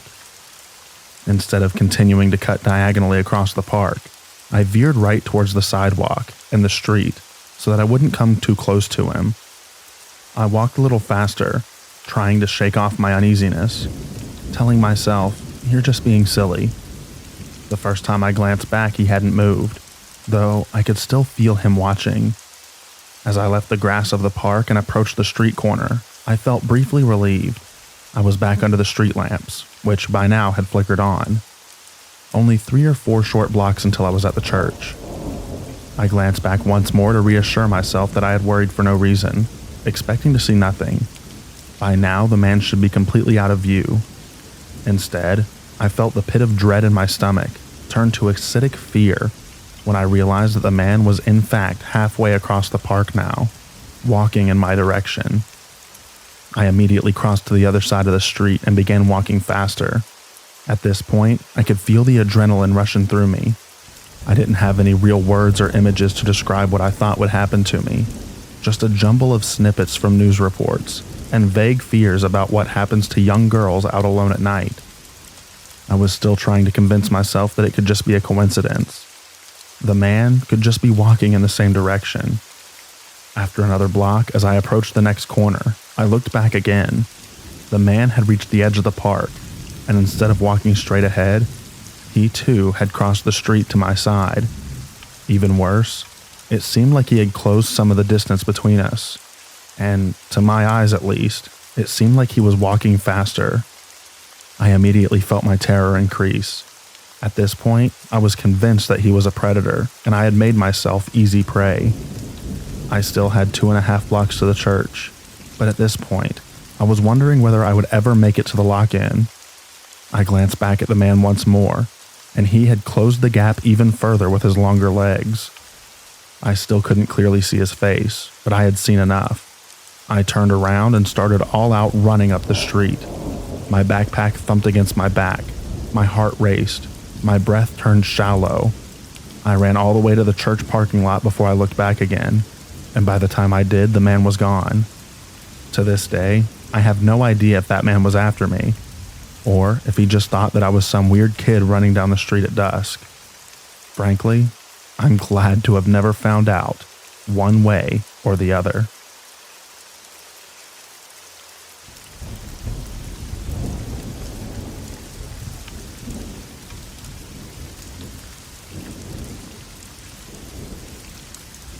I'm a 25-year-old male, and at this time of the story, I was probably 21, and I was taking an afternoon walk down the nature trail just outside the subdivision where I lived.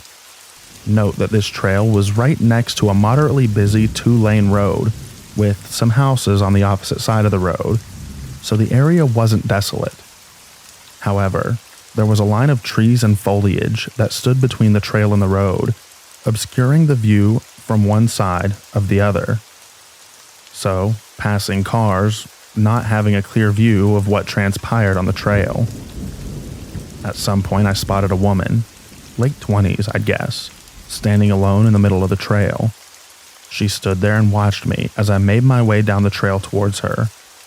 Once I got close, she asked me if I could borrow my cell phone to call someone. Now, I had already read enough scary stories on subreddits like Let's Not Meet to know about tactics like this. I'd heard the stories about how a woman would ask for aid, get people in a vulnerable position, and then a man would swoop in and take the mark by surprise. I hesitated, but I still gave in to the social pressure and desire to help another person in need. I gave her my phone despite my better judgment. I was, however, on edge. I tensed up and began looking around the place to see if anyone would pop out from somewhere, ready to react should someone show up. I also made a point to remain standing in arm's reach of the woman. Then, I hear rustling from the brush. I instantaneously turned towards the sound and watched as a man, who looked around the same age as the woman, was notably quite short, probably around 5'5", emerges from the foliage. I was probably glaring at him with the very obvious suspicion as he made his way over to the woman, standing at her side without saying a word. The woman handed me my phone back, saying they didn't pick up, not even reacting to the man's presence. I took my phone and left. What I assume happened is that they were planning on mugging me, but ended up bailing for whatever reason. Maybe it's because I was visibly on edge, and they figured that it wasn't worth trying to get the drop on me. Maybe the guy figured that there was too much of a size distance between us. Or maybe he'd already put his plan into action, made a little too much noise, and bailed while keeping a completely cool face, as he made his way over to his presumed significant other. For my part, I was ready to grab the woman and use her as a human shield, maybe push her on him. Glad it didn't come to that, especially given the outside possibility that there's some non-mugging explanation for this.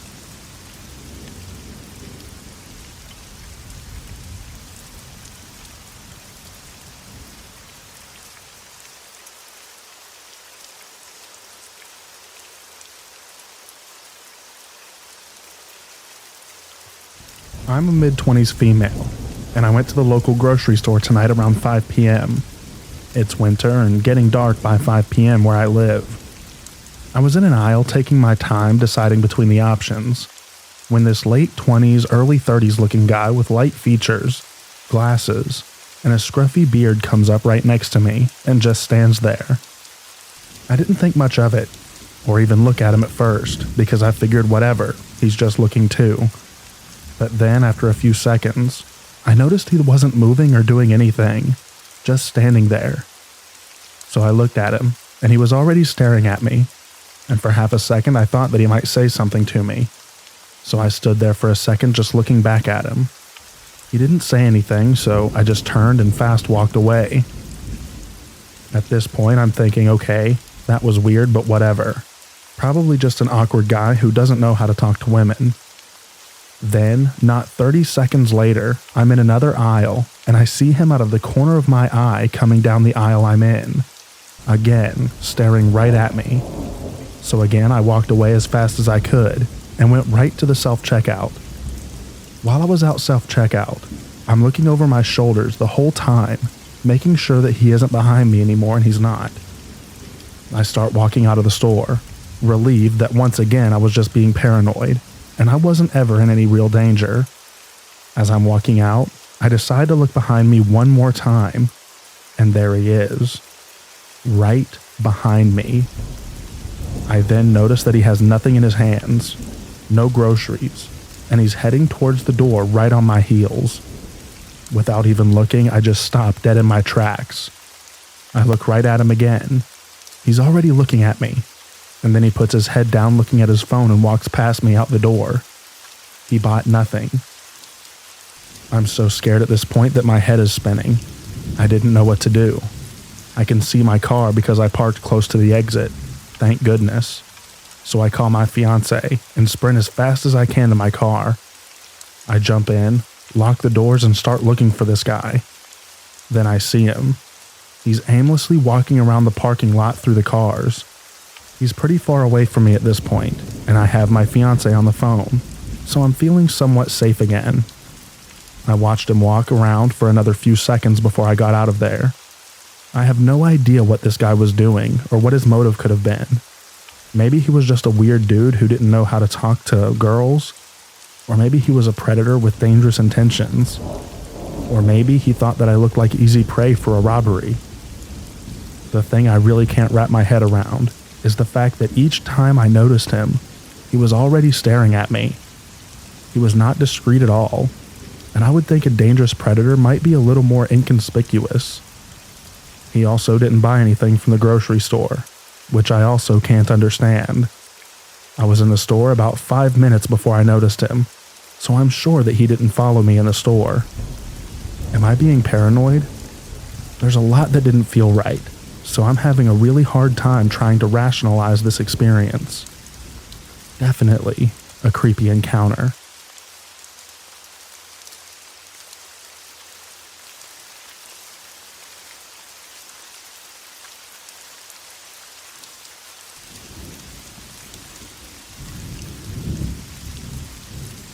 My roommate and I woke up to a man watching us sleep. For context, I'm a sophomore in college, in a house full of 4 girls including myself. We live in the student housing sector and went all out for Halloween decorations, girly ones at that. We live facing towards the main street of the neighborhood, and our backyard has a bunch of trees and bushes. There's a trail to the back door, but it's in a weird place and is away from the main sidewalk. In terms of our actual house, there's a rather large window on our back door, and we didn't have any window coverings, so it was very clear as day to see into our whole bottom floor when we were looking through it. I know we should have covered it up sooner, but I didn't think it was an urgent matter. One night, my roommate and I were watching a movie, and we both fell asleep on the couch. I never sleep on that couch, and neither does she. It's very uncomfortable. In fact, we both woke up at separate times this night and just decided to stay on the couch rather than walking the 10 steps to our room. Looking back, I feel that was just a little intuition that we had, or even a guardian angel. We also had fallen asleep almost every night with every light imaginable on, so anyone peering through that window could see us on the couch clearly and all of our girly decor. It was about 5 in the morning, and I get woken up by my roommate shaking me, saying, "B, get up. B, get up. There's someone trying to get in." I instantly shoot up, see her terrified look looking at the back of the door, then instantly turn my head. I'm literally getting chills writing this. I see a man standing with a hoodie on, holding a flashlight trying to pick our lock. I can still remember the scratching noise he made with whatever he was using. It definitely wasn't the sound of keys jingling, more of a thin wire against metal sound. As we were both staring at him, at this point frozen in fear, he stopped. All three of us were just looking at each other for about a minute when he slowly backed away from the door. My first instinct was to run to the door and make sure that it was locked. I have never been so scared walking up to a door, and I never want to feel like that again. We quickly called the police and some friends in the area.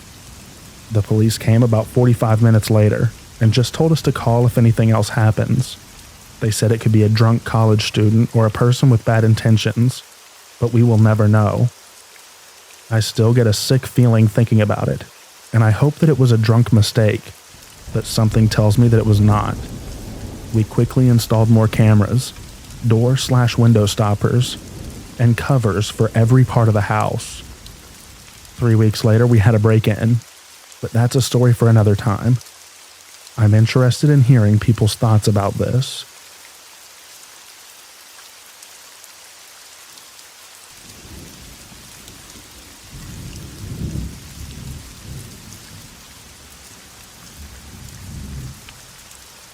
My 20-year-old daughter and her 19-year-old friend went to Walmart at about 10 p.m. on a weekend night.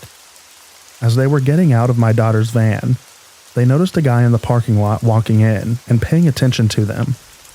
My daughter is average height and average weight, like 5'6" and 140 pounds, while her friend is 4'8" and extremely petite at about 85 pounds. They both got weirded out and came back home to get me or my older daughter to go back to Walmart with them, as what was needed was essential.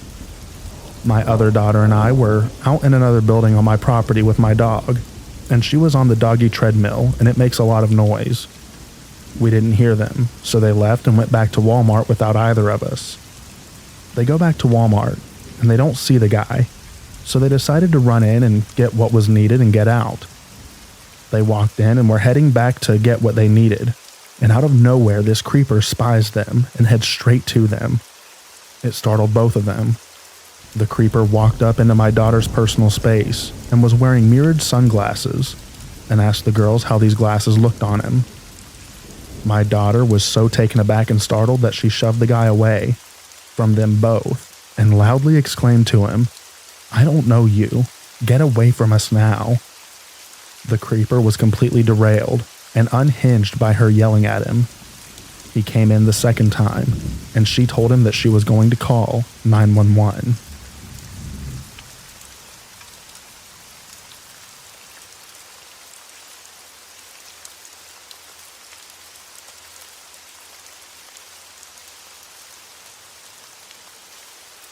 This happened several years ago. I had just finished going back and forth down the nature trail, just outside my subdivision a few times, as was custom for my attempts to exercise and lose weight. I turned into the entrance to my subdivision and began walking up the street that inclined upwards, where I would eventually turn right and enter the street on which I lived. I had earbuds in and wasn't paying a great deal of attention to my surroundings, but a little ways ahead of me was a big black truck, sitting on the left side of the street, and standing on the curb beside it were a couple of little boys, probably around 4 to 6 years old. I was walking up in the street behind it, about to move over to the right side of the street to pass the truck and turn onto my street. Well, once I got close, the truck immediately peeled out of there, tires screeching, veering hard right and disappearing down my street. I stop and watch the truck vanish from sight, then look over at the kids confusedly, briefly contemplate approaching them and asking them about what just happened, but I shrug it off and continued on towards home. As I continue home, I think back to the situation and start playing back what I'd seen in my mind, piecing together what I'd just witnessed. There was someone in that truck talking to them, and although I hadn't heard what he said on account of me listening to music and not paying attention, I could hear that it was a man's voice. It also occurred to me that the man had his door wide open while talking to the kids, and had not so much as bothered closing it before peeling out. I also noticed that the kids were staring up at him silently, perhaps not with clear fear on their faces, but they didn't look like they liked the situation that they were in. And of course, this reiterates what I had briefly considered asking those kids about. Was this guy a complete stranger trying to coax them into their truck? I dismissed the thought, deciding that it was incredibly unlikely and that there must have been some other explanation. Part of me even wanted it to be true, so that I could have a neat story to tell and claim to have stopped a child abduction. But being aware of that desire, I figured I would just let my imagination run wild. And so I put it out of my mind for a little while, maybe a week or two. Eventually, I thought back to that day, and by that point the denial had worn off. I could no longer deny that I had witnessed what was obviously an attempted child abduction. I thought about calling the cops, or going around and knocking on doors in the area until I found the kids' parents. Or even asking the kids themselves about it when I'd see them playing on the street later. But I'd figured that the time to act had long passed. The kids weren't abducted, and they probably told their parents about it already. And that, seeing as how I didn't have any real identifying information for the police beyond man in black truck, they'd just think that I was wasting their time anyways. Looking back on it now, I'm ashamed of my complete inaction here. What I should have done was ask the kids about the guy in the truck, called the cops if/when they confirmed my suspicions, and taken them to their parents and explained what happened to them myself. And even if it was embarrassing to come around a week or so after the fact and have to explain why I didn't say or do anything at the time, I 100% should have found the parents and told them what I witnessed. I went and deluded myself into thinking that I hadn't seen what I had clearly just seen. For all I know, taking action could have stopped this guy and saved some other kids from the same fate.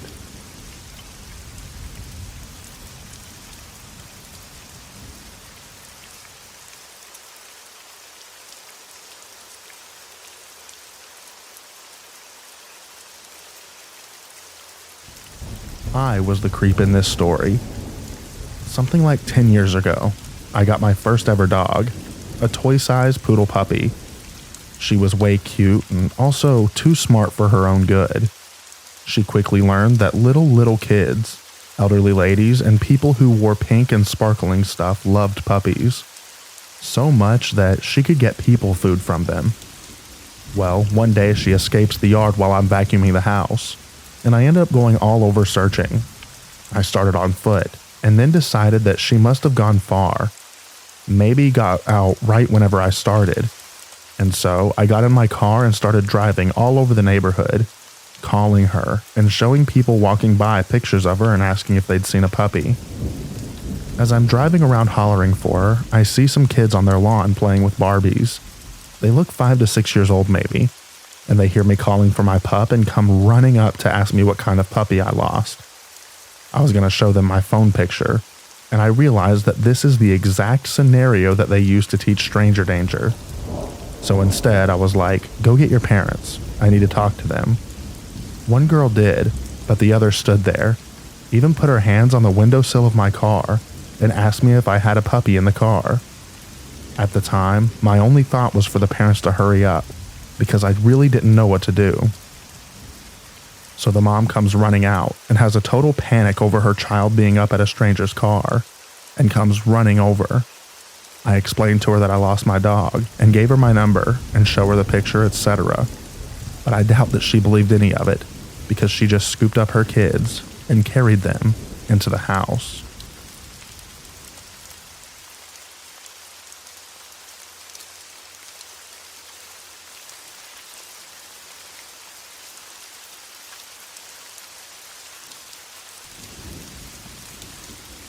When I was about 8, my brother and I would spend some summer weeks at my grandparents' house on their campsite.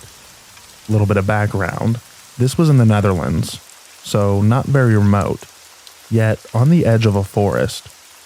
My grandpa had gifted me an odometer for my bicycle, so I'd be cycling around the campgrounds a lot, and sometimes around it. The camping had an access road, a dead-end parallel road that led into the forest, and a forest path leading to the rear pedestrian entrance of the campsite.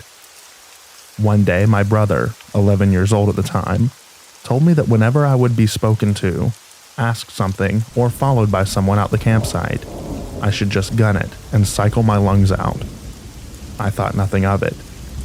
Days later, I was doing another run around the campsite, and a car was parked in the ditch on the crossing of the access road and parallel road. As soon as I turned onto the parallel road, the car started driving and following me. I remembered what my brother said and started cycling as fast as I could. I stayed in the middle of the street so that he couldn't overtake me without ramming me or having to go into the ditch. He must have come within 5 feet or so, but I managed to get to the end of the street where the road ended, with wooden poles as a barrier, and kept barreling towards the rear entrance. I never went outside the campground's roads again. I felt I dodged a major bullet. I never told anyone what happened, but I can't help but wonder what triggered my brother to tell me to just make a run for it.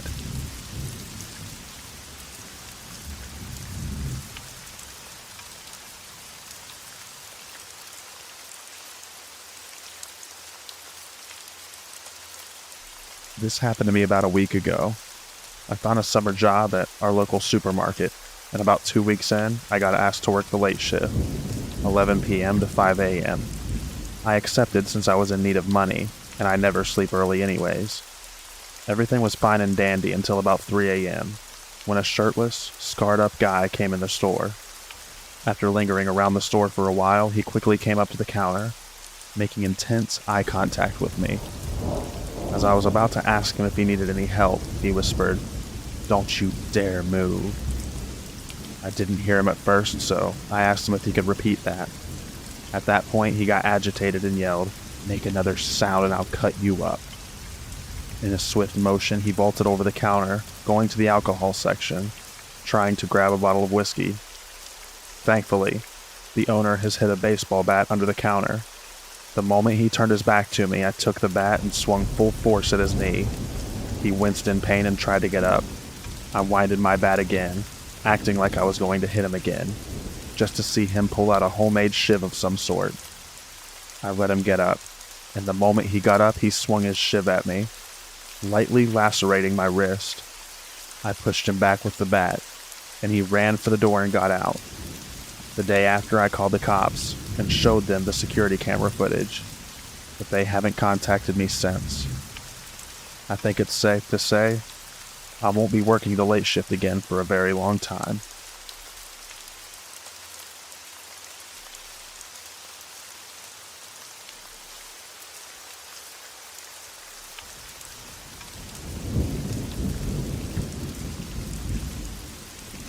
A little over a year ago, I had a job working overnight at a gas station close to my house.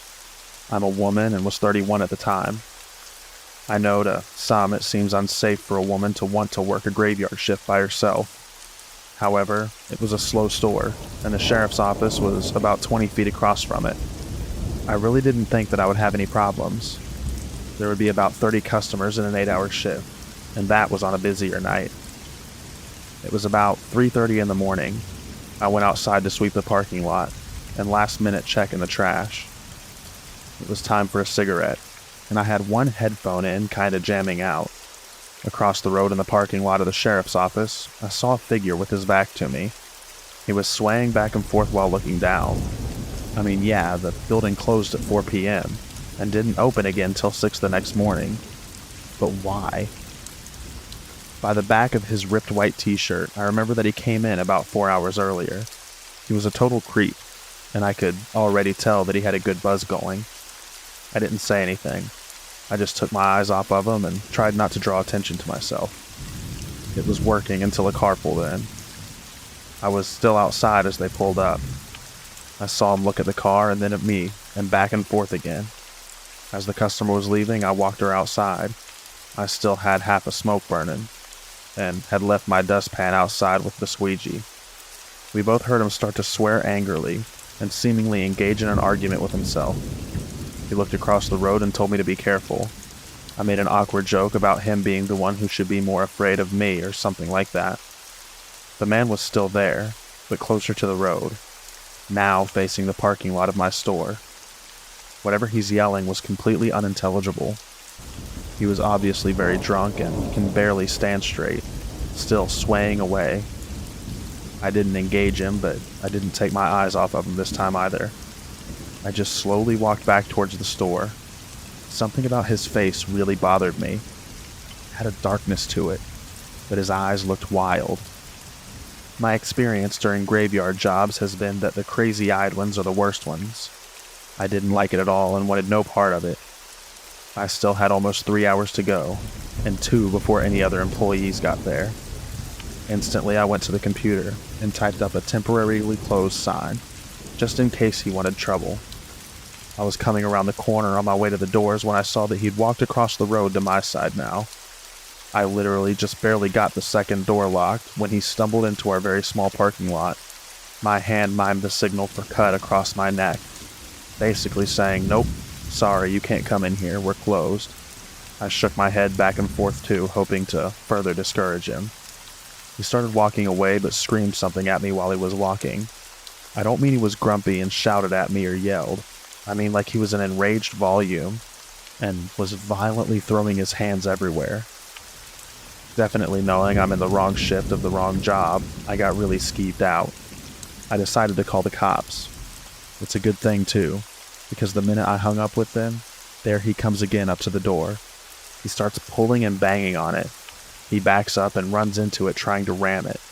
Not that it would have done him any good. I made the mistake of telling him that I'd called the cops.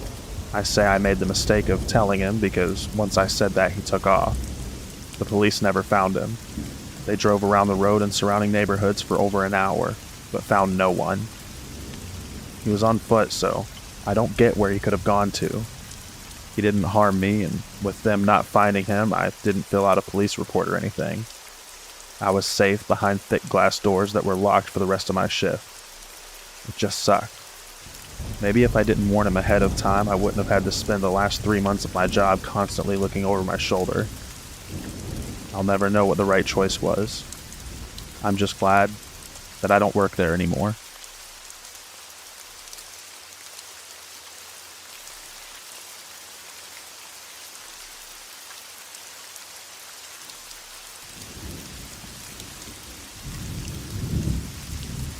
So this happened a little over 2 years ago now, and I wanted to post it somewhere just to look back on it one day and never forget the lesson that I learned.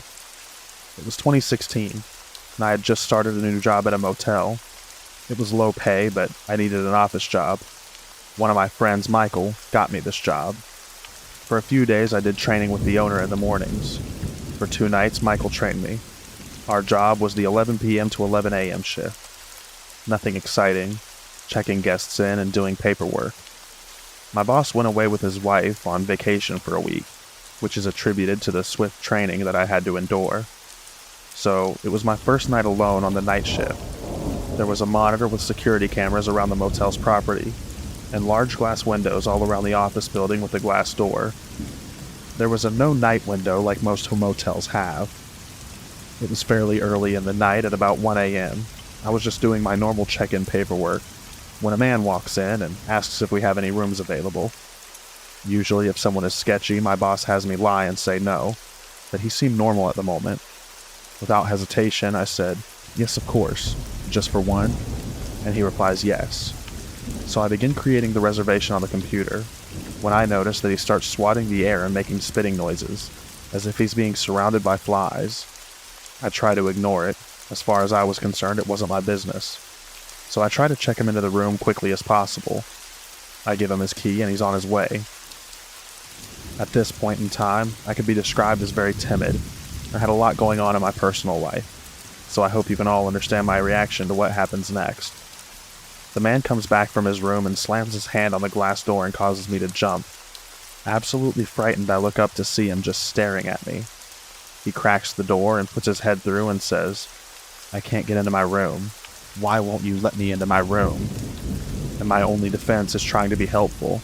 So I replied, "Maybe there's something wrong with your key. Let me give you another one." The look he had in his eyes was inexplicable. I felt like I was in absolute danger. I handed him his new key and he went back to his room. I try texting Michael because he is the one who trained me, though it was in the middle of the night and he was asleep. I needed some guidance. With no reply from Michael, I notice the man trudging down the stairs to come back. I go into absolute panic mode. I run into the back office and lock the door, and I pull out my pocket knife. It's important to keep protection when working at night. I hear the man in my office yelling, "Hello? Hello? Why won't you let me into my room? Why do you not like me?" Me being an absolute idiot, not standing my ground and calling the police when I'm feeling scared, I decided to take this situation on alone. I reply, "I'm just on the phone. I'll be right out." I then start calling Michael over and over for help. No answer. I decided to take a few deep breaths and then step out of the office. The man was not there. He was in the bathroom. I start hearing him talking to himself, angrily saying, "Kill her. Kill her." My heart sank. Still being an idiot and not calling the police. He comes out and I say, "Your key was broken. I'm sorry. Let me escort you to your room." Thankfully, he agrees. I was wearing a long-sleeve sweater, so my arms down, I was able to hide my knife in my hand while holding it. I began to walk outside, and he seemed insistent to walk behind me. We began making our way to the staircase and up towards his room. I was sweating from how nervous I was, continuously looking behind me to make sure that he wasn't going to make a move. He stops at a room, and I stop at his room a few doors down. I smile and say, "Oh, that's the wrong room. This is your room," as it clearly said on the door. The whole time he was going to someone else's room and trying to open the door. I felt bad for them. I quickly ran back to the office and locked the door. The next guest I checked in was a police officer from a few towns away. I felt bad for confiding in them about the guy, but they seemed willing to keep an eye out and ear out.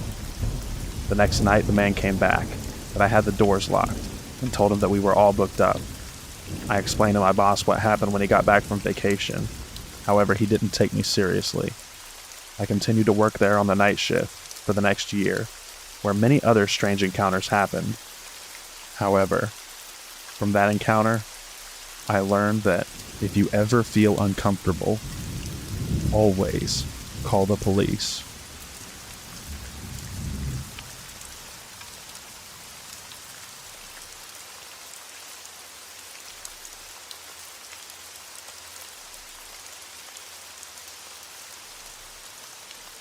This encounter happened to me a couple of days ago, Friday night. I was so shocked by it I forgot to post it to the subreddit after it happened. It was a normal Friday night just like any other, watching some late night TV. We've all been there. But when I went to go get some snacks for my viewing, I noticed my cupboard was bare. So I decided to make a quick run to the local gas station to pick up a cheap midnight snack. It was late, and it was the only place within walking distance that was open. But when I got to the gas station, there was this man there, disheveled hair, and he was young looking, but his skin was oddly weather-beaten for someone so young looking, and his eyeballs had these yellow spots on them. Unnerving to say the least, but he was the cashier, so I didn't have much reason to be afraid of him yet. I grabbed some stuff, laid it out on the counter, and started fishing around for my debit card. The cashier smiles. "You like those Gatorades?" His teeth. I'll never forget those teeth. The only way I could describe them was pure evil, almost like they didn't fit in his head. I nod politely, praying silently that that would be the end of it. He rings up my groceries and I scan my card, and then he says, "Hold on, I need to replace the printer paper." And he walks back somewhere that I can't see, but I look at the card scanner. There's no printer feed on it at all. Okay, fair enough. Maybe I don't understand how the receipt scanners work. Maybe I don't know where to look for the receipt to come out. But then I see this other guy at the door. He's trying to lock it. My red flags go off like crazy. I grab my card and leave my groceries there, rushing to the door. I'm pounding on it like crazy, and the other guy's trying to stop me. I hear the cashier coming back, so I panic and push the other guy into one of the aisles, giving me the opportunity to unlock the door and rush out. I haven't been back to that gas station since. Now, I go to buy my groceries ahead of time. But if I'm at some other store, I hope that I don't meet that creepy gas station guy.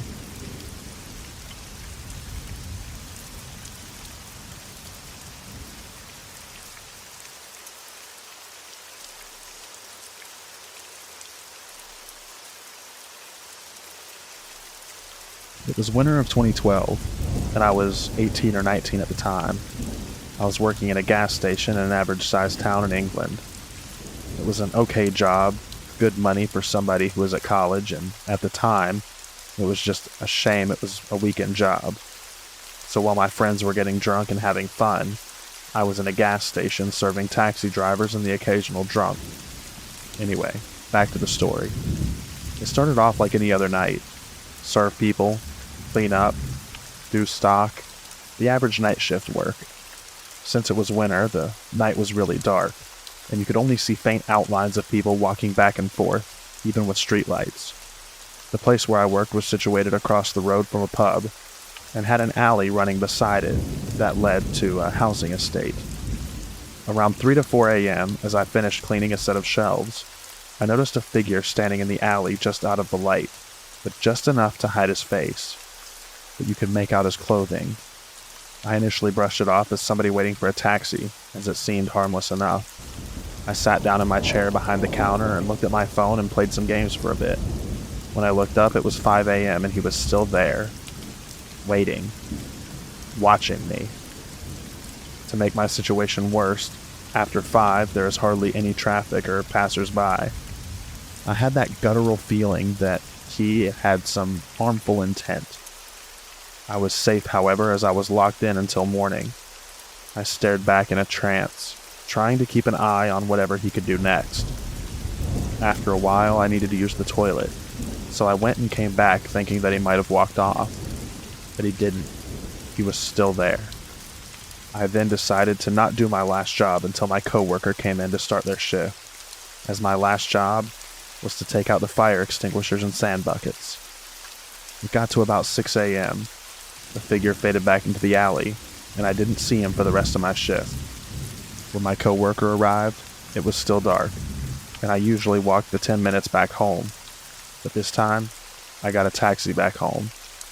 I felt the guy could be anywhere still watching me. I told my coworkers and family members about my experience, and they said they personally haven't experienced anything like it, and they wouldn't like to either. I was very nervous when doing my shifts from then on, feeling like as soon as I let my guard down, he would strike. But thankfully, nothing else happened after that. I quit the following summer to go to university. Safe to say, I don't want to meet the person in the shadows from that night.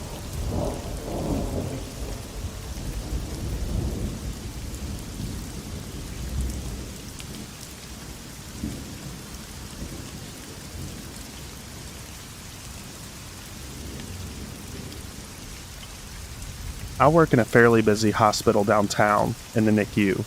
I usually work at night, and I kid you not, this happened to me less than 5 minutes ago. I figured it would be good to get this down in writing before I forgot. It's also a way for me to have some sort of proof in case something comes of it. During orientation, we are taught to be observant to the signs of a possible abductor. We're taught to look for oversized clothing, bags, and shifting behavior. Luckily, I've never encountered a strange individual until just now. It's currently 2:59 a.m., and I've been sitting at the front desk since 11. I'm a nursing student, so I usually just do clerical work around the unit. I also watch the cameras to make sure that no one is here that isn't supposed to be here. It's usually pretty quiet at night. However, I've already had a lot of weird night, so this just adds a cherry on top of it. The NICU and most of the second floor is a locked unit. This means that in order to gain entrance, you have to pick up a phone, which then rings to the desk. Usually it's parents wanting in to see their babies, and family members who are lost. It quiets down around 11, so no one usually comes in or out during my shift, with the exception of housekeeping. One of the security cameras is situated so that I can see who is picking up the first phone. I had been sitting here browsing Reddit when the phone rang. I glanced over at the phone thinking it was a parent wanting an update or something like that. It took me a second to register that it was the number for the first set of doors/phone. I picked it up and looked over to the screen. There was a lady in baggy clothing with a sling on her arm. I answered the door and she said she wanted in to find her cousin, who apparently had been brought up from the emergency department. I asked for the last name, and she unintelligibly rambled off a Latino name that I only caught the first part of. Knowing that we did not have any new admissions, I told her we didn't have anyone by that name.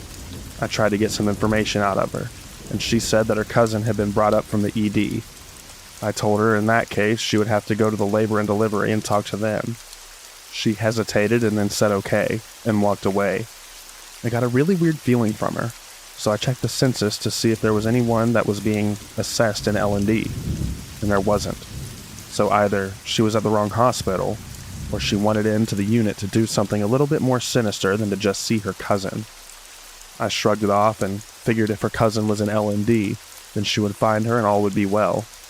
About 5 minutes later, the same lady appeared in her extremely baggy clothing and her sling. The only difference was that this time, she was putting the sling on and was using her injured hand to mess with something in her oversized sweatshirt. She picked up the phone and once again asked to be let in to find her cousin, and that L&D said that they had no one by that name. I told her the exact same thing, and that she would need to get in contact with her cousin and go back over to L&D. She got hostile for a second and then hung up the phone. Whether or not she was trying to gain access to the unit for things that she shouldn't be doing, I'll never know. But creepy lady who looked like a baby snatcher, let's not ever meet again.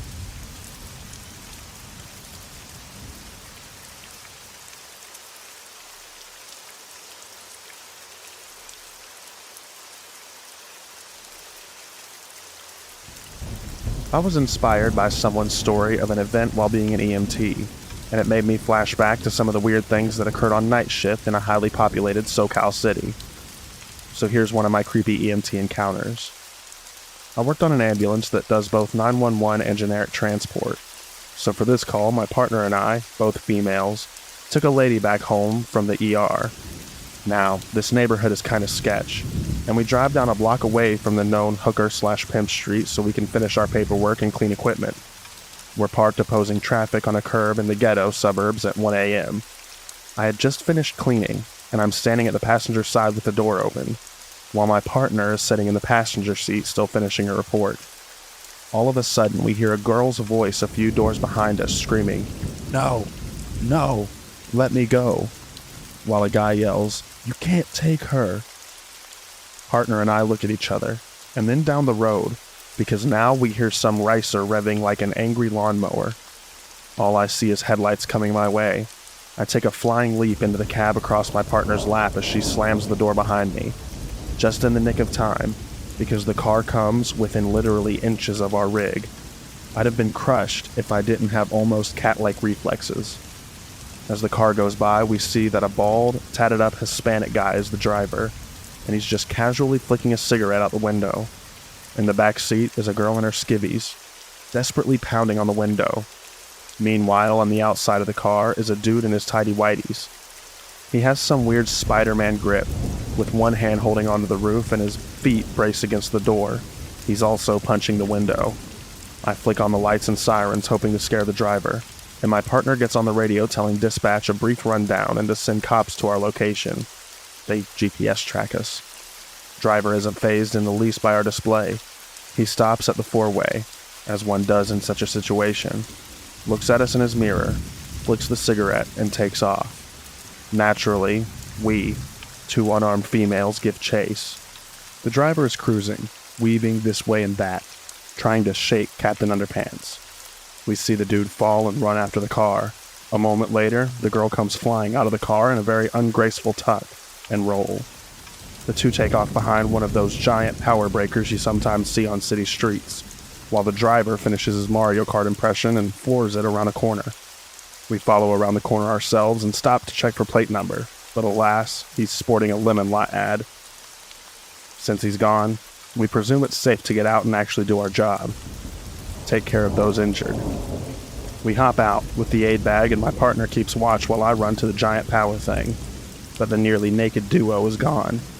At that moment, 5 squad cars pull up. little late, boys, and ask if we're the ones who called for backup. We restrain ourselves from asking if they see any other freaked out EMTs in the neighborhood and give them the story. They ask where the two who escaped the car went, and we respond that we don't know. They ask for a description and possible direction. We tell them that if they go left and make another left 3 streets down, then stop shortly before EC Boulevard, they'll see 2 people in underwear and likely covered in road rash. I helpfully add in whatever the design was on the guy's shorts, and they just stared at us for a minute. Realizing we were serious, 3 cars take off. Maybe 5 minutes later, one radios in saying that he found them. Here's the kicker. They denied everything. No car, no kidnapping, no chase. Of course, they can't explain why they're nearly a block away from their place, wearing only enough to not break any indecent exposure laws, their lack of shoes, or the copious road rash all over them. Since technically they didn't do anything wrong and they had no desire to press charges or be treated by us, they were let go. And that, people of Reddit, is only my second creepiest night in EMS.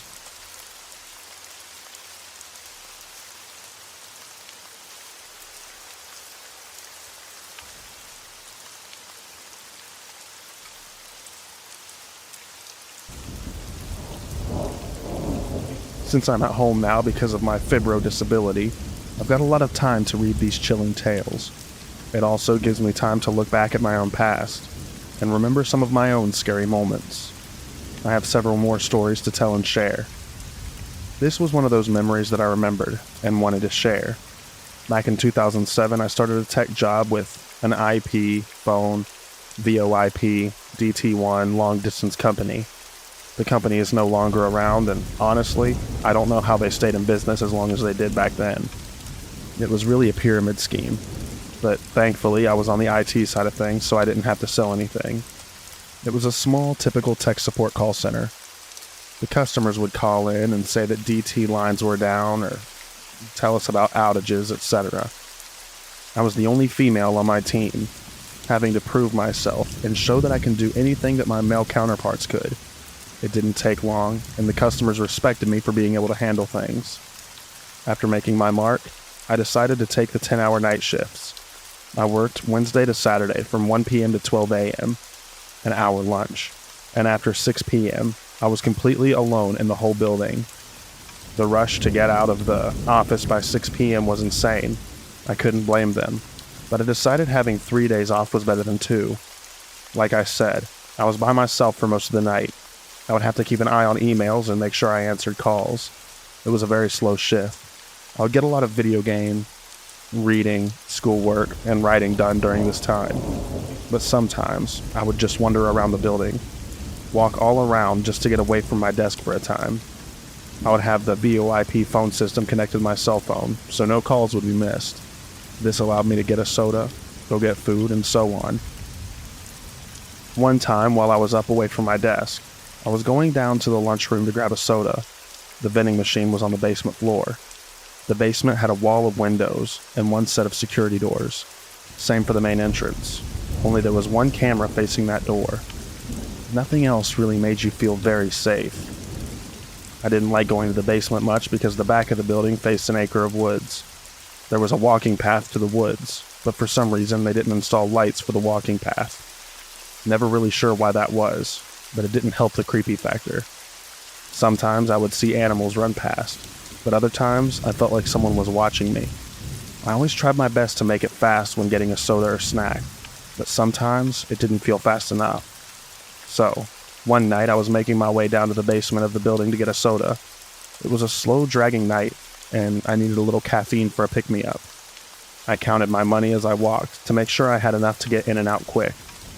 But out of the corner of my eye, I saw something dart from the glass door back into the darkness. I stopped dead in my tracks and tried to scan the forest, but like I said, it was just blackness. I felt a bit of unease, and everything told me to turn on my heels and go back to my desk. But it was 9 p.m., and I had a fair bit of time left on my shift before I could blow this pop stand.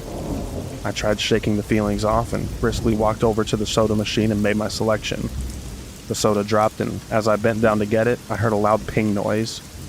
It was as if someone had hit the glass with something. I stood straight up and felt the hair on the back of my neck stand up.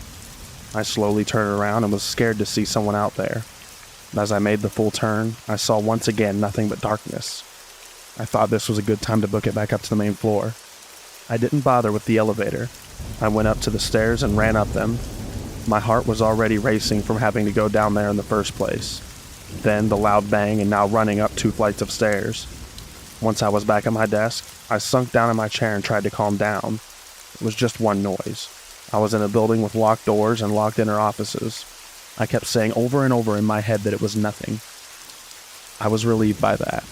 But out of nowhere, I got that feeling of someone watching me again.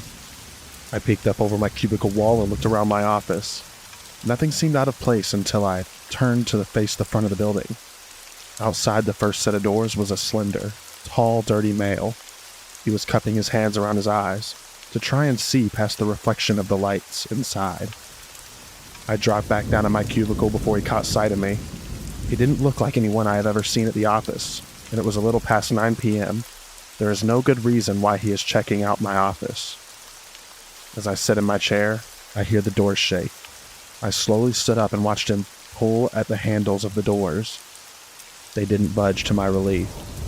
But as I watched him, he turned to face me. His face looked bruised or dirty. I couldn't tell which. Once his eyes locked onto mine, he started to bang harder and smacked the glass. I was so scared. It was the middle of the night. I was by myself and out in the middle of this office building complex. I grabbed my headset and dialed 911. While getting the operator on the line, the guy was walking back and forth from one side of the glass doors to the next. 911, what's your emergency? The lady's voice was direct. Yes, my name is Blank. I work at Blank. I need someone to come out.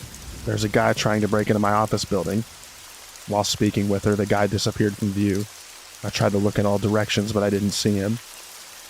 I knew that he wouldn't just walk off, not with how hard he was banging. Out of nowhere, a good-sized rock came out of nowhere and smashed against the door. I screamed and went under my desk.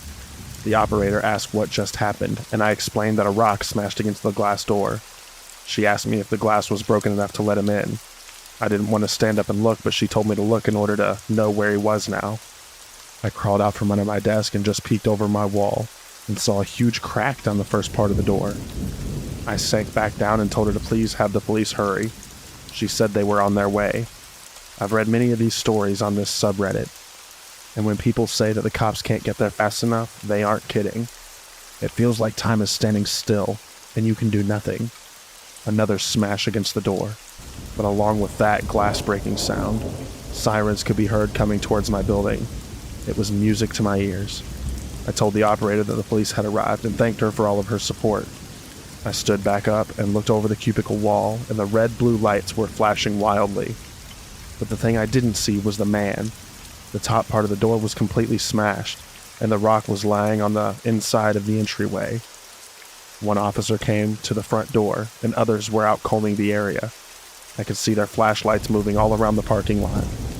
The first officer to come in the building and greet me was a very kind man. He was patient with me and let me explain what I saw happen. Soon, my boss arrived and checked on me, then the damage. At some point, my husband was called and told that I would be escorted home by one of the officers. I took the next few days off and started to look for another job that wasn't by myself at night. When I gave my statement, I explained to the officer that the person could be partnered with an ex-coworker who was fired a few weeks prior for stealing and just not showing up. He knew then people came and went. He knew where we kept the cell phones we were selling. Not under lock and key, but under a desk of the provisioner. From smartphones to Blackberries, then they were still worth buying, plus VoIP boxes and phone cards. I went on to leave this job a month later and started at a credit card machine company. It was an office full of people, still a call center, but I felt safer, especially with the security and cameras all over the building. Like I said before, this company is no longer around. It was bought up by another company, and they basically liquidated all the funds that were still worth something.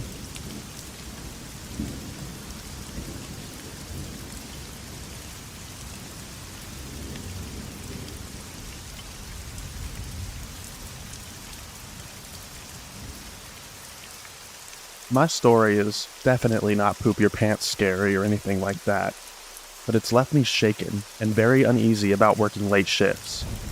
Anyways, I had just finished my year of university, and I had taken up a position as a taxi dispatcher with my boyfriend's cousin's taxi company. For the first week and a half, I worked mainly day shifts, until the owner decided to extend the hours to 24/7, and I was the lucky employee who would be covering 3 to 4 of these shifts per week. The next week, I was working my first night shift alone. The driver would be out all night looking for fares, which meant a lot of the night would be just me. I wasn't uneasy working such a shift by myself since I had worked a 24-hour coffee shop and was used to midnight shifts. It was also a Wednesday or Thursday night, so I wasn't very busy. The best part about the job was that my boss let me use the internet to play video games on my laptop in the office. From the computer desk in the office, I could see the front door, a portion of the desk, and most of the front windows, so I could keep an eye on what was happening outside. Plus, the bell above my door always alerted me to a new customer, so I wouldn't be caught off guard if I got too into my game. On this particular night, I was working with a taxi driver named Dave. Dave is about 6'3" and 300 pounds. Plus, he suffers from severe health problems, one of which made all his movements slow and painful. He definitely wasn't Mr. Fitness, or the type of person who would be able to defend themselves, or others very easily. Sometime during the early hours of the morning, around 1:30 to 2 a.m., Dave gets a call to go pick up someone in a town 15 minutes away. He gathered up his stuff and drove into the night, while I headed to the office and continued playing my video game. About 15 minutes later, I caught something over the top of my laptop. My mind froze. I could hear panting, and in the reflection of the window, I could see someone sitting in one of the waiting chairs. I walked to the doorway that connects the front room with the office. Some guy with a massive rat tail had managed to ninja his way into the office, and was now sitting in one of the chairs with his face buried in his hands, panting heavily. He was dirty, sweaty, and sounded like he had just run a marathon. Now, the rat tail should have tipped me off, but I found it more hilarious than frightening. A few moments passed, and I finally got up the courage to go ask him if he needed a cab. He didn't respond at first. I asked him again, and he looks up at me. I took a step back into the office. His face was scratched and covered in blood from a wound on the top of his head. I was shocked and immediately offered assistance to him. He replies with, "I'm fine. I don't need no help. I just want to go home." I asked him if he needed a cab, and if so, where was he going? He told me he lives about 20 minutes away and wants Dave to take him home. After that, shit started getting weird. I called over to Dave using the radio to tell him that there was a fare in the office and that he wanted a ride. He told me he'd be another 10 minutes. My hand was on the phone the entire time in case this guy made any sudden movements. Instead of going back to the office, I decided it was best to stay out in front, where there are 2 great big bay windows that make it easy to see what's happening inside the taxi office. I didn't feel as though he was a threat at all, but he seemed really angry at something, so I wanted to make sure that if something happened to me, people would be able to see it. So I walked out into the front room, and as I get closer to the gentleman, that's when I see it. He's not just bleeding from the head, but from the shoulder and knee as well. I ask him again if he's okay, then I offer to call him an ambulance for him.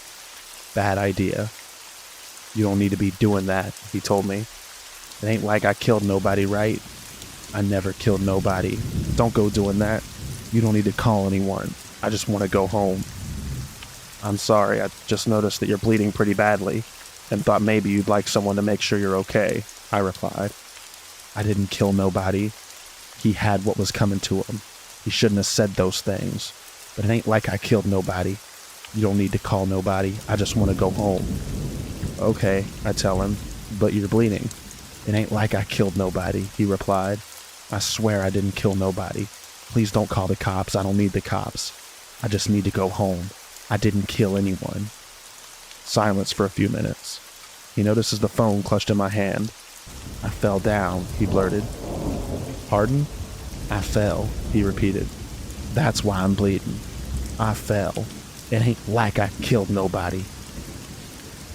He got up and started pacing. Blood was now on the chair and floor. I had the phone in my hand, and every once in a while, he broke the silence with another string of incoherent babbling about how he had done nothing wrong because he hadn't killed anyone, and that I didn't need to call the cops because he was a good guy. Eventually, Dave radios over that he's about 2 minutes away, and I breathed a sigh of relief. He pulled up out front. The man gets into the car and they drive off. Now I'm worried for Dave, so I called the cops. I reported what happened, and they followed a taxi cab to this guy's house where they arrested him. Turns out, the guy had run away from a nearby bar after he had physically assaulted a fellow patron. To what extent, I never found out. Injured him with a sharp object, I assume a pocket knife or needle. Took off running, fell, and managed to find his way to the taxi office. During his time in the cab office, the police had been searching for him, so technically no, he didn't kill anyone, but he did assault and attempt to kill someone. I also found out that one of the other drivers, Steven, knew the guy from a high school a few years ago. His name is Duke, explains the rat tail, and he has a history of violence. He also has a history of coming home drunk and cracking his wife's skull open from time to time. Whether he had planned to that night, I couldn't say, but I'm just glad that the guy ended up in the drunk tank for the night. His wife was unharmed, and the guy who got stabbed didn't die. At least, I assume he didn't, since I still see Duke every now and then, walking the streets with his glorious rat tail, which means he didn't get arrested. But in all seriousness, I wish you guys could have seen this rat tail. That thing was impressive.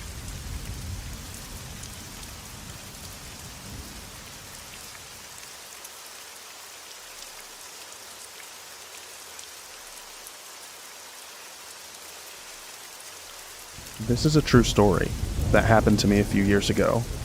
I'm from Germany and worked in an old people's home in a little German town at that time.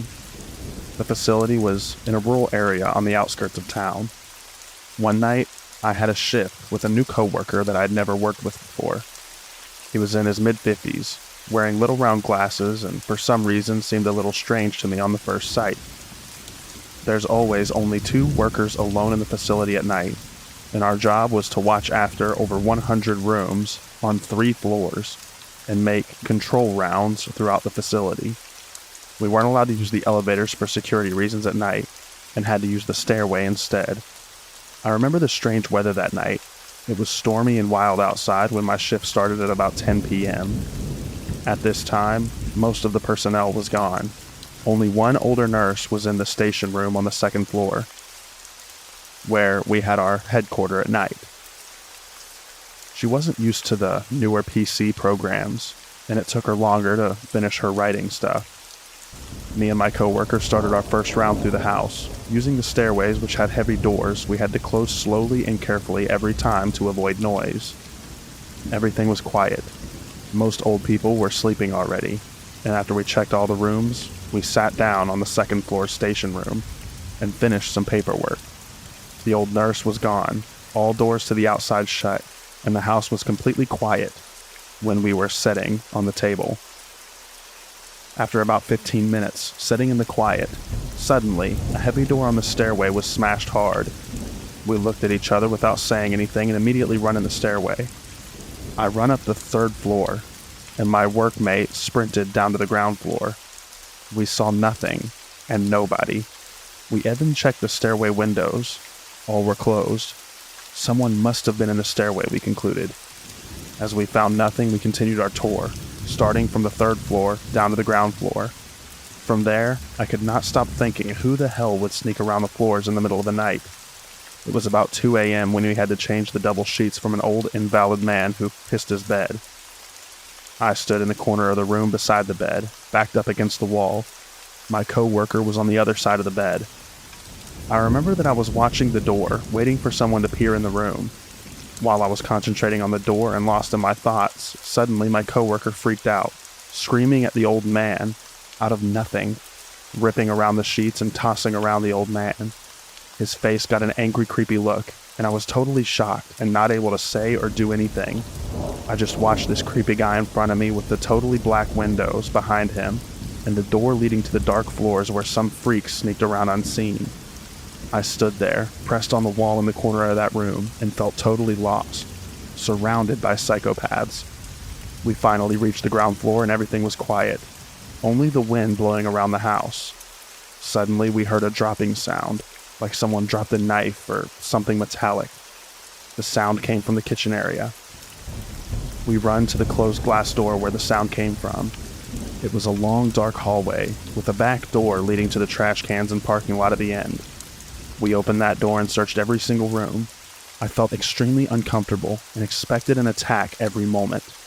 Again, we found nothing. Some hours later, we started our last tour for this night. We split it up this time, and I checked the rooms like usual. When I looked in one room, an old lady was awake and sat on her bed. She asked me if I was in her room 5 minutes ago. I said no, and that we just started our tour. She told me that 5 minutes ago, she clearly heard someone enter her room. She asked, "Who's there?" but didn't get any answer back. Then the door was closed again. I got a creepy feeling while listening to the old lady. I told her to push the alarm button next time something like this happened. I think it's unnecessary to say how I felt for the next hours of the night. Every time I entered a room or walked around a corner, I expected some stranger standing there every time. I was more than glad when this shift was over.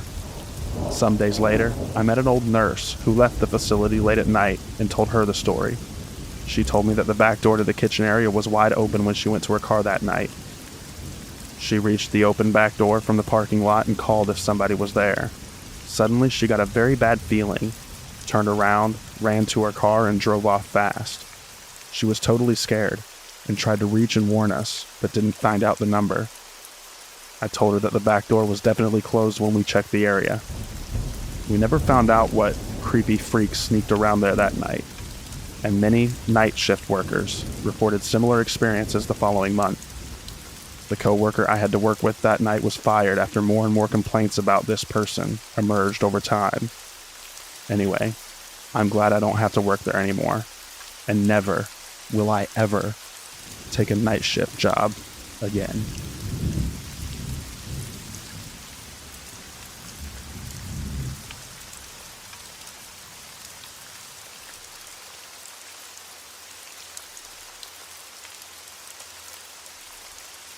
One night, I was working a night shift in a refinery. I was working a whole watch for my shift, which means I basically sit in an entrance and document anyone that goes in and out. Well, a guy showed up. I got his name and he gave me the company he worked for, so I logged him in. Everything checked out, so I'm waiting at the entrance for a few hours for the guy to come out. Now that's nothing unusual because most people that go in will stay there for 2 to 6 hours at a time, and every hour or two I yell up to make sure they're okay. I would yell, and usually the guys would whistle back or make a noise to let me know that everything is okay. And every time I check, I thought I heard a response. Later, a few more guys came up to go in. I logged them in and let them know there's another guy up there doing inspections. They go in and radio back, "Hey, there's no one in here." Immediately, I had a weird feeling, because I was at the only exit/entrance, and there's no possible way to get out the container without me knowing. The way the container is set up, you have to climb a ladder to get into it from underneath, using a scaffold to help. I was sitting in the scaffold far back enough to where, if anyone came out, they would drop down right in front of me, and the only way off of it was through the gate that I was guarding. So I radio my foreman and explained to him what happened. He got in contact with the company, and they had no one by that name, and no one scheduled to check that particular container. I was completely baffled at this point. Here I am, adamant as ever that someone went up in the container. I thought I was going crazy, and I was also a little weirded out. I had his signature on the log where they sign in, and I have to sign right next to their name also, acknowledging that I know that they are going in. For about 20 minutes, I'm in full panic mode and freaking out because I don't have an explanation as to what happened, or where he went, or who he was. And on top of that, I could have easily lost my job because of it.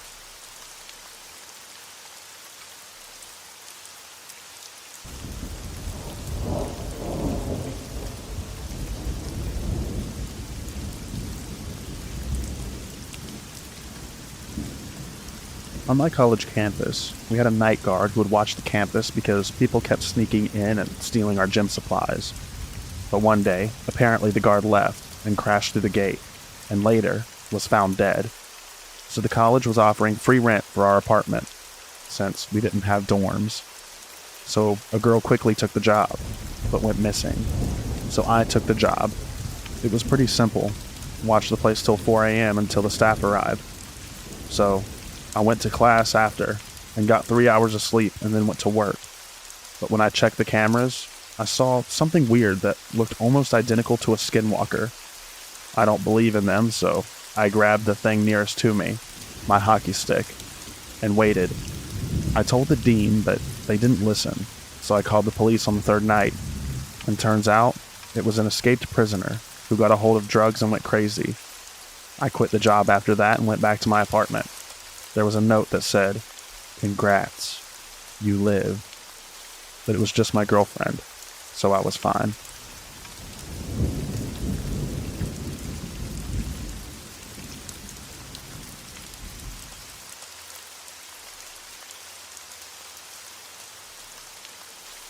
Okay, so to begin this, I wasn't actually put in any danger, but this story creeped me out a lot, and I still can't stop thinking about it. I work the night shifts at my job, which is just a little smoothie shop. So basically, every day I work, I do night shifts. Well, today was a normal day with no real issues besides a few rude customers, which seemed more often today than normal. Anyway, at about 8:30 tonight, we get a call, which is normal, so my crew member answers the phone. Eventually, I hear her say something asking about a physical description for one of us employees. So the conversation went like this. "Do you know her name? What does she look like? What is her race?" Well, the guy on the phone couldn't say the name or looks, but the girl was white. Tonight, there was only me and another crew member who were white, working, so it was one of us. Crew member says, "Okay, that narrows it down. What color was her hair?" He didn't know, so she handed the phone to me because the other girl has bright red noticeable and unforgettable hair. So I answer, feeling nervous. I'm going to get yelled at. And he starts talking to me and saying, "Hello, I just remembered the girl had brown hair with light blonde in it, and she looked about my age." So I say, "Yeah, that's me. What can I help you with?" Then he answered, "I just remembered something about her. She had kinda hairy arms." This was kind of weird to me, but I just ignored it, because I have dark hair and it's noticeable. So I just say, "Okay, what did you want to speak to me about?" And he keeps talking about the hair on my arms, and asks me to describe the hair on my arms. He's asking, "What color? Is it long? Is it like a lot?" And I just answer him awkwardly, and I'm getting increasingly more uncomfortable as the conversation continues. So I say, "Why are you asking me this?" And he goes, "Because I wanted to thank you for how nice you were to me earlier." So I say, "Oh, you're welcome, have a nice night." Then he says, "What did you think I was gonna ask?" And I said, "I don't know." Then he goes back to talking about my arm hair and says, "Is the hair on your arms long and straight, or curly and messy?" So I'm getting really upset and creeped out at this point and just say, "I don't know how to answer that. Have a good night, sir," and hung up. As soon as I got off the phone, I tell my manager how uncomfortable that made me. But obviously you can't do anything over a phone call. Everyone was teasing me about my secret admirer, but it really gave me just an awful gut feeling, to be honest. Maybe I'm dramatic, but that guy was creepy, and I'm not sure what he was doing, but it seemed like he had some sort of weird fetish.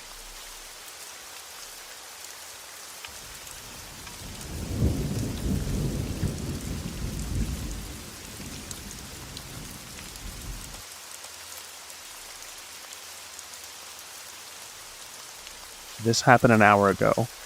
I work in an upscale hotel in one of my state's most affluent suburbs. Like most hotels, we're struggling during the virus. Our rates have been slashed in half to get guests through the door, and our clientele has shifted from upper crusty business people to a mixed bag of multiple different characters. It's mostly been fine, with a couple of notable exceptions earlier on in the pandemic. Cut to tonight. I'm working overnight alone, 7 p.m. to 7 a.m. About 3 hours into my shift, I get a call from room 235. He has a strange voice. It's quiet, raspy, and maybe has an accent. He tells me that he can't figure out how to work his remote to his TV. I assume maybe the batteries have died, but he insists that the remote works fine. He just doesn't understand how to operate the volume button. I find this strange. I've worked in hotels for 5 years, and I've not once encountered someone who didn't understand the TV remote. I give him the benefit of the doubt. The volume button is like a Guitar Hero strum switch. You have to press a single switch up or down to navigate. Also, working in customer service, you come to realize that people are much, much dumber than what you believe they are. Since I'm alone at the hotel and not technically supposed to leave the front desk, I tell him that if he needs to come down to the lobby, I will gladly show him how it works. This upsets him. He grunts and starts complaining that our customer service is terrible, and what kind of hotel wouldn't have an attendant come to the room for something like this? I give in. He's only 1 floor up, and I can't possibly take long to show someone how to change the volume on a remote. Everyone is checked in. It's not worth the argument or the bad review later. I tell him I'll be up in just a moment. I knock on his door and do the customary call out. Guest services. I can faintly hear him talking to someone, but it's muttered, and I can't pick up any distinguishable words. At first, it felt like he was instructing someone else to get the door, and I anticipated it opening shortly thereafter. The talking went on for so long that I wondered if maybe the people in the room hadn't heard me. I was debating knocking again when the deadbolt slowly unlatched. Normally, when I go to a room, the guest opens the door wide and stands to the side to let me in, or at the very least opens the door enough that I can fully see them, and they can fully see me. Not 235. He barely cracks the door. It's open maybe an inch. Even weirder, all the room lights are off. It's entirely dark except for the very faint glow of his TV, which is on, but with the volume turned all the way down. His voice sounds exactly like it had on the phone, raspy and withered. He is standing behind the door, so I can't see him at all. Completely disembodied, he instructs me. "Come inside, sweetie." I say nothing and don't move. I guess now is the part where I tell you I'm a small-ish, 5-foot-tall woman with a baby face in my mid-20s. Come on. Come inside. He sounds more edgy, more insistent this time. It feels so obviously like a trap that if I wasn't absurdly on edge, I would have been insulted. How naive does he think I am? I push the door open but remain as much in the hallway as possible. I also take the opportunity to reach for the light switch just inside the door. The room lights up and I finally get a look at him. He's at least 60, white-haired and slim, but with a little gut. He is shirtless. He is wearing pants, but his belt is undone and the ends are flopping down. I'm not entirely sure because I try not to look, but I believe his pants were also unzipped. He appears to be completely alone in the room. The only piece of luggage is a small black duffel bag. I try to quickly explain the volume switch from where I'm standing, awkwardly in the doorway, but he isn't comprehending it, or at least, he's acting like he isn't. I ask him to give the remote to me so I could show him, but he backs further into the room. "You know, it'll be easier for both of us if you could just come inside," he tells me gruffly. For a brief moment, I think I see his eyes glimmer. Update. Made it through the night. My boss was very concerned and felt badly. He apologized if he had ever made me feel like I had to go to guest rooms while alone at the property, and made it clear that he wants us to not do that anymore. For the record, no one has made me feel like I have to do that. All of the front desk staff do it from time to time. I usually don't unless it's one of our regulars who just needs a new roll of toilet paper or something. I did in this instance, because it seemed like it would be quick, and while he sounded weird on the phone and I hated his voice, I didn't expect it to go as it did. You encounter a lot of weird people working in lodging. Usually I feel like I can tell the benign from the malignant. Obviously it was a bad call on my part and I was wrong in this case. I've learned my lesson. As for not calling the police, or my boss right then and there, I felt like I was potentially going to be in harm's way while I was standing in the doorway, and he was actively being a creep. But when I got downstairs to my lockable office with my security cameras, which would have allowed me to see him coming, I was just really anxious and on high alert. I had decided if he called again, I obviously wasn't going up, and if he came to the desk, I would have 911 punched in on my cell just in case. We're 2 minutes from the police station, and there's usually a patrol car hanging out in our shopping center. They show up quickly any time I have had to call. Also, I like to think critically before I call the police for any reason. I've called them on someone for being similarly as weird, but in a slightly different way, and was told that unfortunately he hadn't technically done anything, and to call back if he does. I don't believe it would have gotten me anywhere. I didn't call my GM because he lives 45 minutes away, and I'm not sure what he would have done. Even if he'd offered to wake up and drive the 45 minutes to the hotel to replace me on shift, I would have refused because I needed the money. Anyway, thanks everyone for the concern, and for checking in on me throughout the shift. I wrote the post because I couldn't believe what just happened and needed to share it with someone, even anonymous people who don't know my location, to feel less alone and to process it a little. I also eventually got in touch with my girlfriend, so I had a real person with my real address keeping tabs on me as well.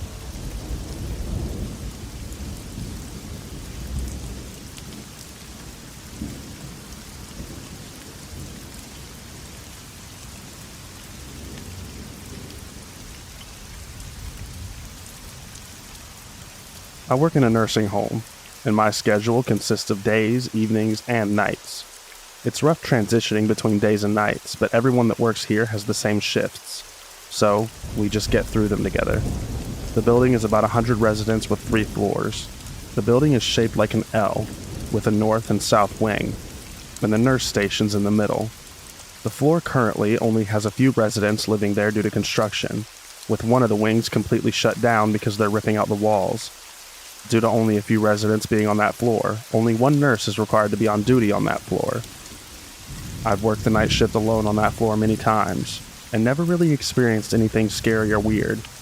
Sure, it's creepy and dark at night, but that was it. I've never believed in the paranormal, at all. I had the mindset that I had to see it to believe it. I'm a huge fan of true crime and scary movies and stories and paranormal documentaries, however. A few of my coworkers over the years had talked about how the 3rd floor is haunted. They'd hear knocks at night and see weird things. I was always intrigued to hear about it, but we would always just laugh it off. But that night a few weeks ago has really started to change my mind. I was sitting in the nursing station, watching movies and playing on my phone. I had just done my rounds and had answered a call bell. I had felt off that night, and constantly had that feeling of being watched. I also kept on thinking that I was seeing things out of the corner of my eye. The next part is hard to explain, but I'll try as best as I can. As I was sitting there, all of a sudden a shadow dropped from the ceiling and hovered over me. But by the time I realized what I was seeing, it was gone. My heart jumped and I jumped out of the chair. There was no way that anything would cast a shadow like that, or a car passing by, as the only window looks out into the forest, with nothing but trees for miles. After a few moments I calmed down, and left the nursing station to go check on my residents. Nothing seemed to miss, and none of them were awake except for the little old lady at the end of the hall, watching her TV shows. As I walked back to the nursing station, I swore I saw feet or a shadow moving under the crack of the door, leading to the wing that was closed for construction. I opened the door just to make sure it wasn't a wandering resident from another floor. This actually happens quite often. But there was no one there. I walked back to the nursing station freaked out, but still feeling like someone or something was watching me. I settled back into my chair and tried to watch TikTok videos to get my mind off of it. I was sitting with my back to the window facing the door. About an hour of watching videos, I glanced at the clock. It was 3:03. I remember being slightly annoyed as my coworker had promised to come up at 2:50 so I could have my break and go out to my car to have a smoke. Unhealthy, I know. I'm trying to quit, but that night I needed one. All of a sudden, I hear 3 knocks on the window behind me. I jumped up, looked out the window, and there was nothing there. Flight mode took over and I just darted down the hall, running into my coworker who was just coming off the elevator. Now bear in mind, I'm on the 3rd floor, which is pretty high up. There was no stairway, tree, or ladder outside that window, so it was impossible for someone to have climbed up there and knocked on the window. I immediately asked my coworker if she knocked, or heard any knocking at all, and she said no. She could see how shaken up I was, and offered to switch floors for the remainder of the shift. I was very thankful, as being on the 2nd floor means you're with another nurse, so I wouldn't be alone. I went out to my car and had a few smokes and just tried to calm down.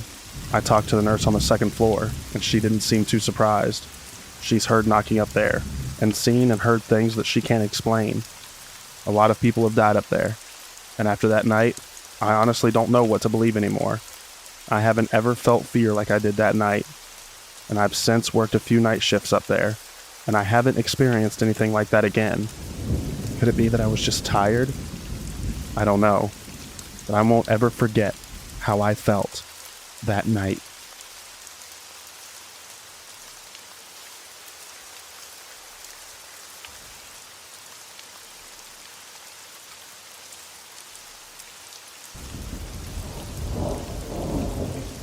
So this happened in 2020.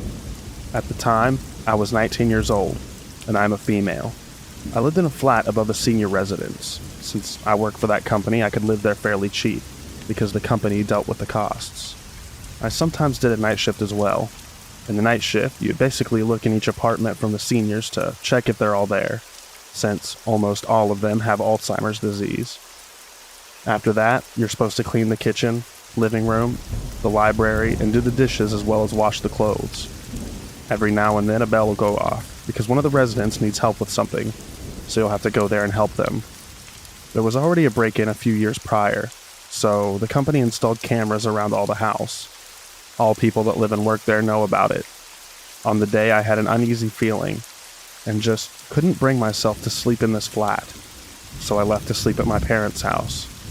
When I came home the next day because I forgot something, I saw that police were there. They were questioning the night shift. Then they looked at me and asked for my ID and what I was doing there. I explained that I live above the residence and forgot something that I need for work. They proceeded to ask me if I was at home the last night, to which I said I was not. I finally had the guts to ask what was going on, and then got told that someone has broken in that night. After that, I asked if they needed the camera footage, and their faces lit up as they said yes. I found it weird how they got so excited, but I'm not the one to judge. They probably hoped that it would make it easier. I then called my boss, and she came with a laptop about 15 minutes later. We all looked through the footage together. It was creepy to see how two people carefully walked into the garden. One of them looked through a window, and you can see him closely watching the night shift. The other took a different route and walked around the house, peeking into an apartment of a resident while they were sleeping. He then walked a bit further around the house and stood under the window of the library. We could then see how the night shift went into the basement to wash the clothes. As soon as she was down in the basement, the person who was watching her ran to the other and gave a thumbs up. They then proceeded to pry the window open. One of them jumped in and looked around confused. Now here's why.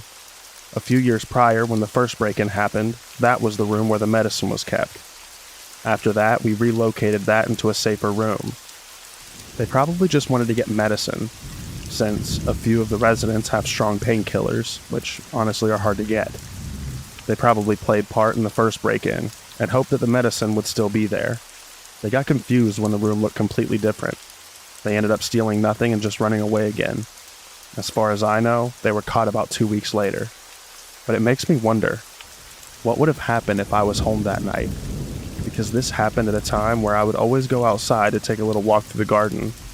I have insomnia and this helps me a bit. Would I have met them? If so, how would they have reacted?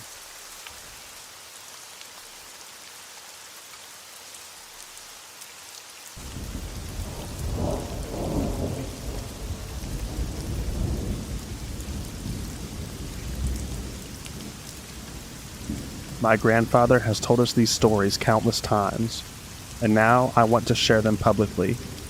Back in the mid-1980s and 90s, he worked various security jobs. The first story took place in a small town outside of Chicago. He worked from midnight to 6 a.m. security at a junkyard. The junkyard was small, but had a fence lined with barbed wire on top. My grandfather said that, except for a few occasions where someone high, homeless, or crazy would try to break in and he would have to bullshit them by saying he had a gun or that he was calling the cops, the job was quiet. Get there, listen to a handheld radio on a low volume, and just wait till the morning. Well, one night, he actually had to get help. After hearing a struggle from the fence and a thud, he went inside the junkyard. A homeless man was inside, tearing through random garbage. My grandfather called out to the man, shining his flashlight on him. My grandfather saw that the guy's whole leg and hands were torn up. He shined his light on the barbed wire to see small pieces of skin hanging from it. The guy tried approaching my grandfather. The BS of "I have a gun" or "the cops are on their way" didn't work, so my grandfather got the guy over to the small security office where his phone was. He locked the guy outside of the office and called the cops. The guy fled back into the junkyard when the police came. My grandfather let them in, and they went deep into the junkyard before coming out with him in handcuffs. Apparently, the guy was high on crack. He tore up his hands and legs on the barbed wire and had to get intensive medical care. The second story is similar. This one is from the mid-90s. My grandfather was a security guard at a homeless shelter in a suburb of Chicago. I say homeless shelter because I don't remember the name for it. It was like a poor rehab center where you can check in, shower, eat, and sleep there, but it was mainly for poor and homeless people. My grandfather was once again the night shift guard. The place was a YMCA beforehand. It wasn't in a good condition, even when it was a YMCA. My grandfather's office was small, and on the first floor. He had a window to the outside, and a window looking into a hallway of the building. During one of his slower shifts, my grandfather was reading a hockey magazine and listening to the radio. He turned the radio down because he heard screaming, followed by a loud bang. My grandfather had first thought nothing of it. The place had a lot of people with mental issues, so he thought someone on the floors above him had an episode and broke something. This changed real quick when he heard moaning from outside the window. My grandfather stuck his head outside the window and saw one of the tenants from the building, face down, planted into a shed outside of the building. My grandfather called for an ambulance and ran outside to the shed. The man was fine when he got there. Apparently, the man, in a cracked out of his mind delusion, jumped from a higher story floor. Apparently, he found a way to get out of the window and threw himself out. The man wasn't okay. He broke bones in his ribcage and arms. My grandfather went up to the guy's room to lock it to prevent any like-minded people from jumping off. The people who stayed next to the jumper said he was making a lot of noise from the room, but no one said anything because it was normal for people to go crazy in there. My grandfather has a lot of stories from the 80s and 90s security, and next time I talk to him, I'll ask for more. TLDR, crack makes you invincible, even if you seriously injure yourself.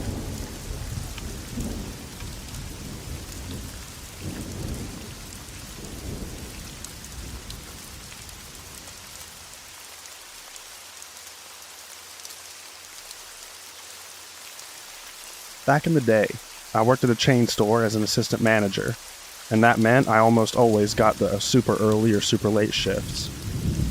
Shortly after I was tired, the store extended its hours so that we closed at 10, but did all the cleanup and such after hours, so we wouldn't leave until 11. Nothing too crazy, but that late at night, things get a little sketchy. This was one of the worst times that I can remember. It was just before closing, and we had a short line of customers. It was a Friday night, so people in late getting drinks and snacks was pretty common. When suddenly, this very tall, very wide man came up to the counter. He had no items in his hands, so I asked if I could help him, and he said, "Yeah, I'm looking for this person." Now, I vaguely knew the person he had mentioned. Small town, and a guy with blue hair is hard to miss. But the way he said it made me nervous, so I told him I didn't know who or where he was. He was not happy. He leaned in real close and started to tell me how he really needed to find him, and how I just needed to tell him where he was and it would all be good. I insisted that I didn't know who the guy was. The man suddenly slams his hands down, telling me that if I didn't tell him where the guy is, I'm gonna be very sorry. Lucky for me, a few guys in line stepped up to scare him off. Over the next half hour, the guy just hung out in the parking lot, so I eventually called the state police who, after hearing his description, were pretty keen to send someone out. Only problem is that the department was about 45 minutes away. Well, I figured I will lock up and me and my other coworker can clean up early while we wait, as the last thing I wanted to do was leave that door unlocked for him to wander back in. I lock the doors and we proceed to go about our business. About 5 minutes later, the lights go out. I was standing at the back of the store with a mop and almost had a heart attack as the emergency lights came on, and I went towards the front to see what was happening. My coworker was equally baffled and said, "Maybe the breaker tripped." I was this close to stepping outside to go find the breaker when I saw the guy still standing in the parking lot. I have never booked it to the back room so fast. I grabbed my cell phone, locked me and my coworker in the back office, and called to see where the cops were. Sadly, by the time they got there, the man had taken off. We gave a description of the only car that we had seen in the parking lot, but we were told that this guy was apparently into drug trafficking, and the person he was looking for used to be involved with him before getting clean. He'd been wanted for multiple violent assault charges, and they hadn't seen a trace of him in weeks. I didn't work the night shift again for a long time, but I did see him once more at a glance in a grocery store. Not a fun time.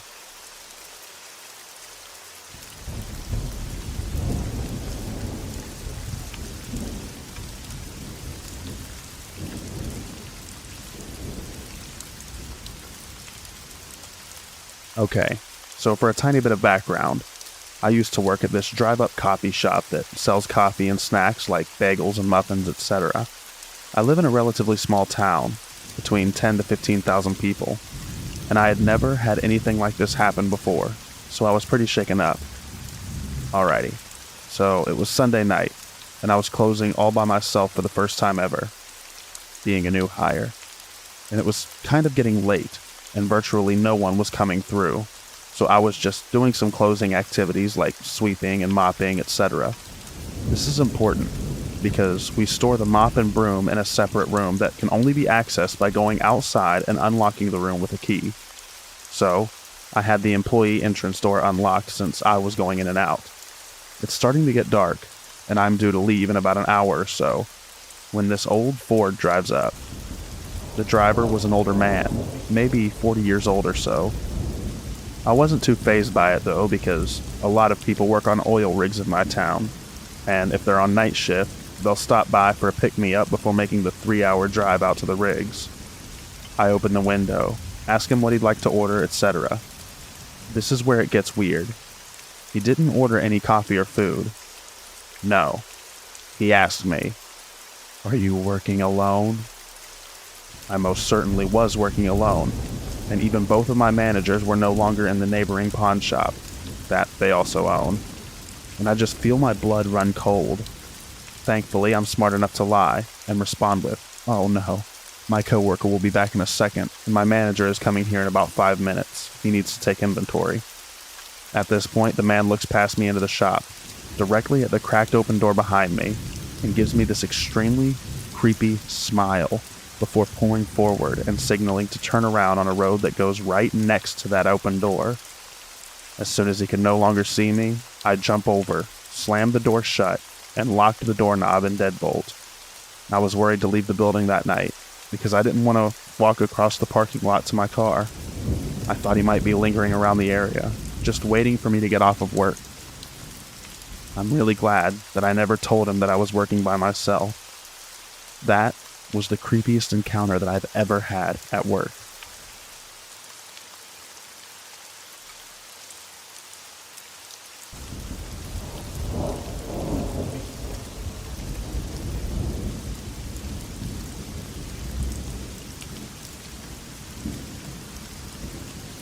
Hey everyone, this is my first post, so bear with me. I'm doing my best. For context, I work the front desk at a hotel very close to a busy interstate in New York. This didn't happen to me, but last night, my coworker who works the overnight shift had a man come in. She said hello, and he immediately says, "I'm gonna come in that door and assault you, and you're gonna love it." Said door goes into the laundry room, which also has an entrance to the first desk. She was rightfully terrified, and called the police while telling him to leave. There are multiple exits, but one of them is right across from an entry door that goes into the back room that connects to the front desk, and that is, of course, the one he heads towards. She yelled back at him that he needs to leave through the front door, and thankfully he listened. The police arrived, told him to leave the property and let him go. They then proceeded to tell my coworker they got a call about the same man a couple hours ago for harassing and saying the same terrifying things to women outside a gas station about a mile away.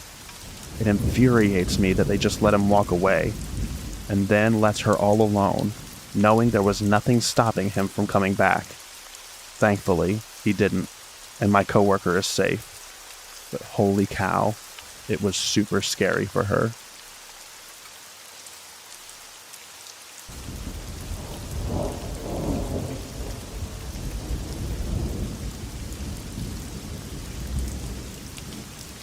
Short disclaimer.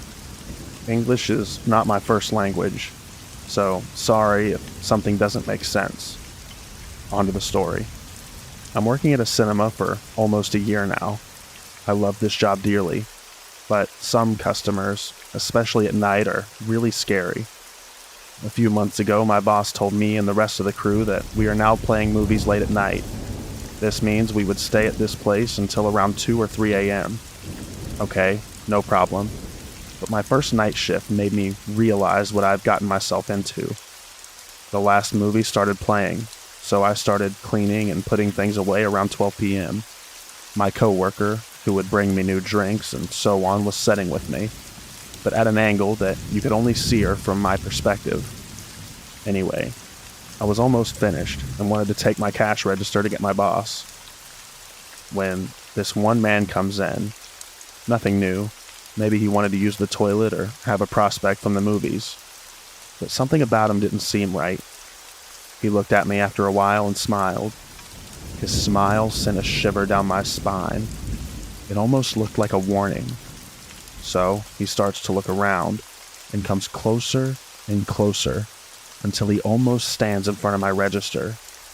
My heart was pounding because I was so scared. Suddenly my coworker sneezed. He froze in his tracks and looked over to her. He didn't really see her because of the way that she sat. He looked almost panicked, like he thought I would be alone. He looked back at me, nodded and smiled again, and almost ran out of the theater. My coworker and I looked at each other. This man smelled like danger.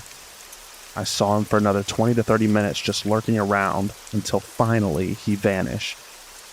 My coworker stayed with me the whole time, besides the fact, she had things to do and her shift was almost over.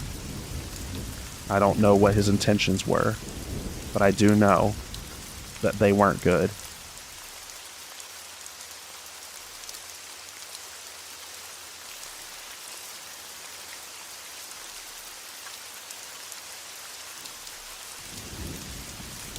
So, for context, I work in a radio station that has glass walls open to the public. I was doing my thing when I caught a shadow out of the corner of my eye. I turned and saw the creepiest person I've ever seen. I think the smiling man from that one creepypasta. He had his face pressed against the glass and was wiggling his fingers at me. He then took off and I was on edge for the rest of the night, thinking I'd turn and he'd be there again. But he wasn't. End of story, right? Wrong.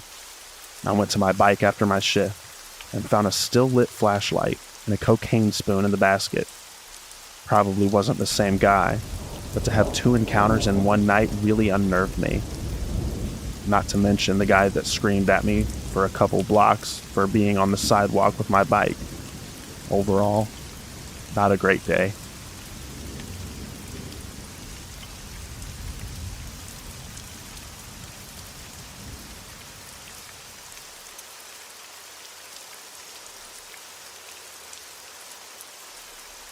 "13 years ago, I was a dishwasher at a restaurant, and once a month we would do a deep clean of the entire kitchen. This was done overnight to avoid interruptions in service to our patrons.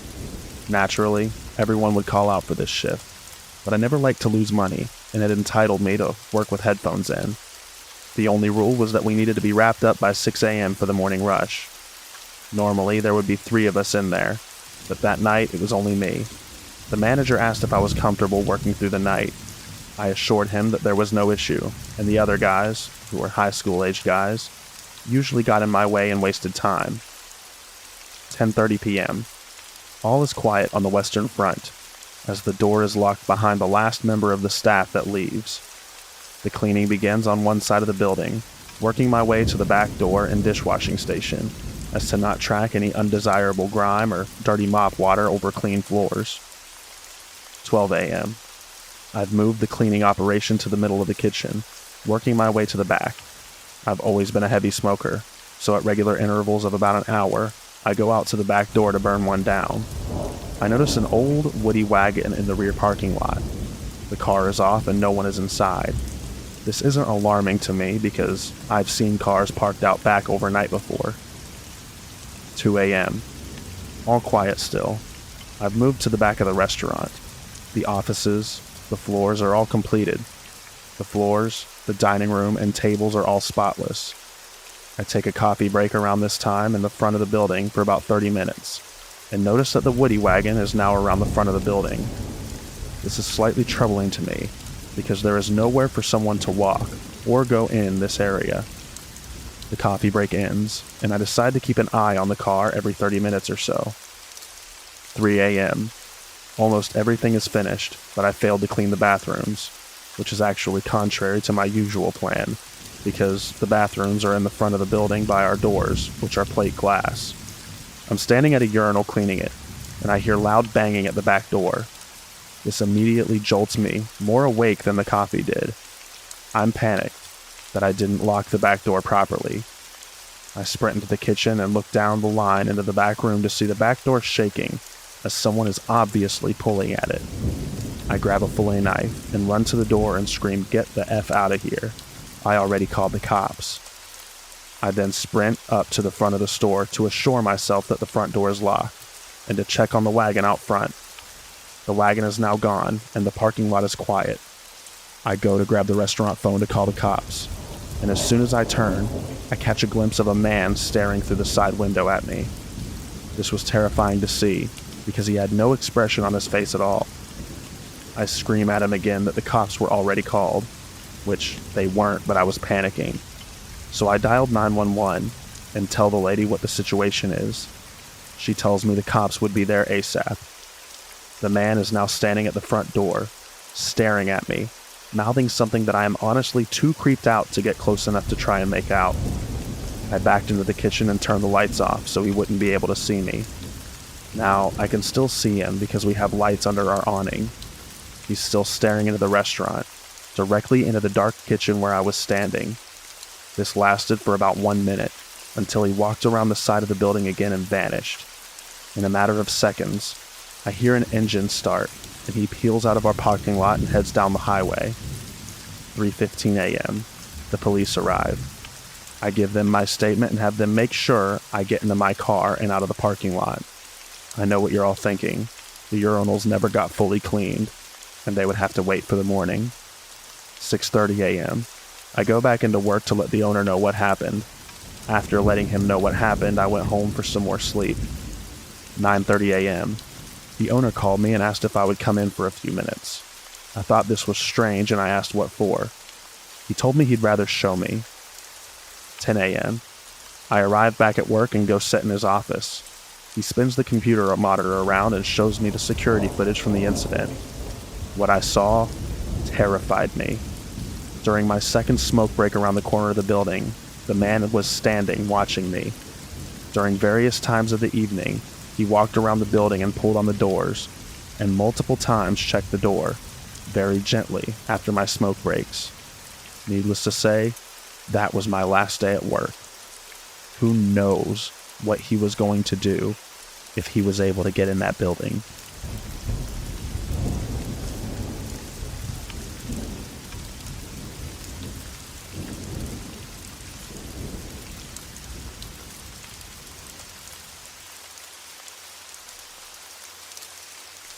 I was working graveyard at Walmart in the automotive department, and I was having a really depressing week. It was just the worst week that I've had in a long time. Anyway, I'm working over there alone and picking up a box from the pallet. When I turn around, I see a tall, thin, gray-skinned man. He was maybe in his 70s or 80s, had a mostly bald head except for some dirty-looking stringy hair around the sides.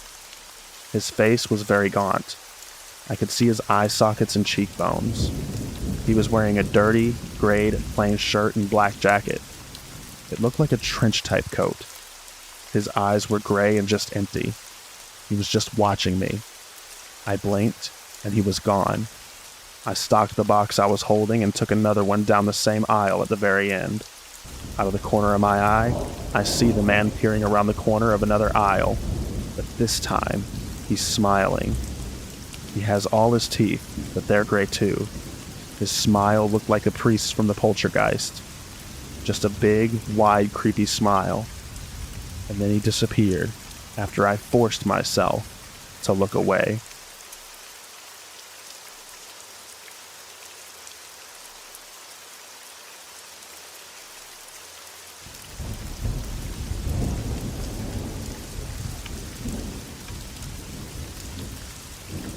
When I worked graveyard at Walmart, it was my first night on the job, and this older guy, I'd say about 45 to 50-ish, came to me and lady who was training me and asked where the Just for Men was. So we showed him. He then proceeds to tell us that he just got out of jail and that he was looking for a piece of booty, putting it nicer than he did. We just looked at each other and said, "Oh, okay, well, good luck." So we go back to working. We finished one cart, and as we were walking back to the back room, to the bins, we walked around behind jewelry and walked through the toys. She proceeds to tell me that the guy is behind us, and not to freak out. So I just keep looking forward, and then he says something. I can't recall what, but her and I both almost took off running to the back. We tell the manager, but by the time he gets our story, the guy is gone. It was creepy as hell, and he just gave off really creepy vibes.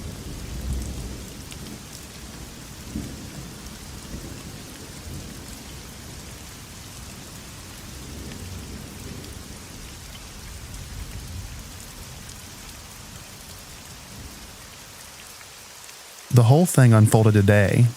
Cops were involved. I almost had a panic attack. It was a whole mess. So I'm on a trip backpacking around Europe with my brother, currently in Paris. We're staying at this hostel and we're in a 10-bunk bedroom. There was this one guy in the room who was immediately super weird. Almost right away, like as soon as we got settled, he starts talking to us about flying to Libya.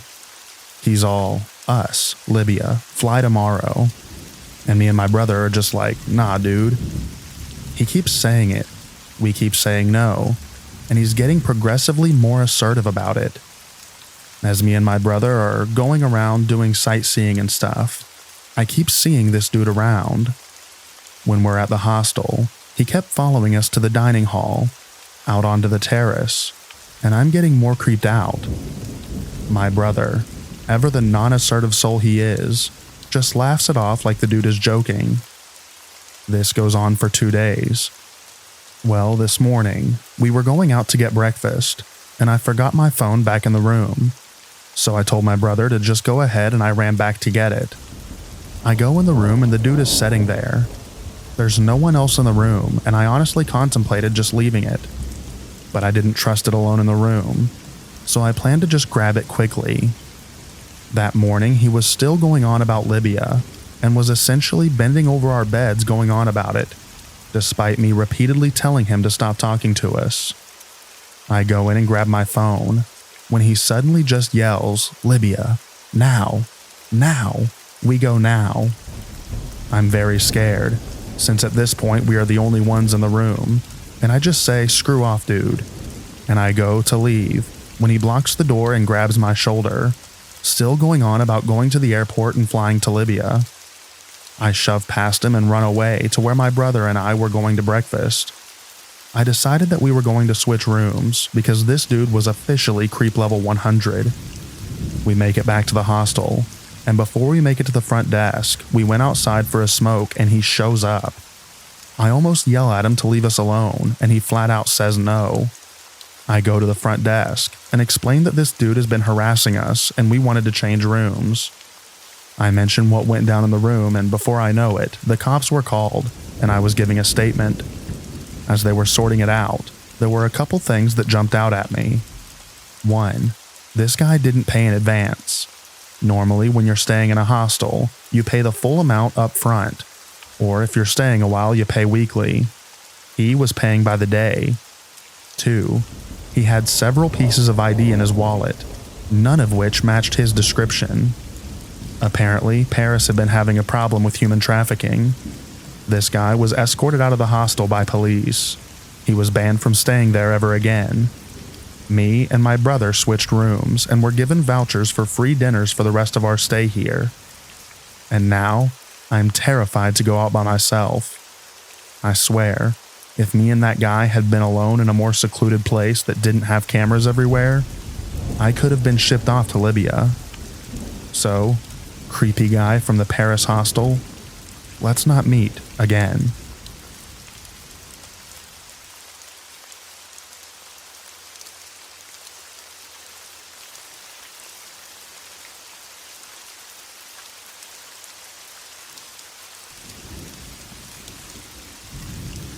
I was around 15 or 16 years old at the time. I'm currently 18. And my mom, dad, and I were on a family trip to New York City. It was a really good trip at first. We visited the Statue of Liberty, Madison Square Garden, Times Square, etc. And for the most part, it was a normal vacation. But towards the end of our trip was when everything went to crap. It was our last day there, and we were trying to get back to the airport, so we decided to take an Uber. A couple minutes passed and a gray Civic pulls up to the sidewalk that we were on. I remember noticing that he had a Lyft and Uber stickers on his car, in multiple places almost excessively. It kind of felt like he was trying to prove that he was our Uber. It was just a small thing, but looking back, I really wish that I took more concern about how sus this guy really was. Moving on. We were running late, so I'm guessing that my dad didn't really pay attention to the license plate, because this guy was definitely not an Uber driver. He was a lanky African-American man wearing clothes akin to rags, and looked like he was drugged out, but at the time, nothing seemed off to us. Again, we were running late, and what happened was the least of our expectations. The ride was normal until we got to the airport. We all expected him to get off the highway and let us off, but he didn't. Instead, he casually continued down the highway, past where we wanted to be dropped off. This was when my dad noticed that the man didn't have a meter or his phone set up with the Uber GPS open. We were starting to get worried, and my dad asked him in a stern voice, "Excuse me, where's your meter?" The man stayed silent. Flustered, he asked once more, this time yelling, "Where is your meter?" Again, no reply. But at this point, the man started dashing down the highway, weaving past other cars and driving very dangerously. We were all panicking. My dad was screaming at him to let us off. My mother was crying and praying with her rosary clutched firmly in her fist, and I was in shock. I froze up. I couldn't even cry or scream as much as I so desperately wanted to. I was completely immobilized. This continued for a while, driving down an unfamiliar road to God knows where, with the car only getting faster and faster. I started having those classic end-of-road type thoughts, like holy crap, this might be it, and there's nothing I can do about it. But luckily we were saved. I don't know if we passed by it, or if someone in a car we passed had called the cops, but we soon heard sirens blaring behind us, and we were being tailed at high speed by multiple police cars. One of the cops had a megaphone or something to amplify their voice, and screamed out for the man to pull over. Obviously, he put up a fight, and the police had to actually cut him off for him to finally stop. The police helped us out of the car and got all of our things from the trunk while putting blankets around us and telling us that it was going to be okay and that we were safe. At this moment, I felt the biggest wave of relief wash over me that I have ever felt in my life. Don't get me wrong, it still messed me and my family up pretty bad, and I was still left pretty traumatized, but I was at least glad that me and my family were alive and safe. The police gave us a ride back to the airport, and everything went as planned from that point on. But holy crap, Am I glad that I never had to find out where this guy was taking us and what he was planning to do with us. Just thinking about it still gives me goosebumps. I guess the moral of this story is to always check the license plate before going on an Uber or Lyft. That feature on the app that tells you what it is exists for a good reason.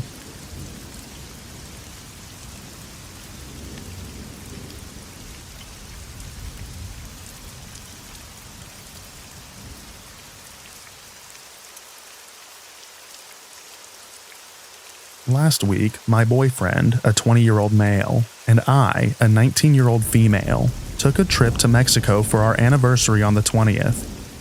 Let it be known that we speak a fair amount of Spanish, enough to get us around comfortably. We started in Playa and moved to Cancun to hopefully get better beaches without as much seaweed. We took taxis many places, including from Playa to Cancun, an hour drive, and had no issues. On our anniversary, Thursday the 20th, we went out and did normal daytime in Mexico things. We then went home and got ready for an evening out. We decided to go to a place called Toro Rojo because they are known for their super nachos, and boy, do I love nachos. So we take off walking because according to the maps, it's not far. We walk and walk and walk for 45 minutes. And I check the time on my Google Maps, and it says it'll be another hour walk or a 5-minute drive. It was a pretty major highway that we were walking on. We decide to hail a taxi because honestly I was in a rush for super nachos and daiquiris. The taxi pulls over to the side and we hop in. We tell him Toro Rojo, and he says he doesn't know where that is. So we hand him my phone with Google Maps pulled up. To get there, you needed to go straight and take a U-turn, and it would then be on the left. So he starts driving down this highway, and I'm watching over his shoulder. We're getting closer to the U-turn and he does not slow down. We pass the U-turn. I assume, okay, maybe he missed it. I've done it myself 1,000 times before. He keeps driving. He passes another U-turn, and another, and I start to worry. I take my boyfriend's phone and type. He keeps missing the U-turns. Tell him it's the other way.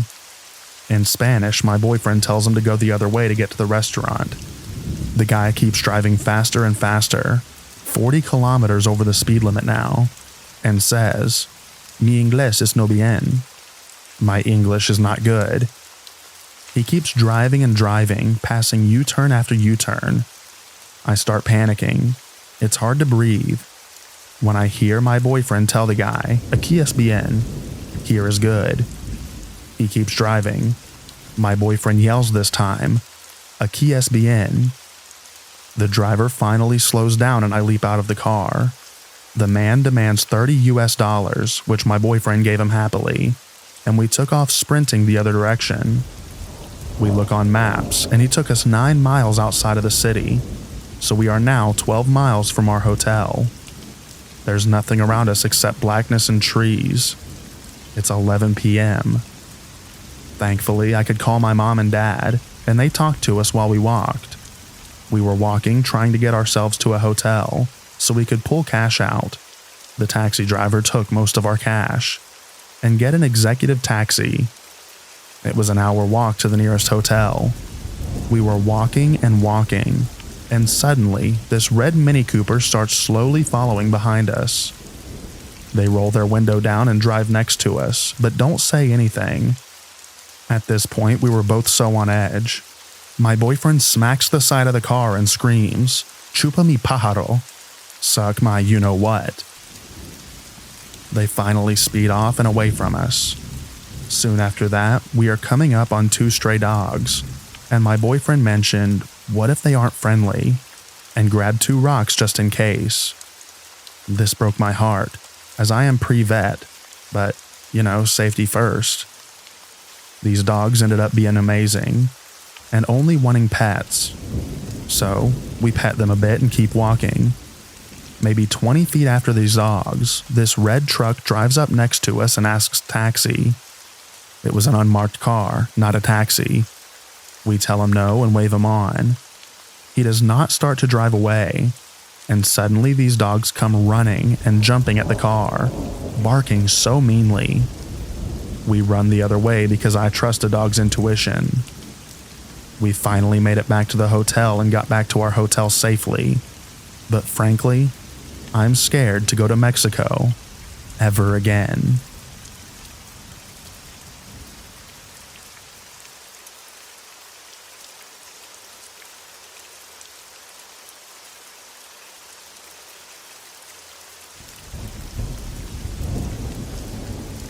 Back when I was 16, I had a rough time with my father and his girlfriend for about a year or so.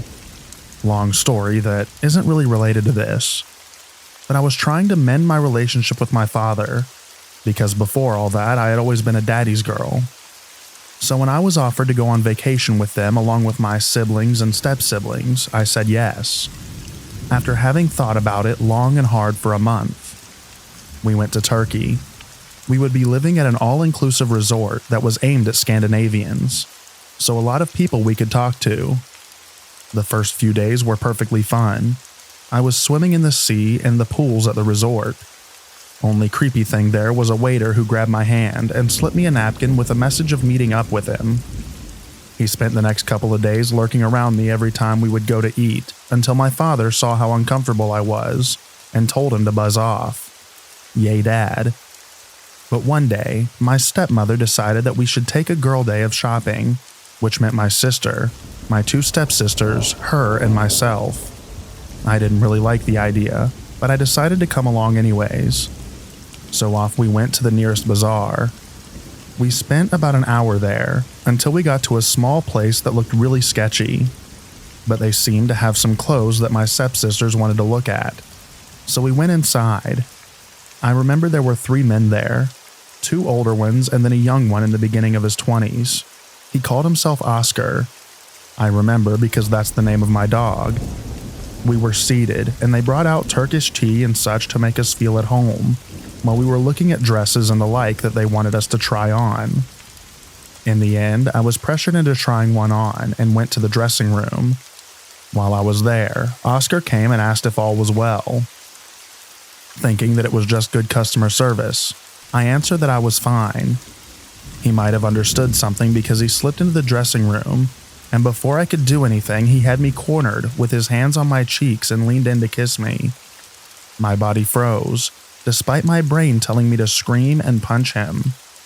It took me half a minute before I managed to pull back and tell him to stop. I pushed him out and changed faster than I ever have. Luckily, I was wearing a dress as well, so it was easy enough. Once I got out, I asked my sister if we could leave, whispering what had happened. She nodded and had to force my stepmother to get her butt in gear. She was enjoying all the compliments. Once out of there, my stepmother was scolding me for making a scene. My sister told her what had happened because I was a sobbing mess. Stepmother's reaction? She grabbed my arm hard and said, "Do not tell your father," before she let go and marched out of there. I didn't feel like leaving the room the rest of the vacation, and stupid as I was, I didn't want to make my father angry, so I didn't tell him. To this day, he still doesn't know what happened, and to this day, my stepmother is still angry at me for ruining that vacation. So Oscar, from that creepy shop, I hope you get what you deserve, but let's never meet again.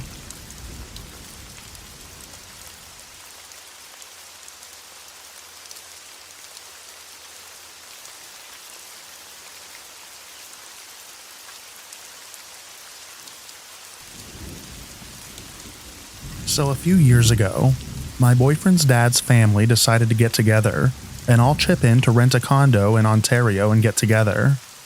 There was a big, extended family over there that his dad never saw, because he only really got along with one of his 3 sisters.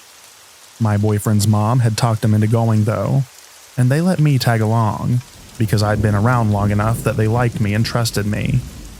I can't remember where everyone else had gone.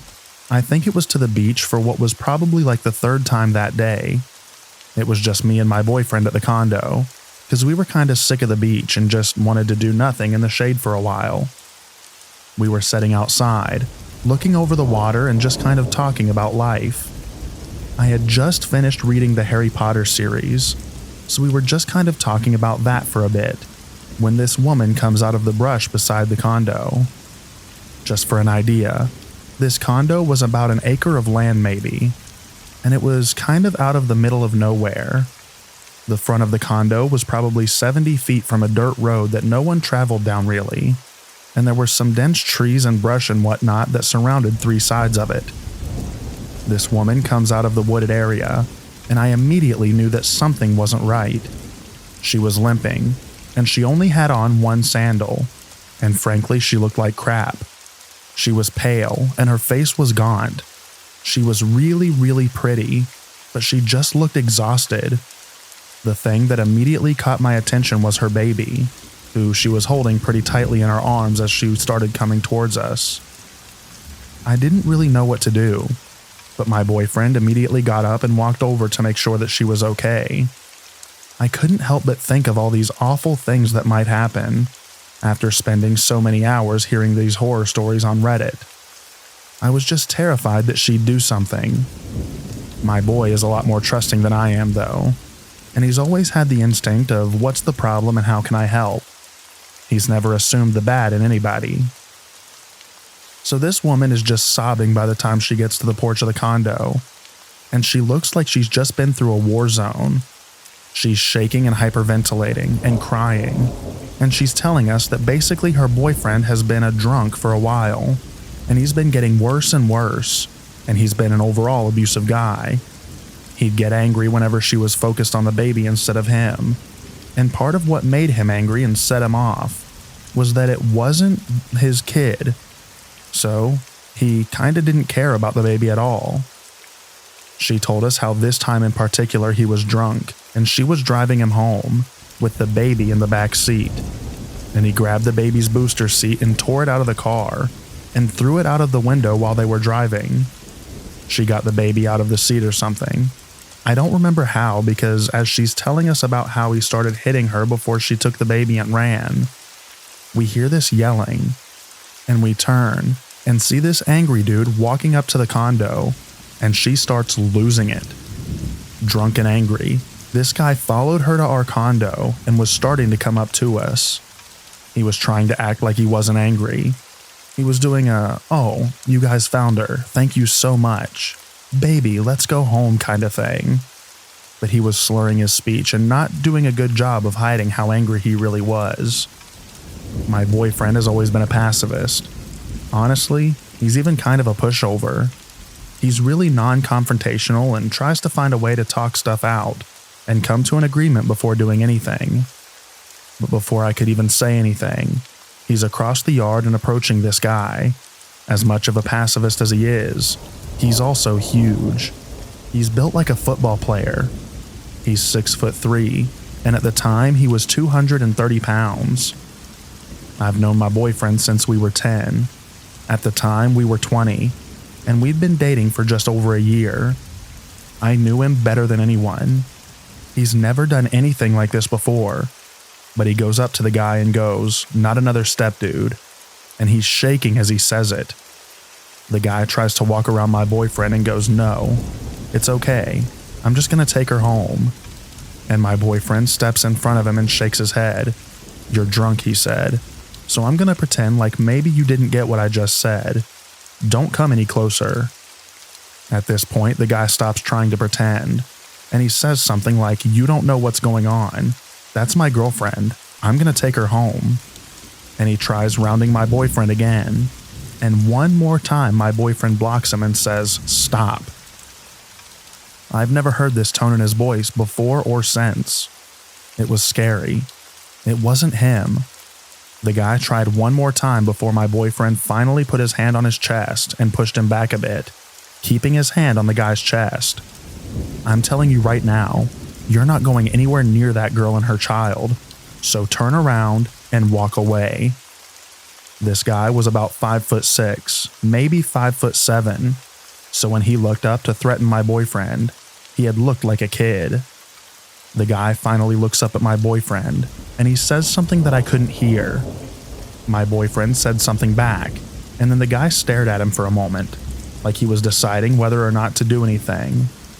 My boyfriend finally pushed him away, and the guy stumbled back, and then started pointing at me and the girl as he was trying to say something. And then he started to walk away.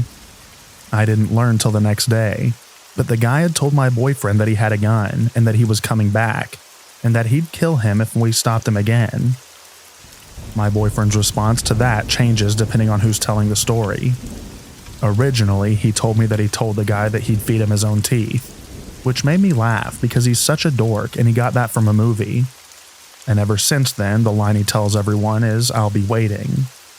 The woman was sobbing, the baby was sobbing, and I was shaking because even though he didn't throw any punches or anything, I could tell that he was ready to hurt this guy if anything else had happened.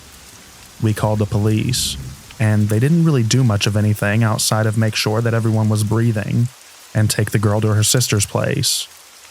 We didn't really hear much from her after, but I know my boyfriend sent her an email once or twice, and she's married now to someone else and had another kid last time they talked.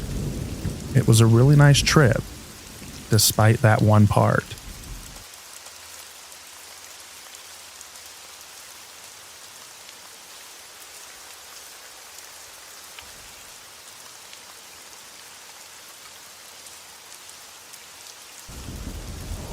I was on an overnight ferry and got up in the middle of the night to use the toilet.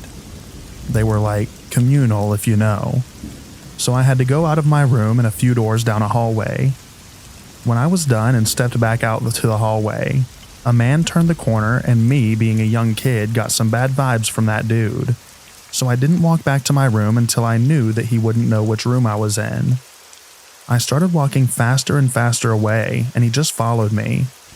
At some point I started running, and finally turned a corner back to where my room was. I looked back and could hear that he was far behind and out of sight, so I quickly got into my room and locked the door. I just sat with my back to the door in complete silence, and heard him running past the door. I did not sleep much that night.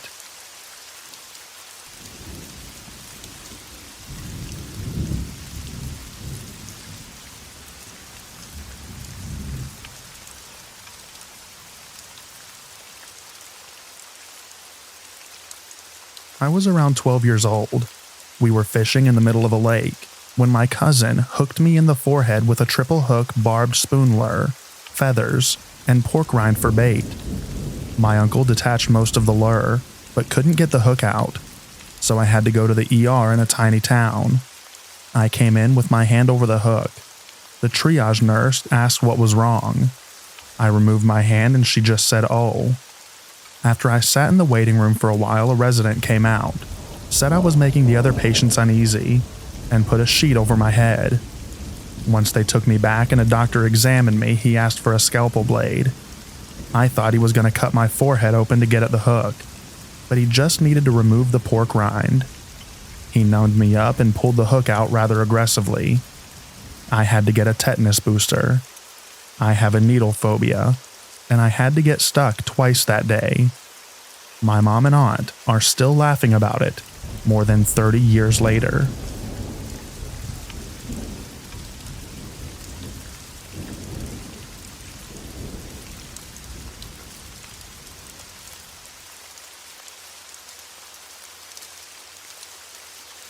A few years ago, I went on vacation with a friend to a resort in a popular spring break area.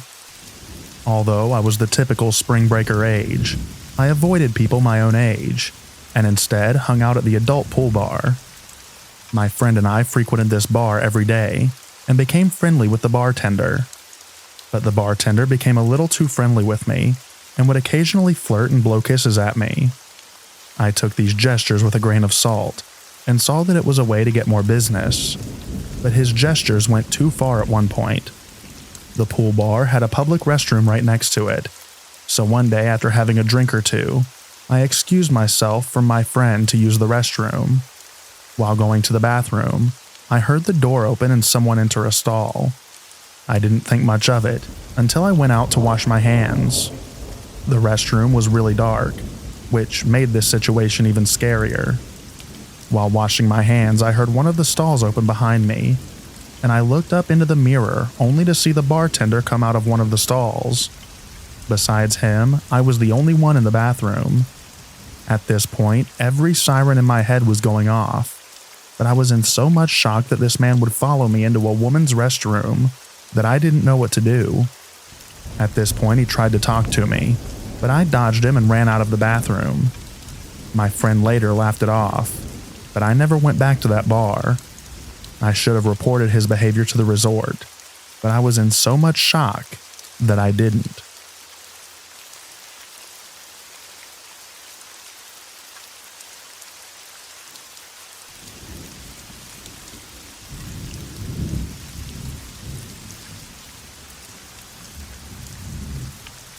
When I was younger, each summer and almost every New Year, my family would pack the car and go on a trip to visit family in Mexico. We never had any problems until one particular trip when I was 8. Like every road trip before, we left our home in North Texas around 6 p.m. in order to reach our destination the next morning.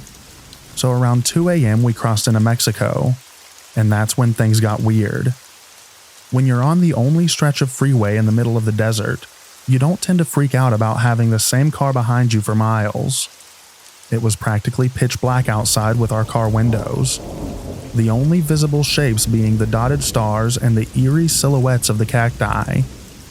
We'd been in Mexico for about an hour and still have a few more to drive, and I remember sleeping, but still being semi-conscious of what was going on around me, because I didn't have the skill to really fall asleep in a car.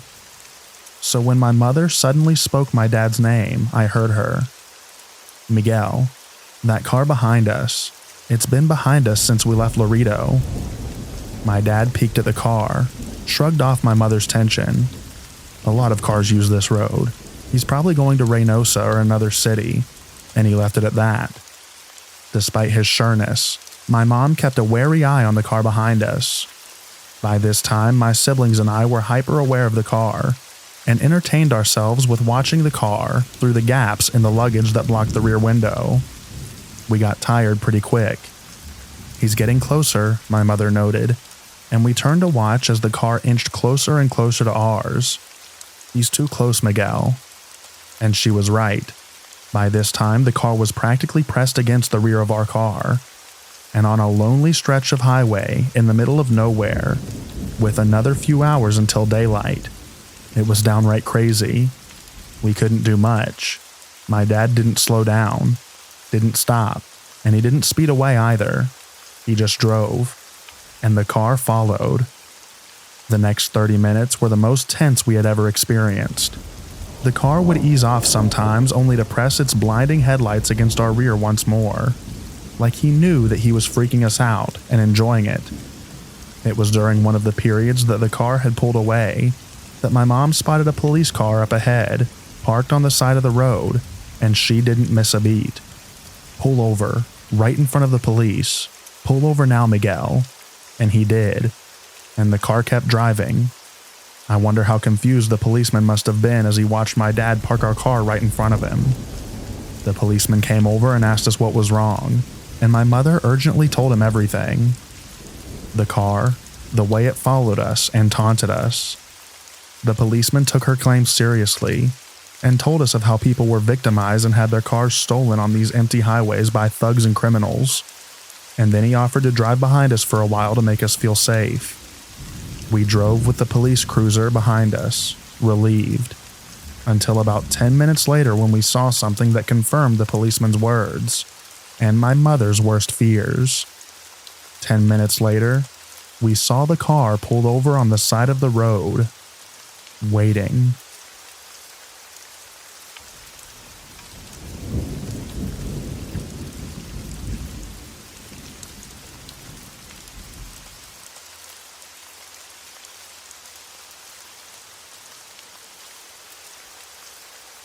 Like several other posts on this subreddit, this happened to me when I was a kid, 10 to be exact.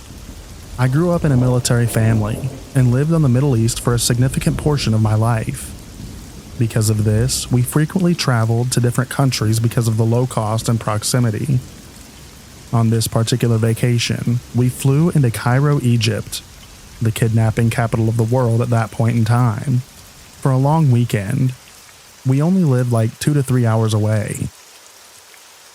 It was late at night, and we were staying at the Marriott Hotel, which had a taxi and shuttle service that was supposed to pick us up. For some reason, our driver never showed, so we were forced to find a regular taxi to take us there, which took forever to find that late at night. We finally found one that was offering us a pretty good deal. They don't run by meters, instead they just give flat rates that they choose, and headed towards the hotel. Out of nowhere, another taxi basically T-bones us in the middle of the road, causing us to stop. There aren't really defined roads in a lot of Arab places, so it isn't really that surprising that we got hit. In Arab nature, the two drivers get out of their cars, each yelling that it was the other's fault, and looking like they were going to throw hands. Eventually, they got back into their respective taxis and parted ways. My family and I were completely taken aback. We had been in Egypt for less than 2 hours and have already had quite the adventure. We finally got to the hotel, exhausted, as it must have been 3 a.m. by this point. Our driver helped us get all of our bags and we got settled, and told us that he felt so bad about the car accident that he offered to pick us up the next morning and take us to the Great Pyramids, which was on our agenda, for a super cheap rate. My parents agreed and decided on a time for him to come, though I can't remember when. Flash forward to the next morning. Everyone is ready for the day, excited to see how crazy it was going to be. Our driver was outside waiting for us, leaning against the car like someone in an old movie, right when he said he'd be there. I'm a blonde-haired, blue-eyed girl that had a deep tan at the time, and being in Egypt, that was a rare sight. When the driver saw me in the daylight, he gave me the creepiest, most unsettling look that sent chills down my spine, even as a 10-year-old.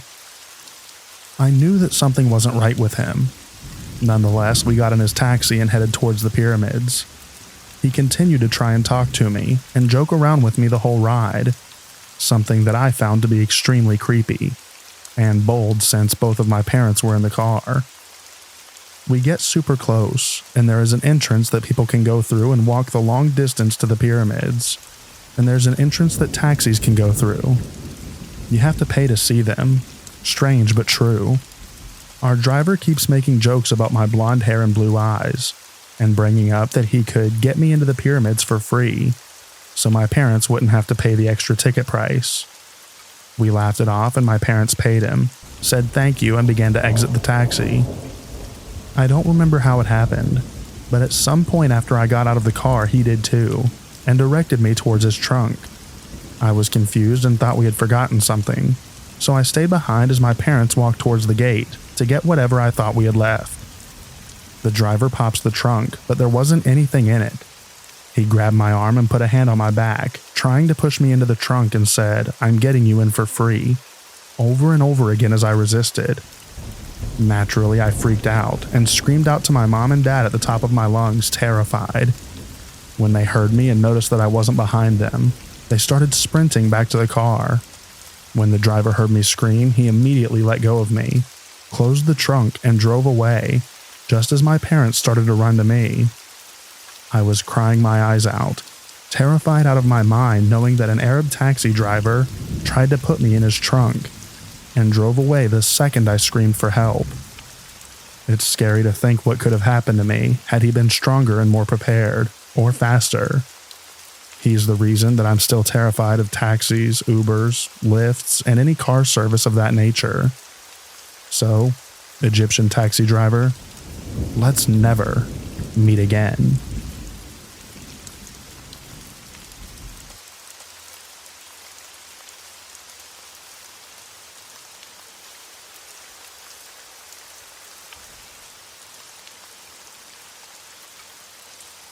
When I was around 15, a family friend offered to take me and my mom to Seabreeze after he won tickets at work. It was awesome because he spent from open to close riding all of the fun rides, like the Quantum Loop with me while my mom relaxed, bought me overly priced drinks and food, and even bought me silly souvenirs.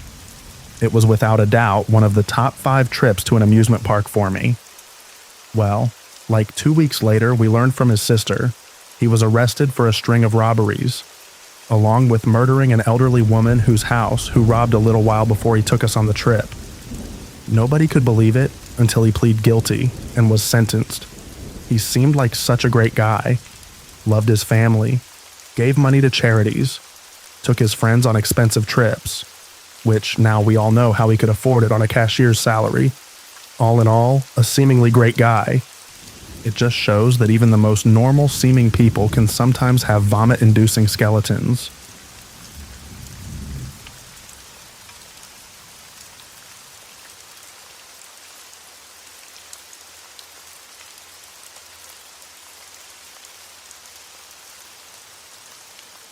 This story is so weird that I almost pushed it out of my mind, but my friend reminded me of it last night, and now I'm creeped out all over again.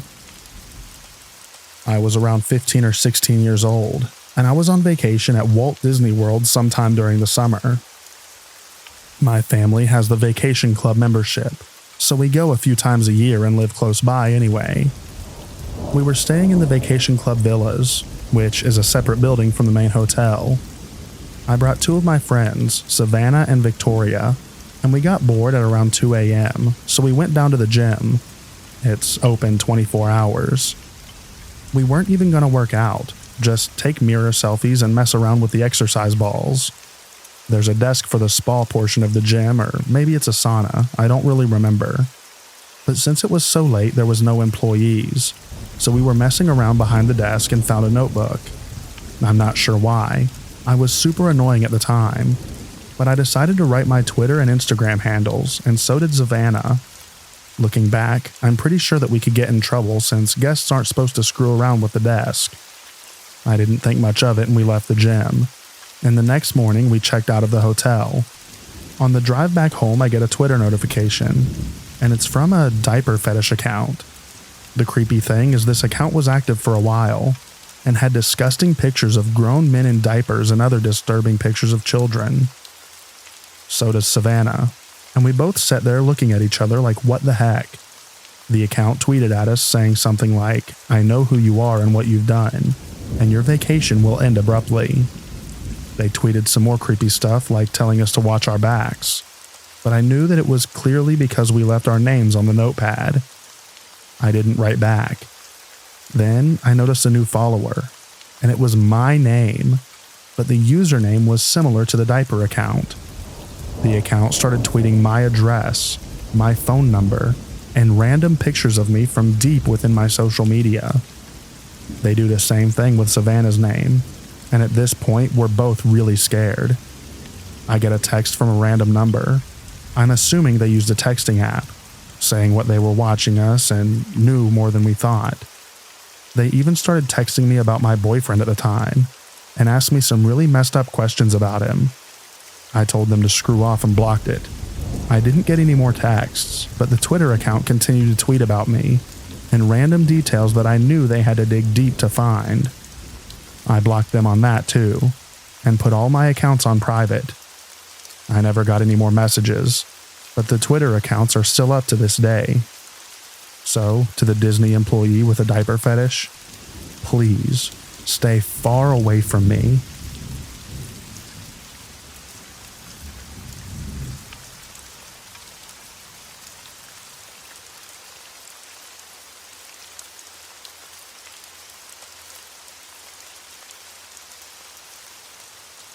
In the mid-90s, my parents took my older brother and me on vacation to Cancun, Mexico, when we were teenagers.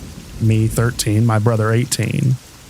My brother and I shared a room, and he was old enough to go out to the bars, leaving me alone in the room to watch movies and be bored out of my mind. My parents wanted to hang out with us the whole time, but we were too cool and tried to distance ourselves from them as much as possible.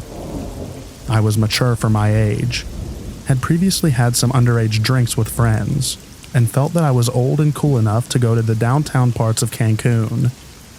When I asked my brother if I could join him, he laughed at me and told my parents, so I was bitter that I was stuck back in my room, or worse, forced to hang out with my folks.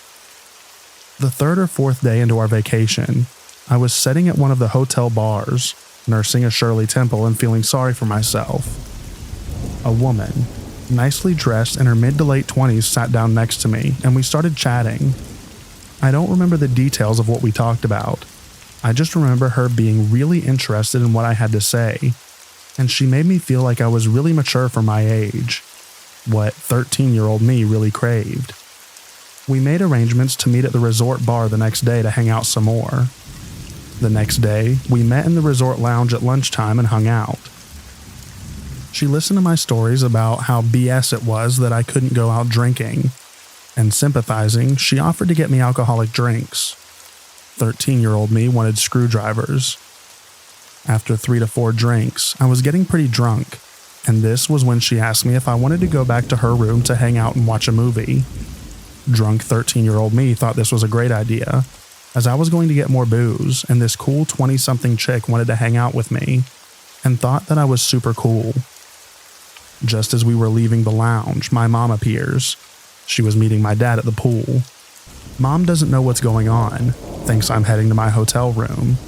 Drunk me proudly introduces my new friend to my mom, telling her that we're going back to the woman's room to watch a movie. My mom's face goes from "Hi, how's it going?"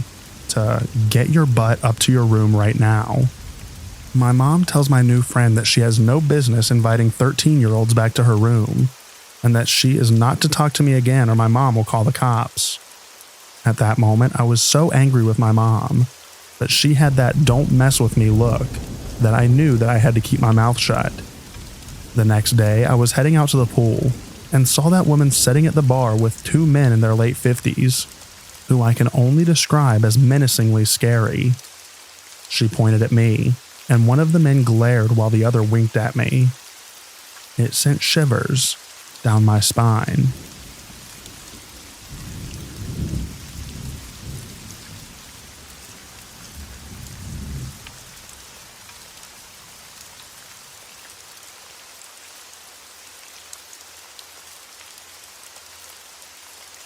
This happened about half a year ago, but finding this subreddit reminded me. So I get a message on a dating site from a girl. Not my type, but I check the message out. "Hey, you're super hot. Want to come over to my hotel room?" I was flattered, but definitely was not interested. However, she might be a good person, so I messaged her back. "Not really looking for that, but I'm down to chat." Her. "No, I really, want something else. I'm on vacation and I'm at hotel near my house." Me. "Once again, I'm very sorry, but I'm not interested. Where are you from, and why choose here to vacation to?" Her. "I live in the same town, but I'm at a hotel wanting to do stuff. Come over." At this point, I was sketched out. Why rent a hotel room when you live here? It's a smaller city. So I did the smart thing. I blocked her. I sent a message beforehand saying goodbye, and I hope she finds someone that is interested. Fast forward 30 minutes. She made a second account and sent me this. "I'm serious. I really want you to come over. Here's something to persuade you." A link to a picture that was a picture of her, naked in bed. So, I block her again. Not even 15 minutes went by, and there is another account and message from her. At this point, I think I'm getting trolled. My friends could easily pull this off. I wanted to call their bluff, so I created a new Kik account, gave my info, and told her to go on video. I was going to catch my friends. Well, it was her, and she quickly went into doing things trying to persuade me. I deleted the Kik and avoided it. Deleted my dating account. Was completely sketched out. About 2 months later, I reactivated it one lonely night. About a day later, I get a message from her saying that she saw me riding my bike downtown a few weeks ago. She described what I was wearing. I had enough. I told her that I could take this to the police for harassment. I didn't know if I had a good case, but I wanted to scare her away. It worked. I haven't heard a peep since. I've never been more grateful to think with my brain instead of my other head.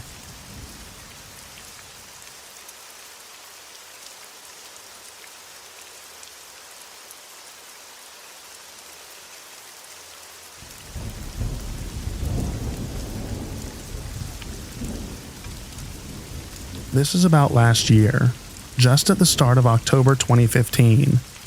My dad thought that it was a good idea to take the family out for a little fresh air. I live in a small town, so nothing big happens except for the finish of Idiot-Rod. I'm just going to skip to the event that happened in Las Vegas. I'm 17 now, and I was 17 then, so seeing a new big city was always fun and very exciting. We had a reservation for this fancy hotel and casino called the Mirage. Fancy to me, at least. I was pretty bored in our hotel room, so I decided to pass time looking out the window staring at this vague volcano. I decided to go for a walk by myself and told my dad that I was going by this water show or something.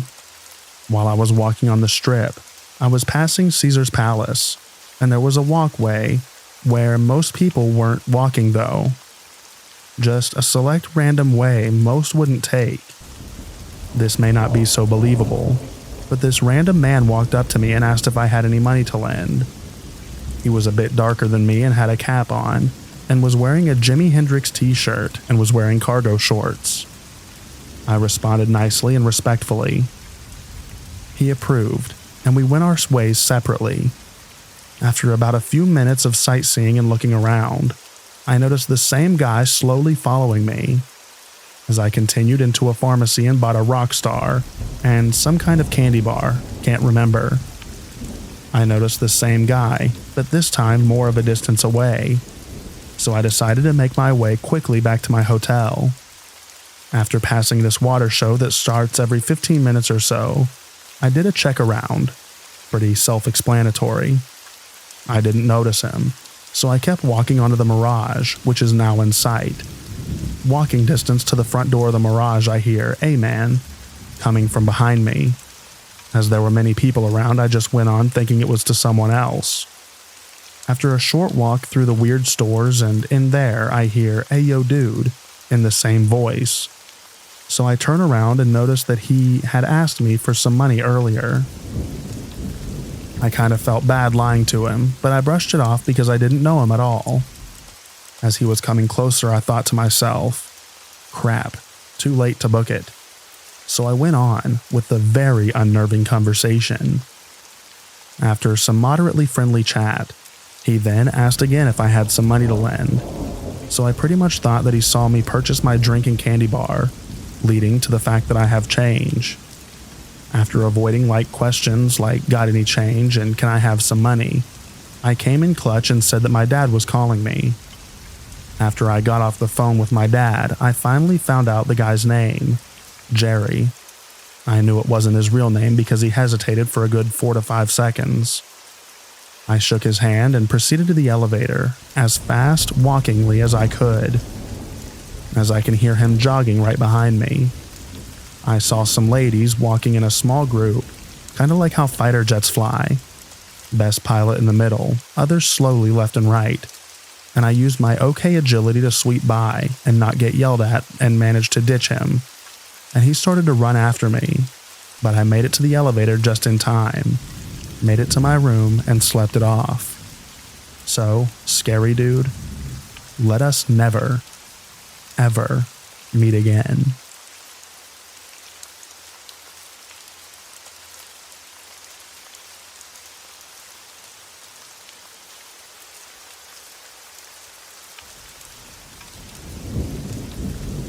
We were in Hamburg, Germany.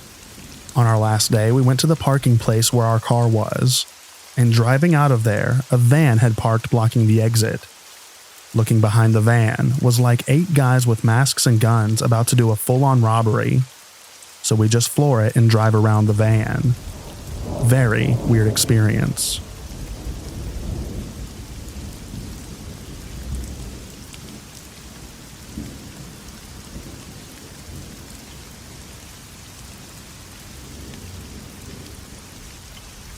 I went to Paris for the Japan Expo 10 years ago with my parents and a friend of mine.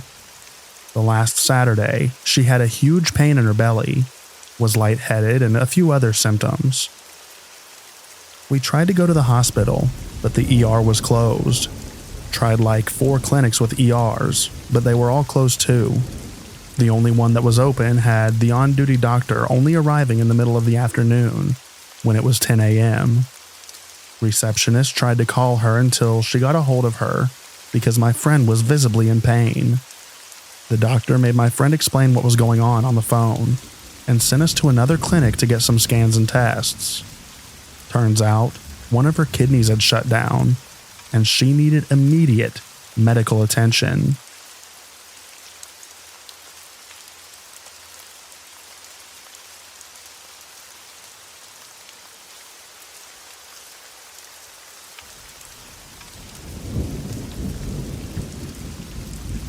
I was on my first road trip through Europe. Me and a friend were traveling extremely cheap for a number of reasons. We had terrible bank numbers, but we needed a getaway for a while. So badly, so whatever. We camped and slept in the car for most of the trip. We didn't have significant trouble. Maybe some homeless people or drunk bums forcing us out or landowners asking us to leave. But all good. Until one night in Romania, near Craiova, we set a tarmac in what seemed to be like a reasonably secluded stretch of woods and left the car 50 meters away. We woke up in the night because we heard some noises, and a random group of people were literally tearing the car apart by smashing it. We shouted and they began to chase us for a bit and then left, but we ran. We fled as fast as we could, slashed tires, reported it to the police, and sorted out the papers to scrap my buddy's car. They didn't even steal anything, just damaged the car to a point where it was a lost cause. We took buses and hitchhiked back home. I enjoyed Romania a lot, and I'll go back if I can, but I won't set foot in that city ever again. Crazy folks, I tell ya.